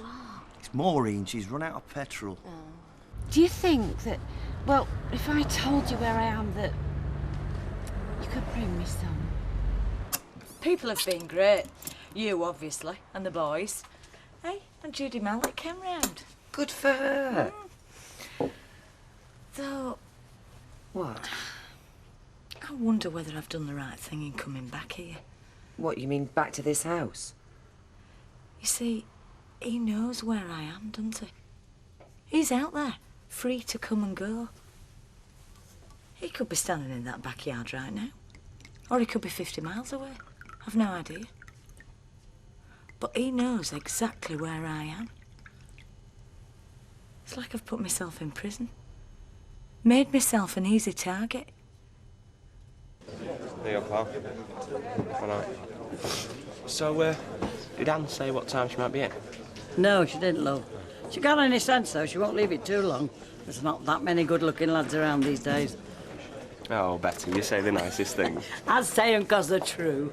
Yes, love. Same again there, Betty. Please, if you be so kind. No, not for me. I'm still recovering from last night. We all are. This is how we're recovering. No, really. Oh, suit yourself, Mavis. Just the three of them, Betty. I must say, you did us proud last night. It must be wonderful belonging to an organisation like that, where you can enjoy the male camaraderie as well as knowing you're contributing to a good cause. Yes, all right, Derek. What? Well, you said all that last night. Nobody took the hint. Well, I'm not so sure about these male-only jobs. I mean, is it that you're scared of women, not that you don't like us? Wrong on both counts. Mind you, there's nothing like a spot of abstinence to make the palate sharper. Hello. Did they tell you I was coming in?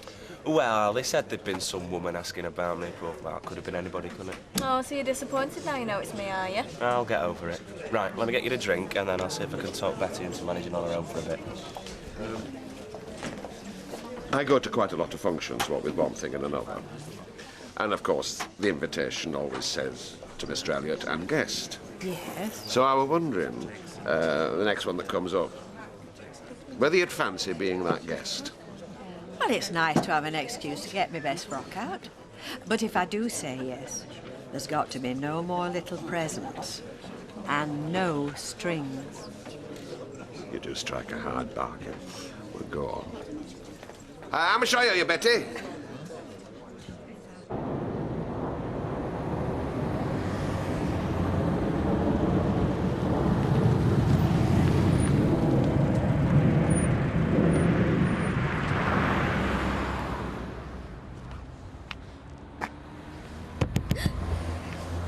It's me! Oh, thank goodness. Oh, what's happened? I mean, nobody's tried to... I know, but I was just sitting here thinking, you know, what might have happened and how silly it is to keep travelling up and down and... I'm not going. I can't. Well, you're not going to see Reg? Not while he's down there. Not tonight. Not ever again.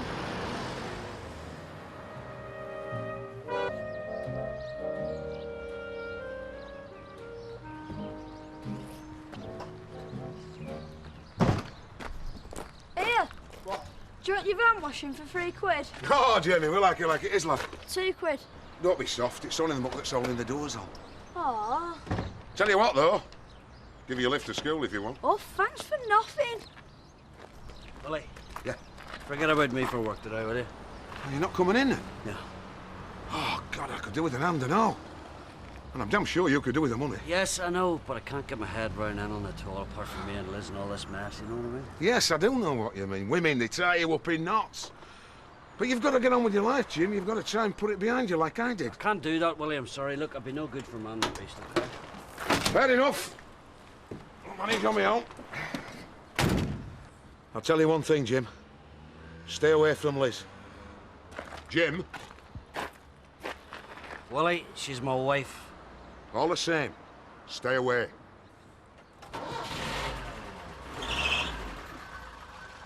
Say one thing about this calf business. It's a great cash flow.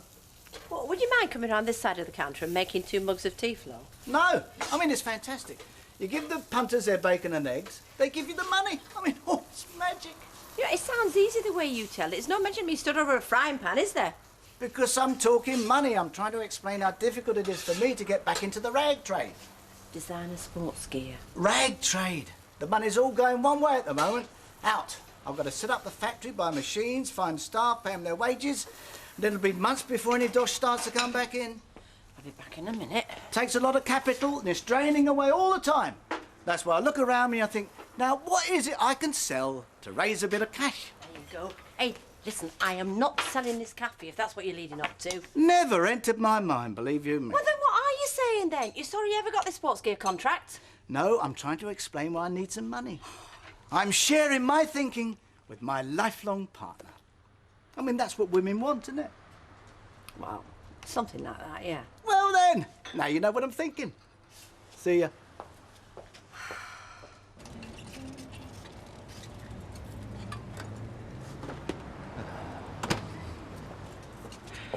Right then. See you later, love. Yeah, I see it. Man, are you on that bike, eh? Yeah, will do.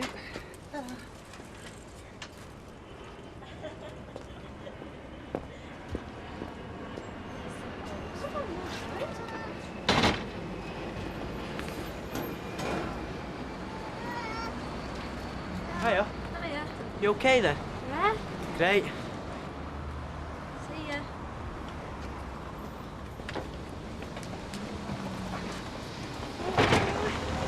Has he taken you out yet? No. You could do a lot worse than him. Yeah, he's all right.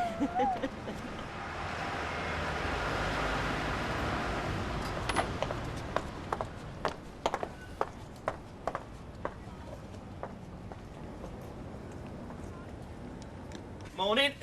Morning. Oh, lovely. Is that all you want? Yeah, supplies for work. It's my turn to buy the sweeties. Oh, I thought you being the manager of somebody else to do your shopping. Yeah, well, I run a democracy. More than Reg Holsworth ever did, I bet, when he were manager. Yeah, well, he had his methods. How is he, by the way? Well, I don't really know. How do you mean? Well, I rang him on Friday night, you know, after the car trouble, to tell him I wasn't coming to Lowestoft. Only he was out, wasn't he? Boozing in some alehouse, I dare say. This is Mother's flight of fancy. Well, he wasn't where he should have been, you can't deny that. He might have been in. The answer machine was on. And if some people leave those things on when they're in, don't they? Yes, they do. Very antisocial habit is that. Well, he's antisocial, all right. So anyway, I've left a message that I wasn't coming and why. Oh, surely he's rang you back. Any decent man would have. Mother. No, he hasn't. So it's not up to me to ring him, is it? Quite right.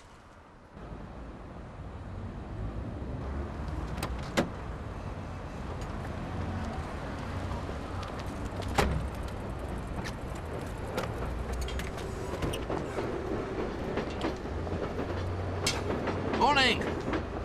Morning, are you waiting for me? Well, waiting for somebody. I've got Mr. Baldwin's stationery order here. You're not exactly early birds, are you? Well, we're not up and running yet.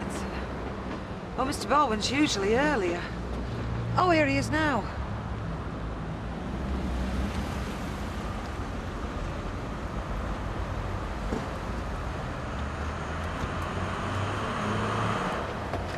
Got your order here, Mike. On time, as promised. And let's head in for the business, eh? Made a good job. Everything you wanted. Letterheads, invoices, the lot. Now, if you just sign the delivery note... Right, well, if you take him in the office, we'll check it over. It's all as you stipulated, Mike. First-class job. Well, seeing is believing. Don't you think I ought to have a set of keys so that if you're not here, I can at least let myself in? Yeah, we'll sort that out later. In the meantime, see to me, ladder, here, will you? Check everything, make sure it's as it should be. If I do it, keep me talking all morning. I've got things to do. Right. Oi! What are you doing here? Why aren't you at school? School holidays. Oh, yeah. Well, how come all the kids around here don't break up till the weekend? Well, our teacher's ill, so we're off early. Do you want any odd jobs doing that, washing your car? No, go on up it. Get back to school. Don't give me all these fairy tales about why you're not at school. I know them all by heart. Blimey, I should do. I used them myself when I was your age. Hey. All right, son. You okay? Tell you the truth, Stephen, I don't know whether I'm coming or going. Don't know whether I'm going forwards or going backwards or going round in circles. You seen your mum? No, not today. Not so far, anyway. I have. I stood down the bottom of the street watching her, taking the milk in off the step. Do you know there's only one bottle now? Yeah, she's changed the order already. Women do that though, don't they? I don't know, do they? Oh yeah. They're very practical people. Yeah, so I stood there watching her. My wife, your mum. Do you know, I've lived with her upwards of 20 years. Now she doesn't even want to know me. Yeah, I know it's tough. And I'm still waiting to stand trial, for God's sake. In a court of law, do you understand what I'm saying? Oh yeah, of course I do. It gets to you, doesn't it? Trouble with the law. No, that's not what I'm saying. I don't care about the law. I mean, what's the law got to do with me and Liz? No. No, you see, what I'm trying to say... What I'm trying to say is, I've no idea how I've got here. I mean, I'm the same man. I think she's the same woman. We were happy enough. And then everything went wrong. I don't understand it. I can't believe it's happening. Did I miss something? Maybe I was just looking the other way when people moved the pieces on the board. Well, I don't know, Dad. What can I tell you? These things happen to people, don't they? Look, are you fixed for cash? I can do you 20. Thanks. Where are you going? Oh, I don't know, son. Doesn't really matter, does it? Last time I were in, Jack, you were thinking of organising a pub outing. Oh, yeah. I fancy a good outing. Are you interested, mate? Can a duck swim? Where are we going? Well, I've been trying to think of somewhere dead good to go, you know. A brewery, that'd be good. You're not just a pretty face, you, are you? Eh?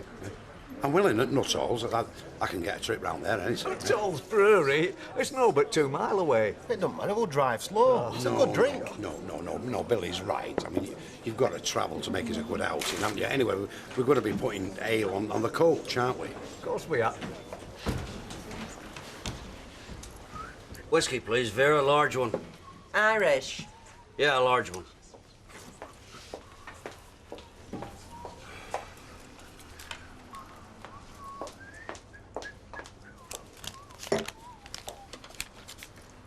Thank you.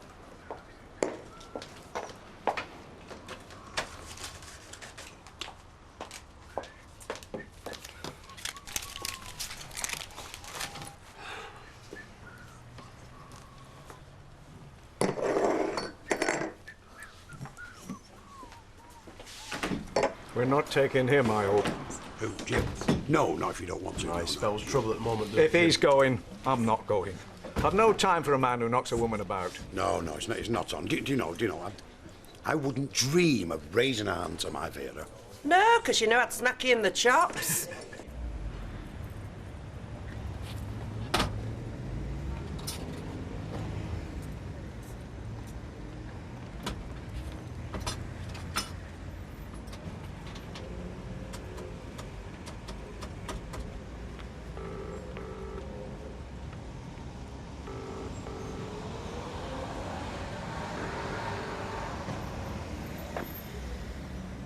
Liz, it's me. Don't hang up. Liz, don't hang up. Liz, I have to talk to you. Well, I don't want to talk to you. I've said all I've got to say. And you have been told not to do this by the law, not just me. Liz, will you listen? You can't talk to me, you know. I am your husband. Liz!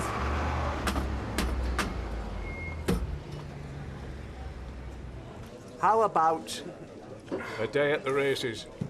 Billy, you're brilliant. Gary? I'm in. Billy, you in? Oh, yes, I'll go racing with you, Jack. Well, that's it then. The official pub day out is a day at the races, round about Easter sometime. Yeah. Hang on about a pub outing. This one's thinking about. Yeah, how about Southport? They've got some smashing shows. Sure, we don't want out like that. We want to enjoy ourselves. We are going racing. A day with the GGs, yeah? I don't want to go to races. Well, that's good then, because you won't be coming. You'll be looking after the shop. Well, I'm not stopping at home while you go pleasuring yourself. Ah, Kevin. But you can have a pint. Pint, Vera, and stick another scotch in there, will you? Yeah. Right, thanks. All right, Dad. I'm fine, lad. I'll see you in a bit. I've been waiting for you to come in. Why? Someone been complaining about a job? Nah, nothing like that. Don't be so worried. Ta. Cheers, Jack. Let's sit over there, shall we? We don't want people listening to our business, do we? You say so? Right. No doubt you heard I'm starting a new business, right? Factory unit. Going back in the rag trade. Yeah. Sports gear. So you've said? Yeah. Well, it's going to take a lot of my time and attention, so I'm selling the garage. We'll see. Who have you sold it to? Well, no one yet. That's why we're having this chat. I thought you might want to buy it. Me? Yeah. You served your time, you know the business, you know your job, so I'm giving you first refusal. Hang about, Mike. I'm not a businessman, and besides, I've not got any money. Now, hang on a minute. Don't be so quick to write yourself off. Look, I'll tell you what I'll do. I'll have it valued, right? Now, whatever he said it's worth, if you want it, I'll knock a couple of thousand off. Bargain price. Can't be fair in that, can I? Look at it this way, Kevin. If you ever wanted to be your own boss, you'd never get a finer chance than this.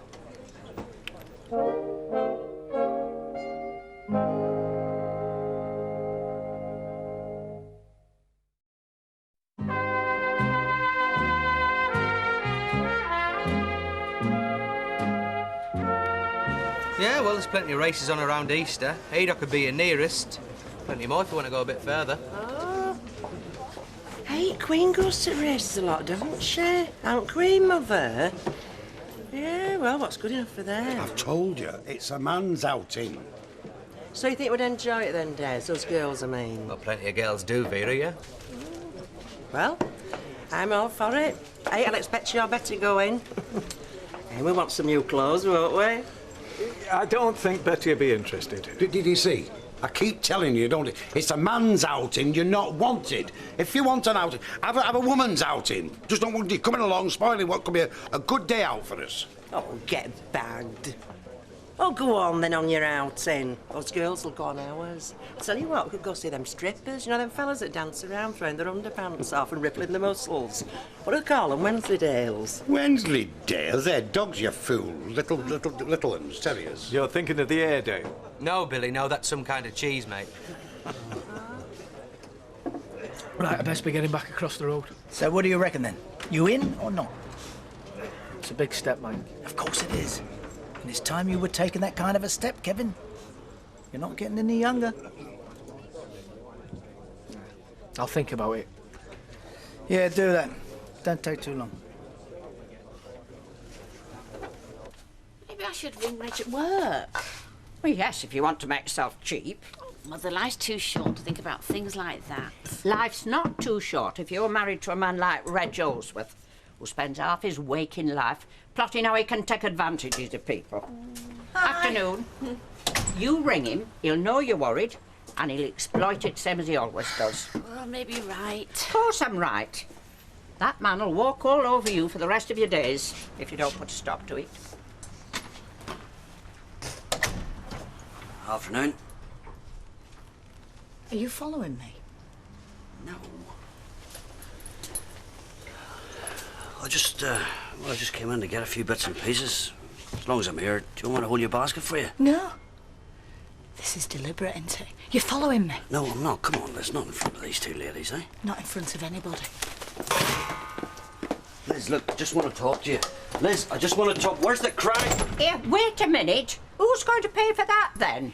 You're losing us trade with your goings-on. I'm sorry, Maud. I've more important things in my mind at the moment, all right? Typical man's excuse. Leave it, Mother. It's all right, Jim. You just go. It's okay. All I want to do is talk to her. Did she not see that? Hiya! Hi, you're all right, early. Yeah. Come on. Hiya. I let Tony lock up, didn't I? I wanted a quick word with you before you went to the shop. Oh, why? Is something wrong? Baldwin was lying in waiting for me in the pub at dinner. Why? What's the money about this time? Nothing. He's selling the garage. Who to? Anyone who'll buy it? You wanted to know if I was interested? Well, I hope you said yes. Well, I told him I was interested, Sal, yeah?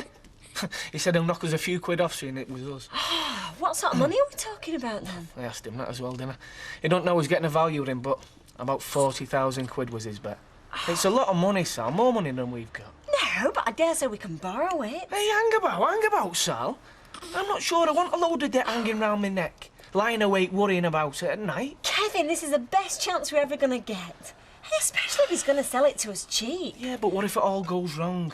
We can lose everything, the house, everything, Sal. It's a big risk. Yeah, well, so's crossing the road, especially with all the cars zooming up and down. Hey, we all want servicing, don't they? I don't know, Sal.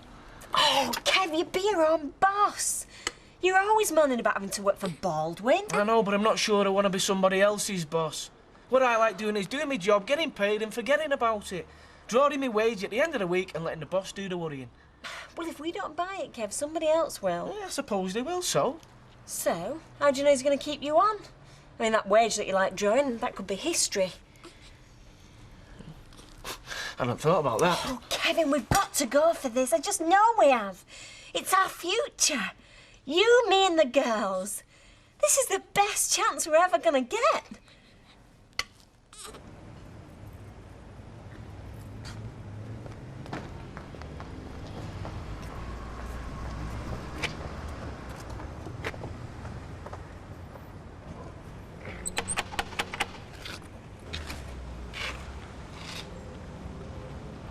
You see my dad today? Yeah, he came in the print shop. You didn't tell me that. Well, there's nothing to tell, really. He just sort of like mooched in, hung around for a bit, and then mooched off. Well, I think it's just about getting through to him now. That he's not my mum's favourite person anymore. Do you think there's any chance they'll get back together? Oh, yeah, there's a chance, yeah. Stockport County might win the European Cup. No, Steve, there is a chance. She still might have him back, if the old fella plays his cards right.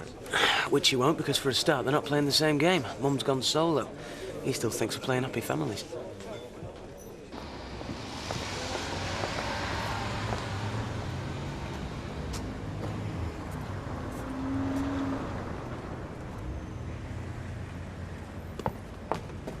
Put me down, mate. A day at the races any time, as long as I'm not driving. Oh, no, we're going to do it proper. Coach, a few crates of ales, you know. What's up? Your father's out there, standing on my doorstep. Yeah, well, it's his doorstep as well, Mum. No, you don't understand. He's following me. He's trailing me. He phoned me up this morning. Yeah, and I suppose you just slammed the phone down on him, didn't you? Why don't you talk to him, mate? Oh, what is the use? Do you mind if I sit with you? No? What's wrong? Jim's out there, lying in wait for me, waiting for me to go home.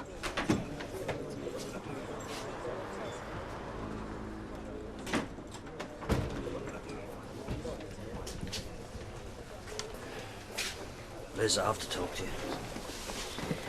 You've been told to stay away from me. You swore in court you'd not come after me.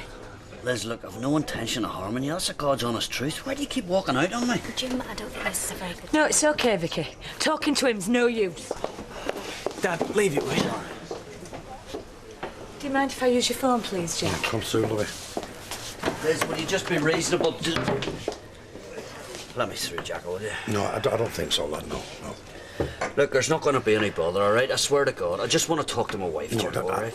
Have a drink, Jim. Unlaw's bottle, eh? I don't want to drink. I want to talk to my wife. Don't you think I'm entitled to do that? Yeah, well, that's between you and her, and I'm not going to interfere, but I can say who comes in my house. Now, have a drink, Jim. Yeah, cool down a bit, Dad. Have a drink, like Jack says. I'll go and have a word, see what I can do. It's the pub at the end of Coronation Street. Yeah, that's right. OK, thank you. Have you rang a taxi, Mum? Because I was thinking, look, why don't you just go down to Granny's in Southport for a couple of days? Just give him time to cool down. I'll phone the police. Well, he won't take any notice of me, so let them sort him out. You haven't phoned the police. You can't do that. I've just done it. Yeah, get that down your neck, Jim, lad. Dad, quick word. But you're going to have to clear off, mate, sharply. She's just rang the police. No, she wouldn't do that. I'm telling you, mate, she just has. No, she might say she's... I mean, did you hear her ring the police? Well, no, not exactly, but... Dad, I don't think you should be here just at the minute, you know what I mean? Look, I'm in my local having a quiet drink. That's all I'm doing, all right? Liz, Andrew tells me you've rung the police, is that right? I have, yeah, they're on the way. Why have you done that? I'm not going to hurt you, lovey. I just want you to talk to me. There's nothing to say. There's everything to say. Not from where I'm standing. It's all been said, and you did your talking with your fists. Come on, Dad, I've got the car outside. Come to our place, eh? I'm not going anywhere. Here! What's she doing behind this bar? She shouldn't be here. Oh, no, she better stay where she is, Fiona. Come on, Jackie. Will you say my wife needs protection from me now, or what? Jim, I'm saying nout. I just don't want any bother. Look, come on away, Dad. If you're still here and the police get here, then you're in serious trouble, aren't you? He's right, Dad. Come on. Liz, look, all I want you to do is sit down with me for 5 minutes. That's all I want. Be reasonable. I've tried that. Being reasonable don't work with you. I'm not going to hurt you, love. I promise you. That's the first promise I want to make you. It's all finished, all that. No thanks. I've been there, done that. Got the bruises. There's a police car out here. Police? Come on, Dad. This is your last chance. Look, I'm standing here trying to talk to my wife, OK? Is there a Mrs. MacDonald in here? Yeah, it's me. I phoned the station. Because he's hounding me and there's a court order against him doing that. Right. Are you willing to make a statement to that effect? Yeah, I am. He's been stalking me all day. He followed me to the corner shop this morning. We've met That's before, after haven't we? phoning me up, which is not supposed Yes, to so we have. Then I walked down the You street got to arrest me the last time. doorstep. That's right, and now I've got to do it again. Now, come on, mate, he hasn't Stay even out done of it. this, it's none of your business. Oh, yes, it is. He's me dad. Look, there doesn't have to be any trouble. If you just come down to the station with me. Look, all I'm trying to do is speak to my wife, okay? Now, if that's a crime, I'm as guilty as hell. Come on. Right. Okay, Liz, this what you want, eh? You happy now? All right. Well, I'll tell you this. In future, have your quarrels somewhere else, not in this bar. Have it flaming police come in. Vera, leave the girl. She's upset. I'm upset. Oh, come on, let me have a word with you. You know they'll lock him up now, don't you, Mum, eh? They'll take away his bail and they'll put him inside now until his court case comes up. How can you do that to him? I'm frightened of him. That's how I could do it. Come on. He's hit me. He broke into the house to get at me. Well, I've had enough. He won't take any notice of what I say. Well, he'll have to now, won't he? And don't you stand there looking at me as if it's my fault.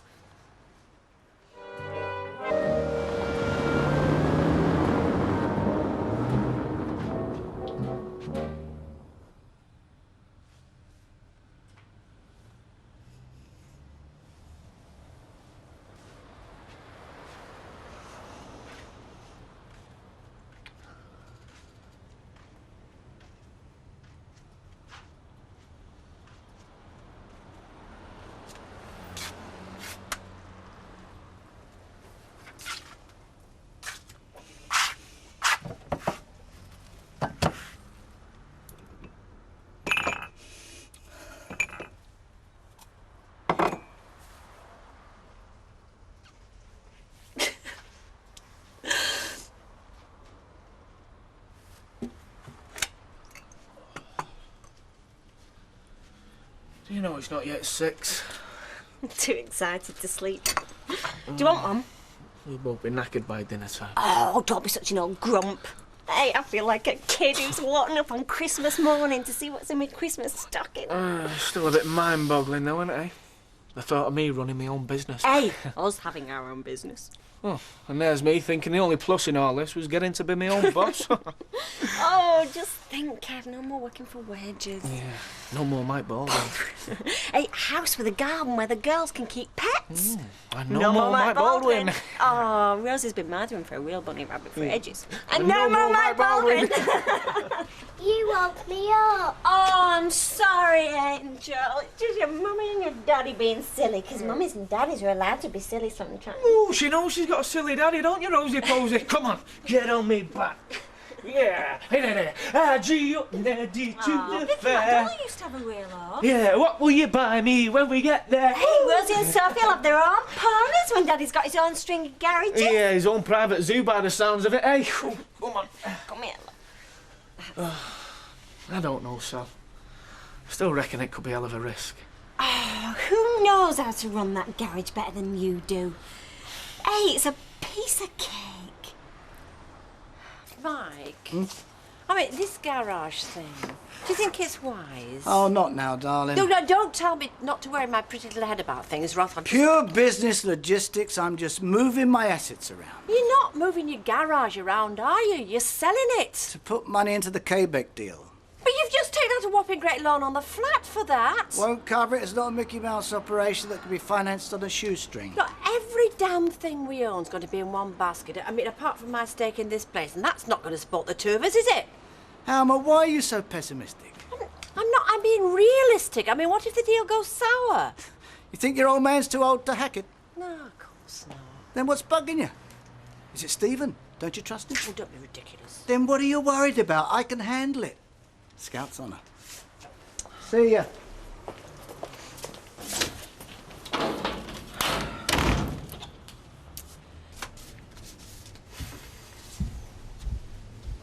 Anything interesting? Well, I can't be bothered with any of it right now, to be honest. That'll wake you up. So, Didn't sleep much last night, did you? well, they're calling the fuzz. That's what's done me head in. I mean... Hi.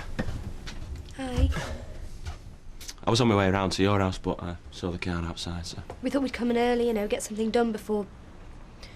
Well, that was the idea anyway. Yeah, it's a bit out of order, all this, don't you think?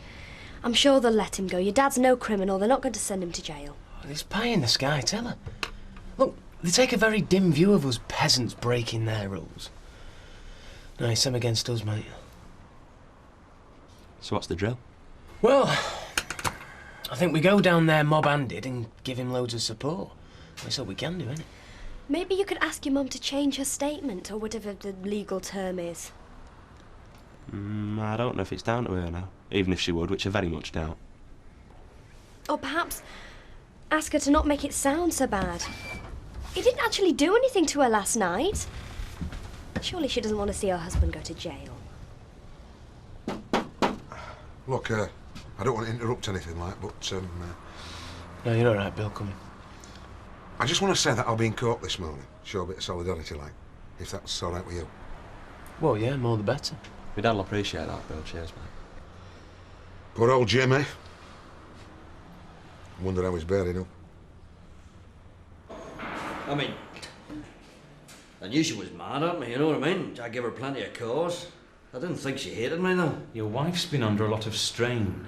You both have. Oh, come on, Peter, behave yourself. She hates me. She must do. She wouldn't set me up for this lot, would she? Technically, Mrs. MacDonald was in the right. You very publicly broke the conditions of bail. Look, I wanted to speak to my wife. Does that put me in the same bracket as the Crays, Jim, does it? Calm down. All this anger will do you no good in court. Yeah, sorry. You're the expert. Go on then, what are my chances? It's pretty cut and dried, I'm afraid. You were warned that if you went to her home or approached her in any way, you'd be rearrested. Oh, fine. Well, dead on. Right. Just let them cut my head off and be done with it. But I'll do my utmost to plead that there were mitigating circumstances to last night's events, that you had no intention of harming her. Listen. I'd never harm her, Peter. I raised my hand to that woman once, and once only, and I'd never do it again for the rest of my life. I love her. Always have, and she knows it. Liz. How in the name of God did we get to this state, eh?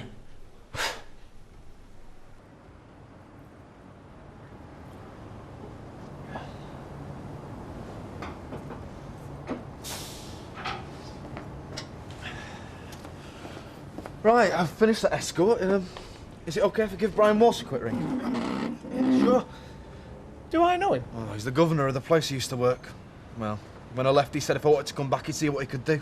Sort of way of handing in your cards, innit? Well, just being practical. If Baldwin does flog this place, well, I could well be out of a job. We're both good for that matter. Yeah, well... Well, I'll come to that. Well, I reckon you're fireproof, do you? Well, wasn't going to say anything, but he's offered me first refusal. Then go for it, mate. That's what Sally reckons as well. Yeah? So what's the problem? Problem is a few £1,000 what I haven't got. Just crawl to your bank manager. I'm doing that this afternoon as well. All down to him, mate. We'll go and put a kettle on Oryx. Go on, jump to it. Could be brewing up for your new boss.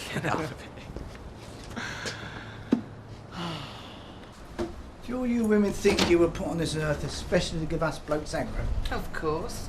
You'd make a right ash of things if we weren't there to keep you in check. I can see you went to the same school of ear bashing as my wife. Right then, any messages? Yes, and Mrs. Clough rang to see if you're still looking for machinists. I told her that you were seeing people on Friday. Not Ida Clough. What, do you know her? Yeah. Yeah, she was a pal of your boyfriend's late missus. Oh, right couple of battle axes. Oh, I know who you mean. Oh, you won't be one to see her then, will you? I don't know.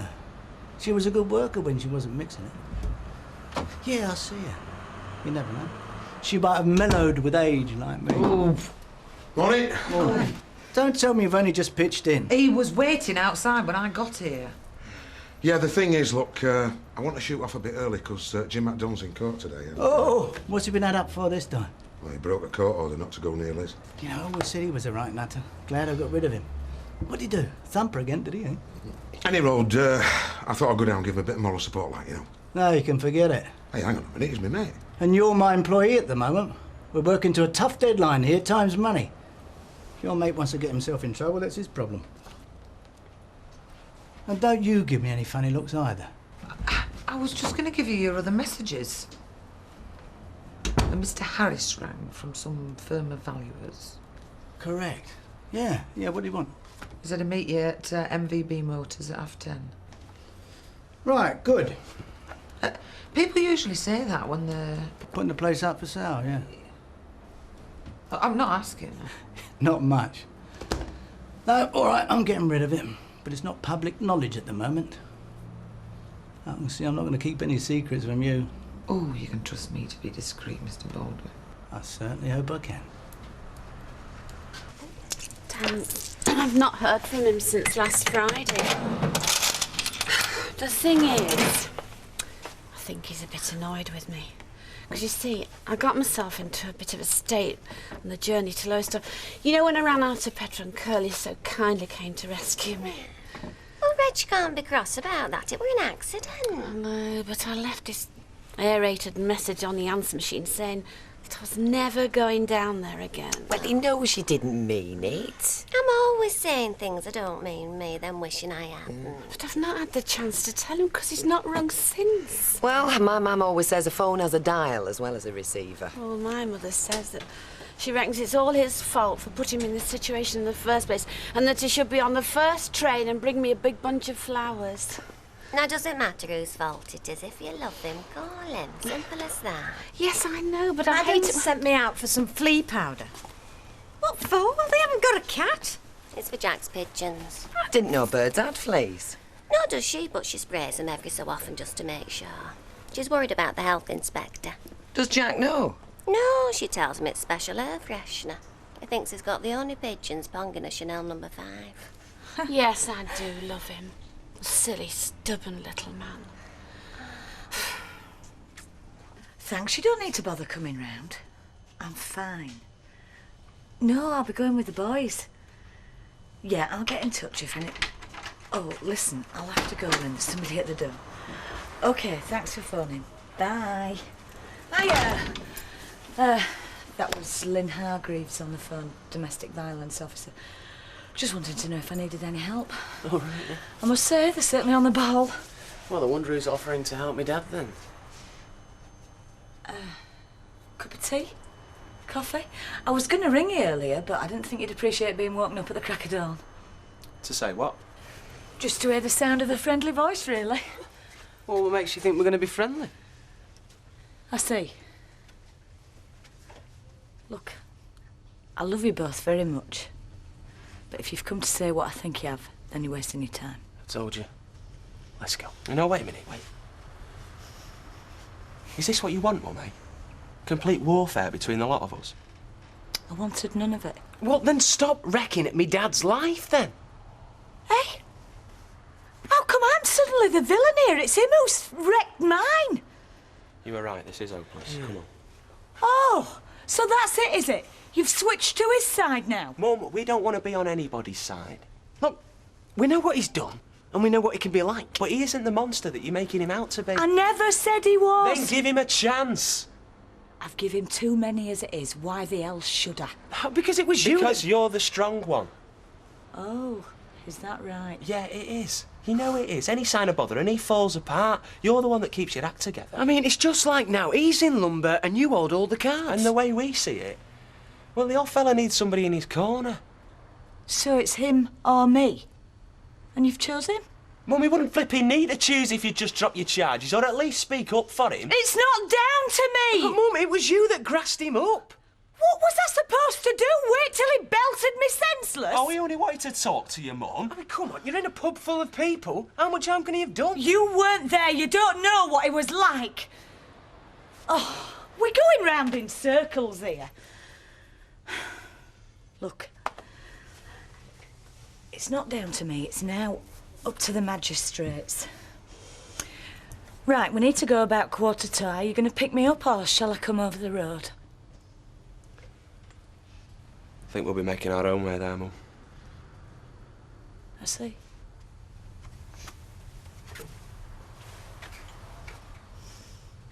See, it's the boys I feel sorry for. I don't. They're young. They'll get on with their lives. It's as old as what Bet Brunt. Yeah, kids are tough, you know. They get on with their life no matter what. But if parents give their children a stable environment, they're much more likely to grow up to be balanced, considerate adults. Don't believe everything you read in books, Cock. No. Now look at her, Terry. I beg your pardon? I'm sure he couldn't have had a better mum and dad. He couldn't? Not your fault he turned out a bad lot then.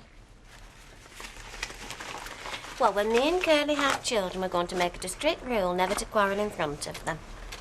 Well, me and our Jack never did. Not often, anyway.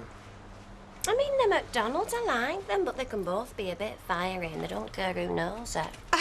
More than a bit fiery when he thumped her by all accounts. Well, I can't help feeling sorry for him all the same. I just wonder what'll happen to him now. I'll tell you one thing that'll happen to him. If he pulls another stunt like he did last night, he's bad.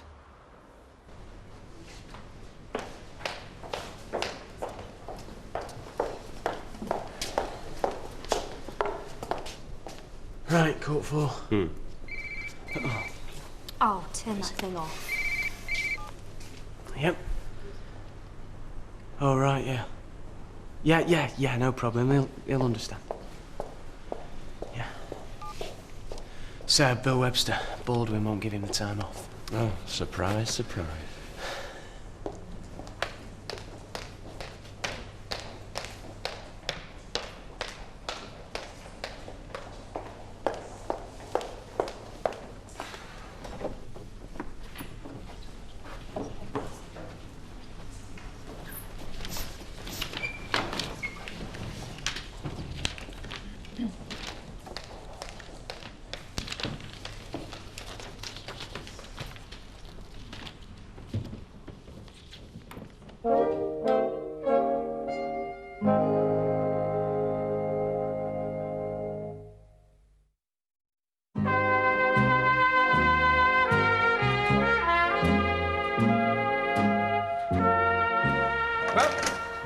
Will they do? Oh, Kevin. Oh, I'd lend you £1 million and man a measly few thousand. Well, let's hope that snotty bank manager thinks the same, eh? He'll not be snotty. One look at you and he'll see a budding Mike Baldwin. Oh, no, I've changed my mind now. I'm a successful businessman.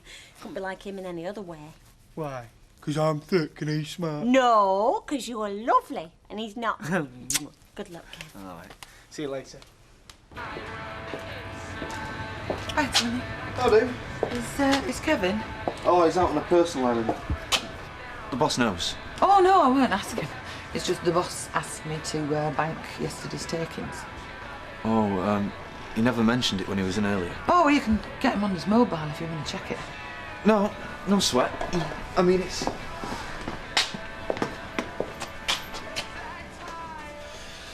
just, you don't go handing over nearly 500 quid without a... How much are you making a day? Well, it's sometimes more, sometimes less.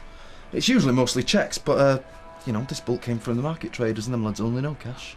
So how much do you make on an average day, then? Oh, you'd have to ask Ev that. Oh, his nibs. Oh, that's quite a profitable little business, then. Yeah, it's got a lot of potential and all. Asking Mike Baldwin to invest in new equipment, well, it's like asking Jack Duckworth to take the pledge. Maybe you could have a word. Yeah, maybe I could. My client deeply regrets his behaviour and apologises for any apparent disrespect to the court, but his only intention was to speak to his wife, whom he still loves deeply. We ask the court to consider that it was a desire to rescue his marriage, that it was love, not malice, which prompted his admittedly foolhardy actions of last evening. So, how's fella, my lad? Have you heard? I knocked on the door, but I couldn't get an answer, Jack. You're flaming injustice if they do put him down. I mean, after all, it were only a little tap, wasn't it? There's a bit more than that, mate. Oh, now, come on, Don. They can provoke women, can't they? Champions at it. Eh? Anyway, I wanted to go to court and give him a bit of moral support, but Gowlighter Baldwin has put the kibosh on it. What do you expect working for that little runt? Oh, hang on, your other half. Not my idea, mate. She's got a mind of her own, as Joe's here. Oh, you're taking my name in vain, are you? I can't get away with no, can I? Come on, then. What are you having? Oh, just have a lemonade and I'll have a ham sandwich, please, Jack. Can I have a word with you? I'll sign up for that. Yeah, you'll be in your element. Only lady among all them lads. It's strictly fellas.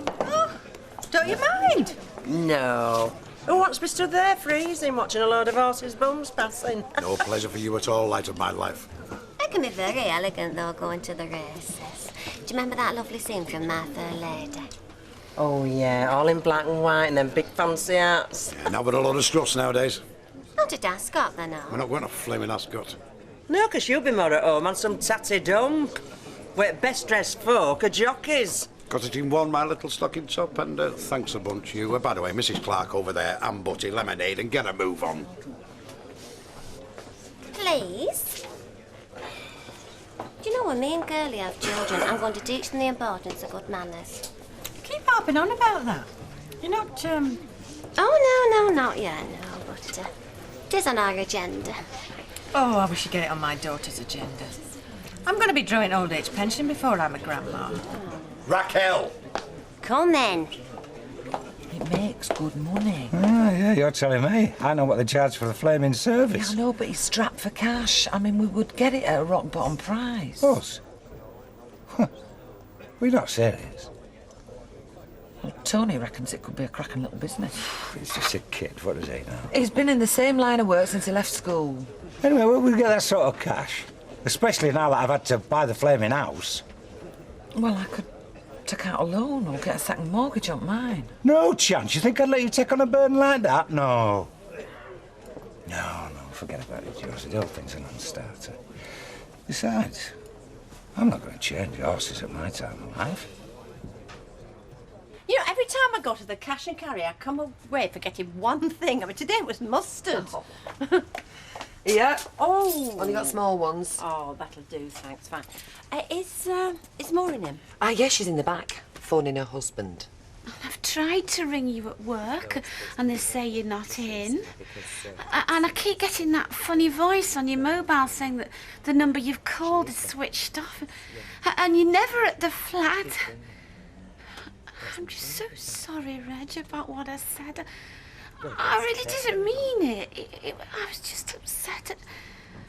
I'm just so sorry when you're cross with me. And if you could just ring me as soon as... I suggest it. Oh, no. Love. Thank you, darling.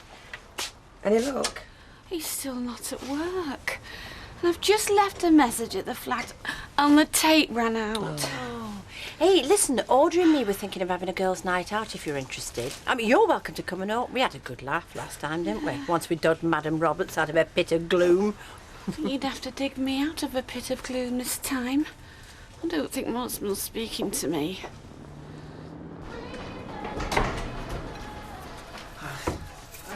Well, what did he say?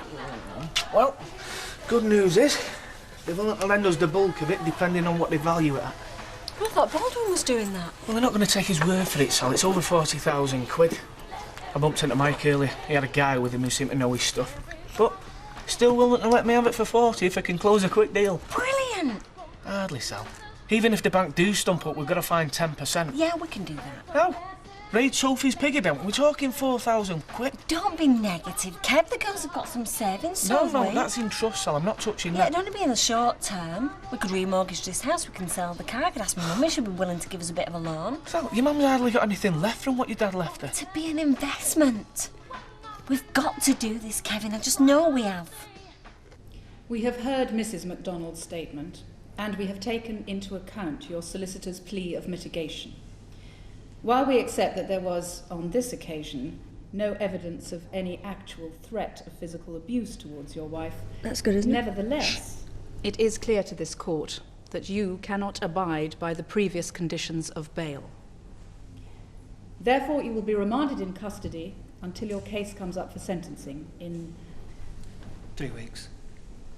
in 3 weeks' time.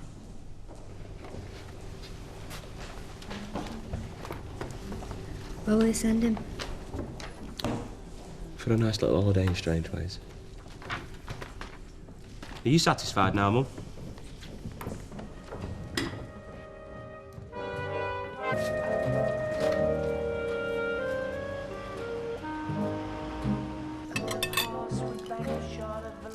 I've had this really great idea. Except you won't like it. Go on. All right. The bank want us to put up 10% of our own money, right? Yeah, money we haven't got. Right. So what we do, we go to Mike and we get Mike to put the price of the garage up by £4,000. Up? Yeah, It's hang too on. much as it is. I know, so he gets £4,000 more. But then he gives that £4,000 back to you and you give it back to the bank. You won't like it. Yeah, well, what's the point? Well, the point is they think they're getting £4,000 of our own money, when really all they're doing is getting £4,000 back of their money. Yeah, do you want me to end up in jail? Well, I can't see there's anything illegal about it. And anyway, nobody'd find out, would they? No. You taking a notice here, man? If we buy this garage, we're going to do it properly, OK? Hi, Tony. Hiya. Hiya. Oh, sorry, I didn't mean to interrupt your breakfast. Well, what are you doing calling at this time? Kevin! Well, he walks in, he says he don't want to interrupt our breakfast. No, it's just I've been press ganged into helping Maxine move out of her flat. Oh, where's she moving to? Back in with her parents, I think. Oh, and he's press gang you, Fiona. Yeah. Anyway, I was wondering if it was, all right if I had a couple of hours off. I'll make them up later. No, it's not all right. You come barging in here. No, it's not Of all course right. it is. Don't be so mean. Oh. You've heard what the boss has said? Cheers. I shouldn't be too long. I'll see you later. All right, see you, Tony. See ya.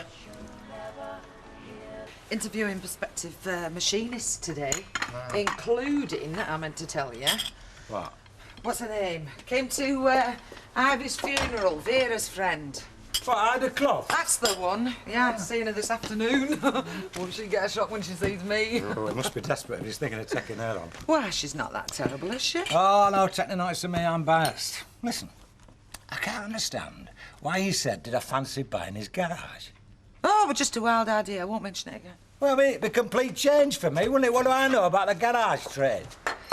Then again, you can't say, what did Baldwin know? But, well, that means he's a quick learner. I'm not sure I am. Oh, yeah. You're going to be around at dinner time, are you? Yeah, probably, yeah. Right, well, I might see you then, but I can't promise, because I don't know what it'll be like. Nah, I'll tell you what, I'd be interested in knowing what he's asking for it. Ooh. Yeah, just out of interest. So there's my book, and there's my keys. And you've left the place all in one piece, have you? You should have an inventory. That way you can check up. Right, listen, I'm quite happy to take Maxime's word, thank you. Well, I wouldn't be. Everything's fine. I've even cleaned up on top. You've seen it? Oh, it looked immaculate to me. Ah, smash it well, thanks, love. And if you ever want to move back, just you let me know. Oh, I might take you up on that. Right, I'll see you then. See you. Bye. See ya. Well, it's another source of income down the drain, is it? Well, till we get somebody else in, yeah. Do you know, I should have put a card up, shouldn't I? There should have been one put up the minute they gave their notice. Why is it I'm the only one with any sense of urgency around this place, eh? I mean, look, how long ago was it I said Webster could have that garage? Nearly a week. Has he given a reply? Oh, no. He's got to think about it. Got to talk to the bank? What bank's that? Rita Sullivan? What do you mean by that? Oh, no, nothing, just forget it. Well, what's Rita Sullivan got to do with it? Well, I just, she's helped them out a bit when they were short. I think it's the kiddies she's interested in. Well, I think that's what it is mainly. What, she gives them money? Well, do you know, I think she has done, yeah. Well, why didn't you tell me? Well, why should I? Because they need the money to buy my garage. Look, I'll tell you what I want you to do. Get round the cabin, get chatting to Rita. Mention the situation. She may not know what's going on. They may not have said anything to her. Me? Yeah, you. Well, I can't do it, can I? Look a bit obvious if I was to do it, wouldn't it? Well, I can't do that. Of course you can. I need to sell the garage. I need the money to finance a factory. Now, come on. Well, I can't anyway. Gail's not in this morning. I've got to run this place. Oh, that's all right. I'll take charge here. Go on, take as long as you like. Go on. Oh, this is ridiculous. Oh, now, don't be silly. Do you think I can't pour a cup of tea or make a bacon and egg sandwich? Now, go on. Go on. You'll be there and back in 5 minutes. Go on, while we're quiet. Go on. All right, then. All right. What is it that I've got to say? Ah, well, you've got to say that, that the lovely Webster family, with the 2 beautiful children, desperately need £40,000. Oh, I mean, but don't just come out with it, you've got to be a bit subtle. Subtle? Yeah. Yeah, drop it into the conversation. That way she won't know she's being set up, will she? Go on. Oh, there's a chill in that wind. Say what they like about spring. Mother, I've made a decision. Now, I know you think I'm being soft and giving way. Well, what if I am? But I hate this business of waiting to see who's going to make the first move. I do. I can't stand it. So anyway, I've done it. Doing what exactly? Well, I've left another message for Reg. And I've said I'm going to go down there and do what I should have done last week and see him. Now, anything you want to say, you go ahead and say it. I'm sure I can't stop you, but it won't make any difference because I have made that decision. Then I'll save me breath. But you think I'm being soft and giving way. I know you do, but I can't stand things the way they are. I thought it was driving all that way you couldn't stand. Yes, well, I've made the decision that there's worse things than that. Anyway, I'm going to set off later this evening. Today? Yes, today. And I shall make sure I've got plenty of petrol. Can I have a packet of Mike's cigars, please, Rita? You're smoking them as well, eh? Or has he got too lazy to come and buy them for himself? That's 7.90, love. Oh, no, he's going to smoke them. It's just that, he's so busy at the moment. Hello. Hello. I was just saying, Mike is so busy at the moment. He hasn't even got time to buy his own cigars. Look at me, I'm hopeless. Well, we all are, love. That's why we stick together. You know, I mean about my papers, I cancel them because I can't afford them. Then I find myself sat staring at carpet because I've got nothing to read. See, we've got you always. 2.10, love. And that's £1.90, please. Oh, well, no, the main reason that Mike is so busy at the moment is that he's going back into manufacturing. He's not. Clothes and things. Well, sports gear. It's that Canadian firm that Audrey's son works for. Well, they're going to start off over here. Oh, so Mike Baldwin's casuals rides again. You can't keep a good man down. Oh, well, I mean, it's going to be a completely different operation, of course, this time. I should ask him for a job. Oh, yeah. Well, hello. Hi. I just called at your house. You weren't there. No, I'm being very brave, crossing the street on my own. I suppose you all know that Jim's been locked up because he broke his bail order. We did gather, yeah. Well, yes, and I must say, Derek and I are terribly sorry, but... No, it's his own stupid fault. How long before they let him out? Well, not till he's sentenced, which should be in about 3 weeks, but I don't know what his sentence will be. Right then, well, I'll see you. Yeah. See you. Bye. Bye. I have to say, though, I've slept a lot better knowing where he is at night. Well, if you sit down for a minute, Alma will be back and she'll serve you. What's going on? Where is she? Gone for an errand. She won't be a minute. Nothing for you to worry about. So why can't you serve me? I only want a cup of coffee. Insurance. If I spill it all over you, you can't claim. If she does, you're in for a fortune. You do talk a load of twaddle. Now look, there's the coffee, there the cups. Put some coffee in one of those cups, right? Oh, all right. Ah, there she is. How did it go? Did you do the business? There. Well, what are these for? Well, I had to buy something while I was in there, didn't I? That's what I've been trying to do in here. But it's useless, him, you know. Yeah, I know. Don't worry, Percy, I'm back now. Did you see Rita? Did you talk to her? No. Oh. No, I tried. Honestly, I did try, but there were other people in there. They were talking about other things. I couldn't just announce it, could I? Oh, well, thank you very much. That is wonderful. I asked her to do one thing, and does she do it? Oh, look, I tried. I didn't want you to try. I wanted you to succeed. I'm sorry. I've let you down, haven't I? Yes. You have. Yes. I bet he's a beggar to live with. You okay? All right, yeah. I've just made myself a sandwich. Do you fancy joining me? No, Tom. No, thanks. Well, actually, the reason we've come round is because we're on our way to visit Jim, and we wondered, is there a message you want us to give him? I don't think there is, no. Come on, Mum. Well, what sort of message do you think I should give him? Well, I don't know, just like something to cheer him up. Something to give him a bit of hope? Yeah. Then the minute he's out, he'll be round trying to batter the door down again. Look, we don't want to make you say anything you don't want to. We just... Well, we couldn't go without consulting you. All right, I appreciate that. Truth is, I've got nothing to say to him. Right, okay. Fine. And if he's got a message for you, are you interested in that? Not really. Do you know, I've heard it said that we in this country put more folk in jail than any other country in Europe. And we need to, Jack. And we've got more nutters than anywhere else. Do you know, I never thought about that, Cut. Now then, lad, you'll have a pint, will you? Certainly will, thanks. Give us a pint, will you? what's his name? Oh, you know, he was in all them old gangster movies. Edward G. Wright. No, Humphrey Bogart, right? That's what he's like. And he's sitting behind his desk, right? And all these women, they come trooping in and out, trying to impress him. And he was lapping it up. Did you ask him about the garage? No, don't mind. It's just, I was interested, that's all. I'll ask him this after. Oh, when we've got your old friend coming in. You see, the one thing that Baldwin's demonstrated is that he can run that garage part-time. Now, if we were to buy it, which I've got no intention of doing, but just if we did, well, I could still carry on taxiing, because, in fact, it wouldn't be a bad mix. It's going to mean a lot of hard work.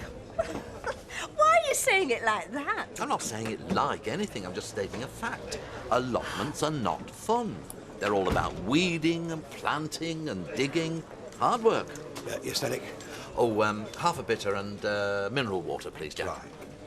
I know they're hard work, but I also know who does all the hard work in our garden. An allotment is an entirely different thing from a garden, Mavis. Entirely. After an allotment, are we? Yeah, we have been for quite a while. I suppose that amuses you, eh? Be prepared, Mavis. There'll be a joke coming. No, Derek. No joke. Just thought I might be able to help, that's all. Well, we won't say no to that. Have you got your own spade, or would you like to borrow one of ours? Help you get one. Oh. You happen to be talking to the man who knows the man who gives them out. What, gives out allotments? Yeah, he works in the town hall. Only he likes to bet, you see, so I've known him a while. Mention your names, if you like. Well, that would be very kind. Can't do any harm, can it? Can't do any harm, but I think I can promise you it won't do an awful lot of good. Hey, that's terrific, yeah? Going to be your own boss, eh? Working for yourself. Yeah, but the bank will only stump up if we find 10%. So we've got to find 4,000 quid off, forget the whole thing. Oh, no. Yeah, of course, Sally's saying we should still go for it. What must you think of me now? What? Well, after lending me all that money. Hey, no. No, but it would have been a big chunk of it, wouldn't it, if you hadn't lent it me? And me so pathetic I couldn't even pay my own way. Forget that, Dad. That weren't why I was telling you. No, but it's true, innit? Look, I don't care. Forget it. God, I wish I hadn't opened my mouth. Look, I haven't got much money, but you can have it. Dad, will you shut up? You say one more word and I'm going to walk out. I feel awful now. Yeah, well, so do I now.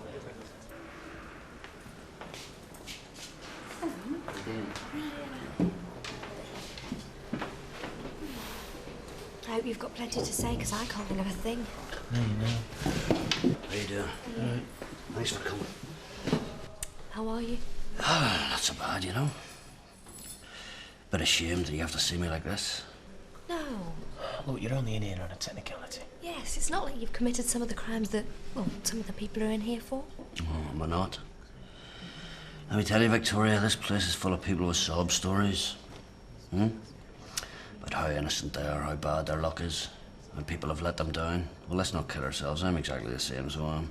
I used to be Sergeant James MacDonald, and now I'm just a common prisoner. I'm not terribly proud of that.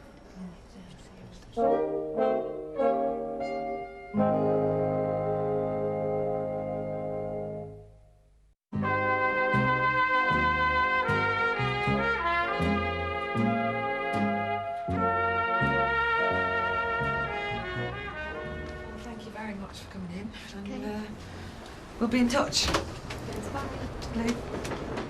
Next time, Yeah, I think, yeah, I'll just take him this.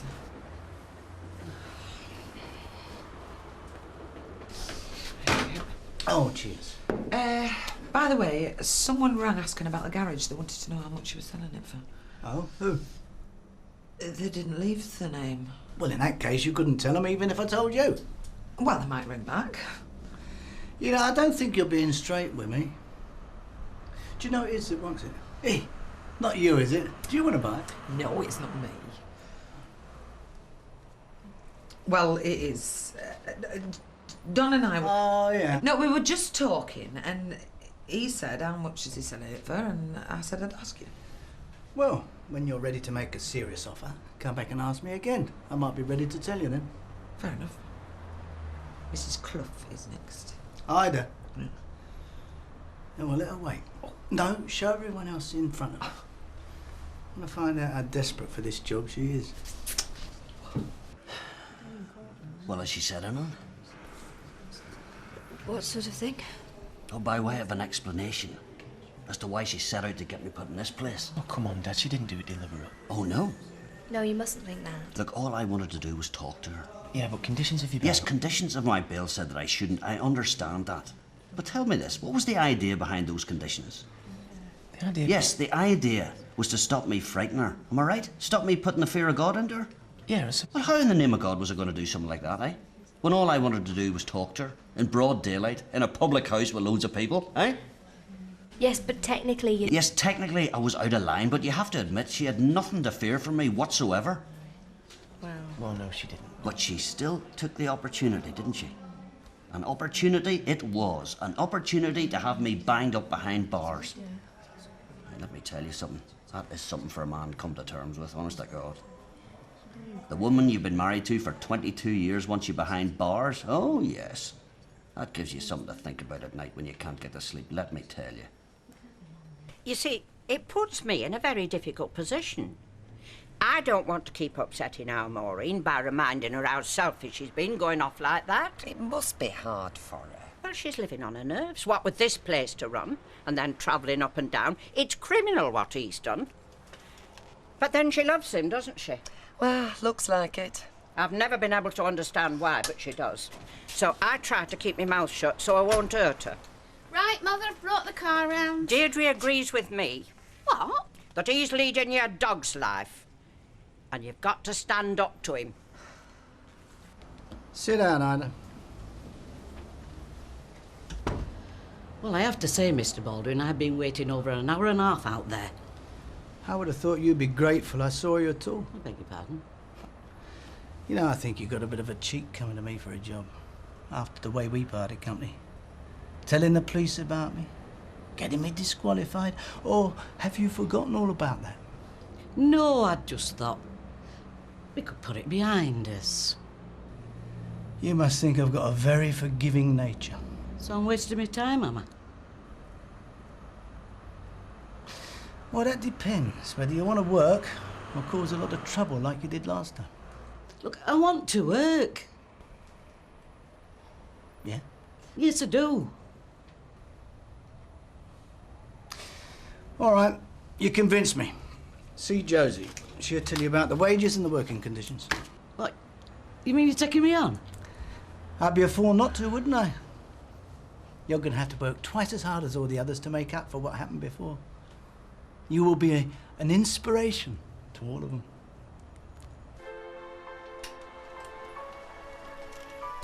Your tea's ready when you are.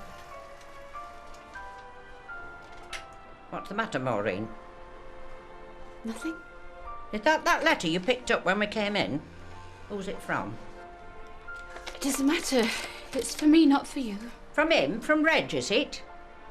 I've said it doesn't concern you. It concerns me when I see you with that look on your face like you'd seen a ghost. What is it he said? Will you stop asking questions? Tea's ready, is it? Well, let's go and have it. Are you still going to Lowestoft? Yes, I am. Hey, and if you see me dad as well, don't mention money. Well, why not? I was telling him about the garage and how we need 4,000 quid, and he seems to have got it into his head that I was blaming him for who's not having it. Oh, no. Yeah.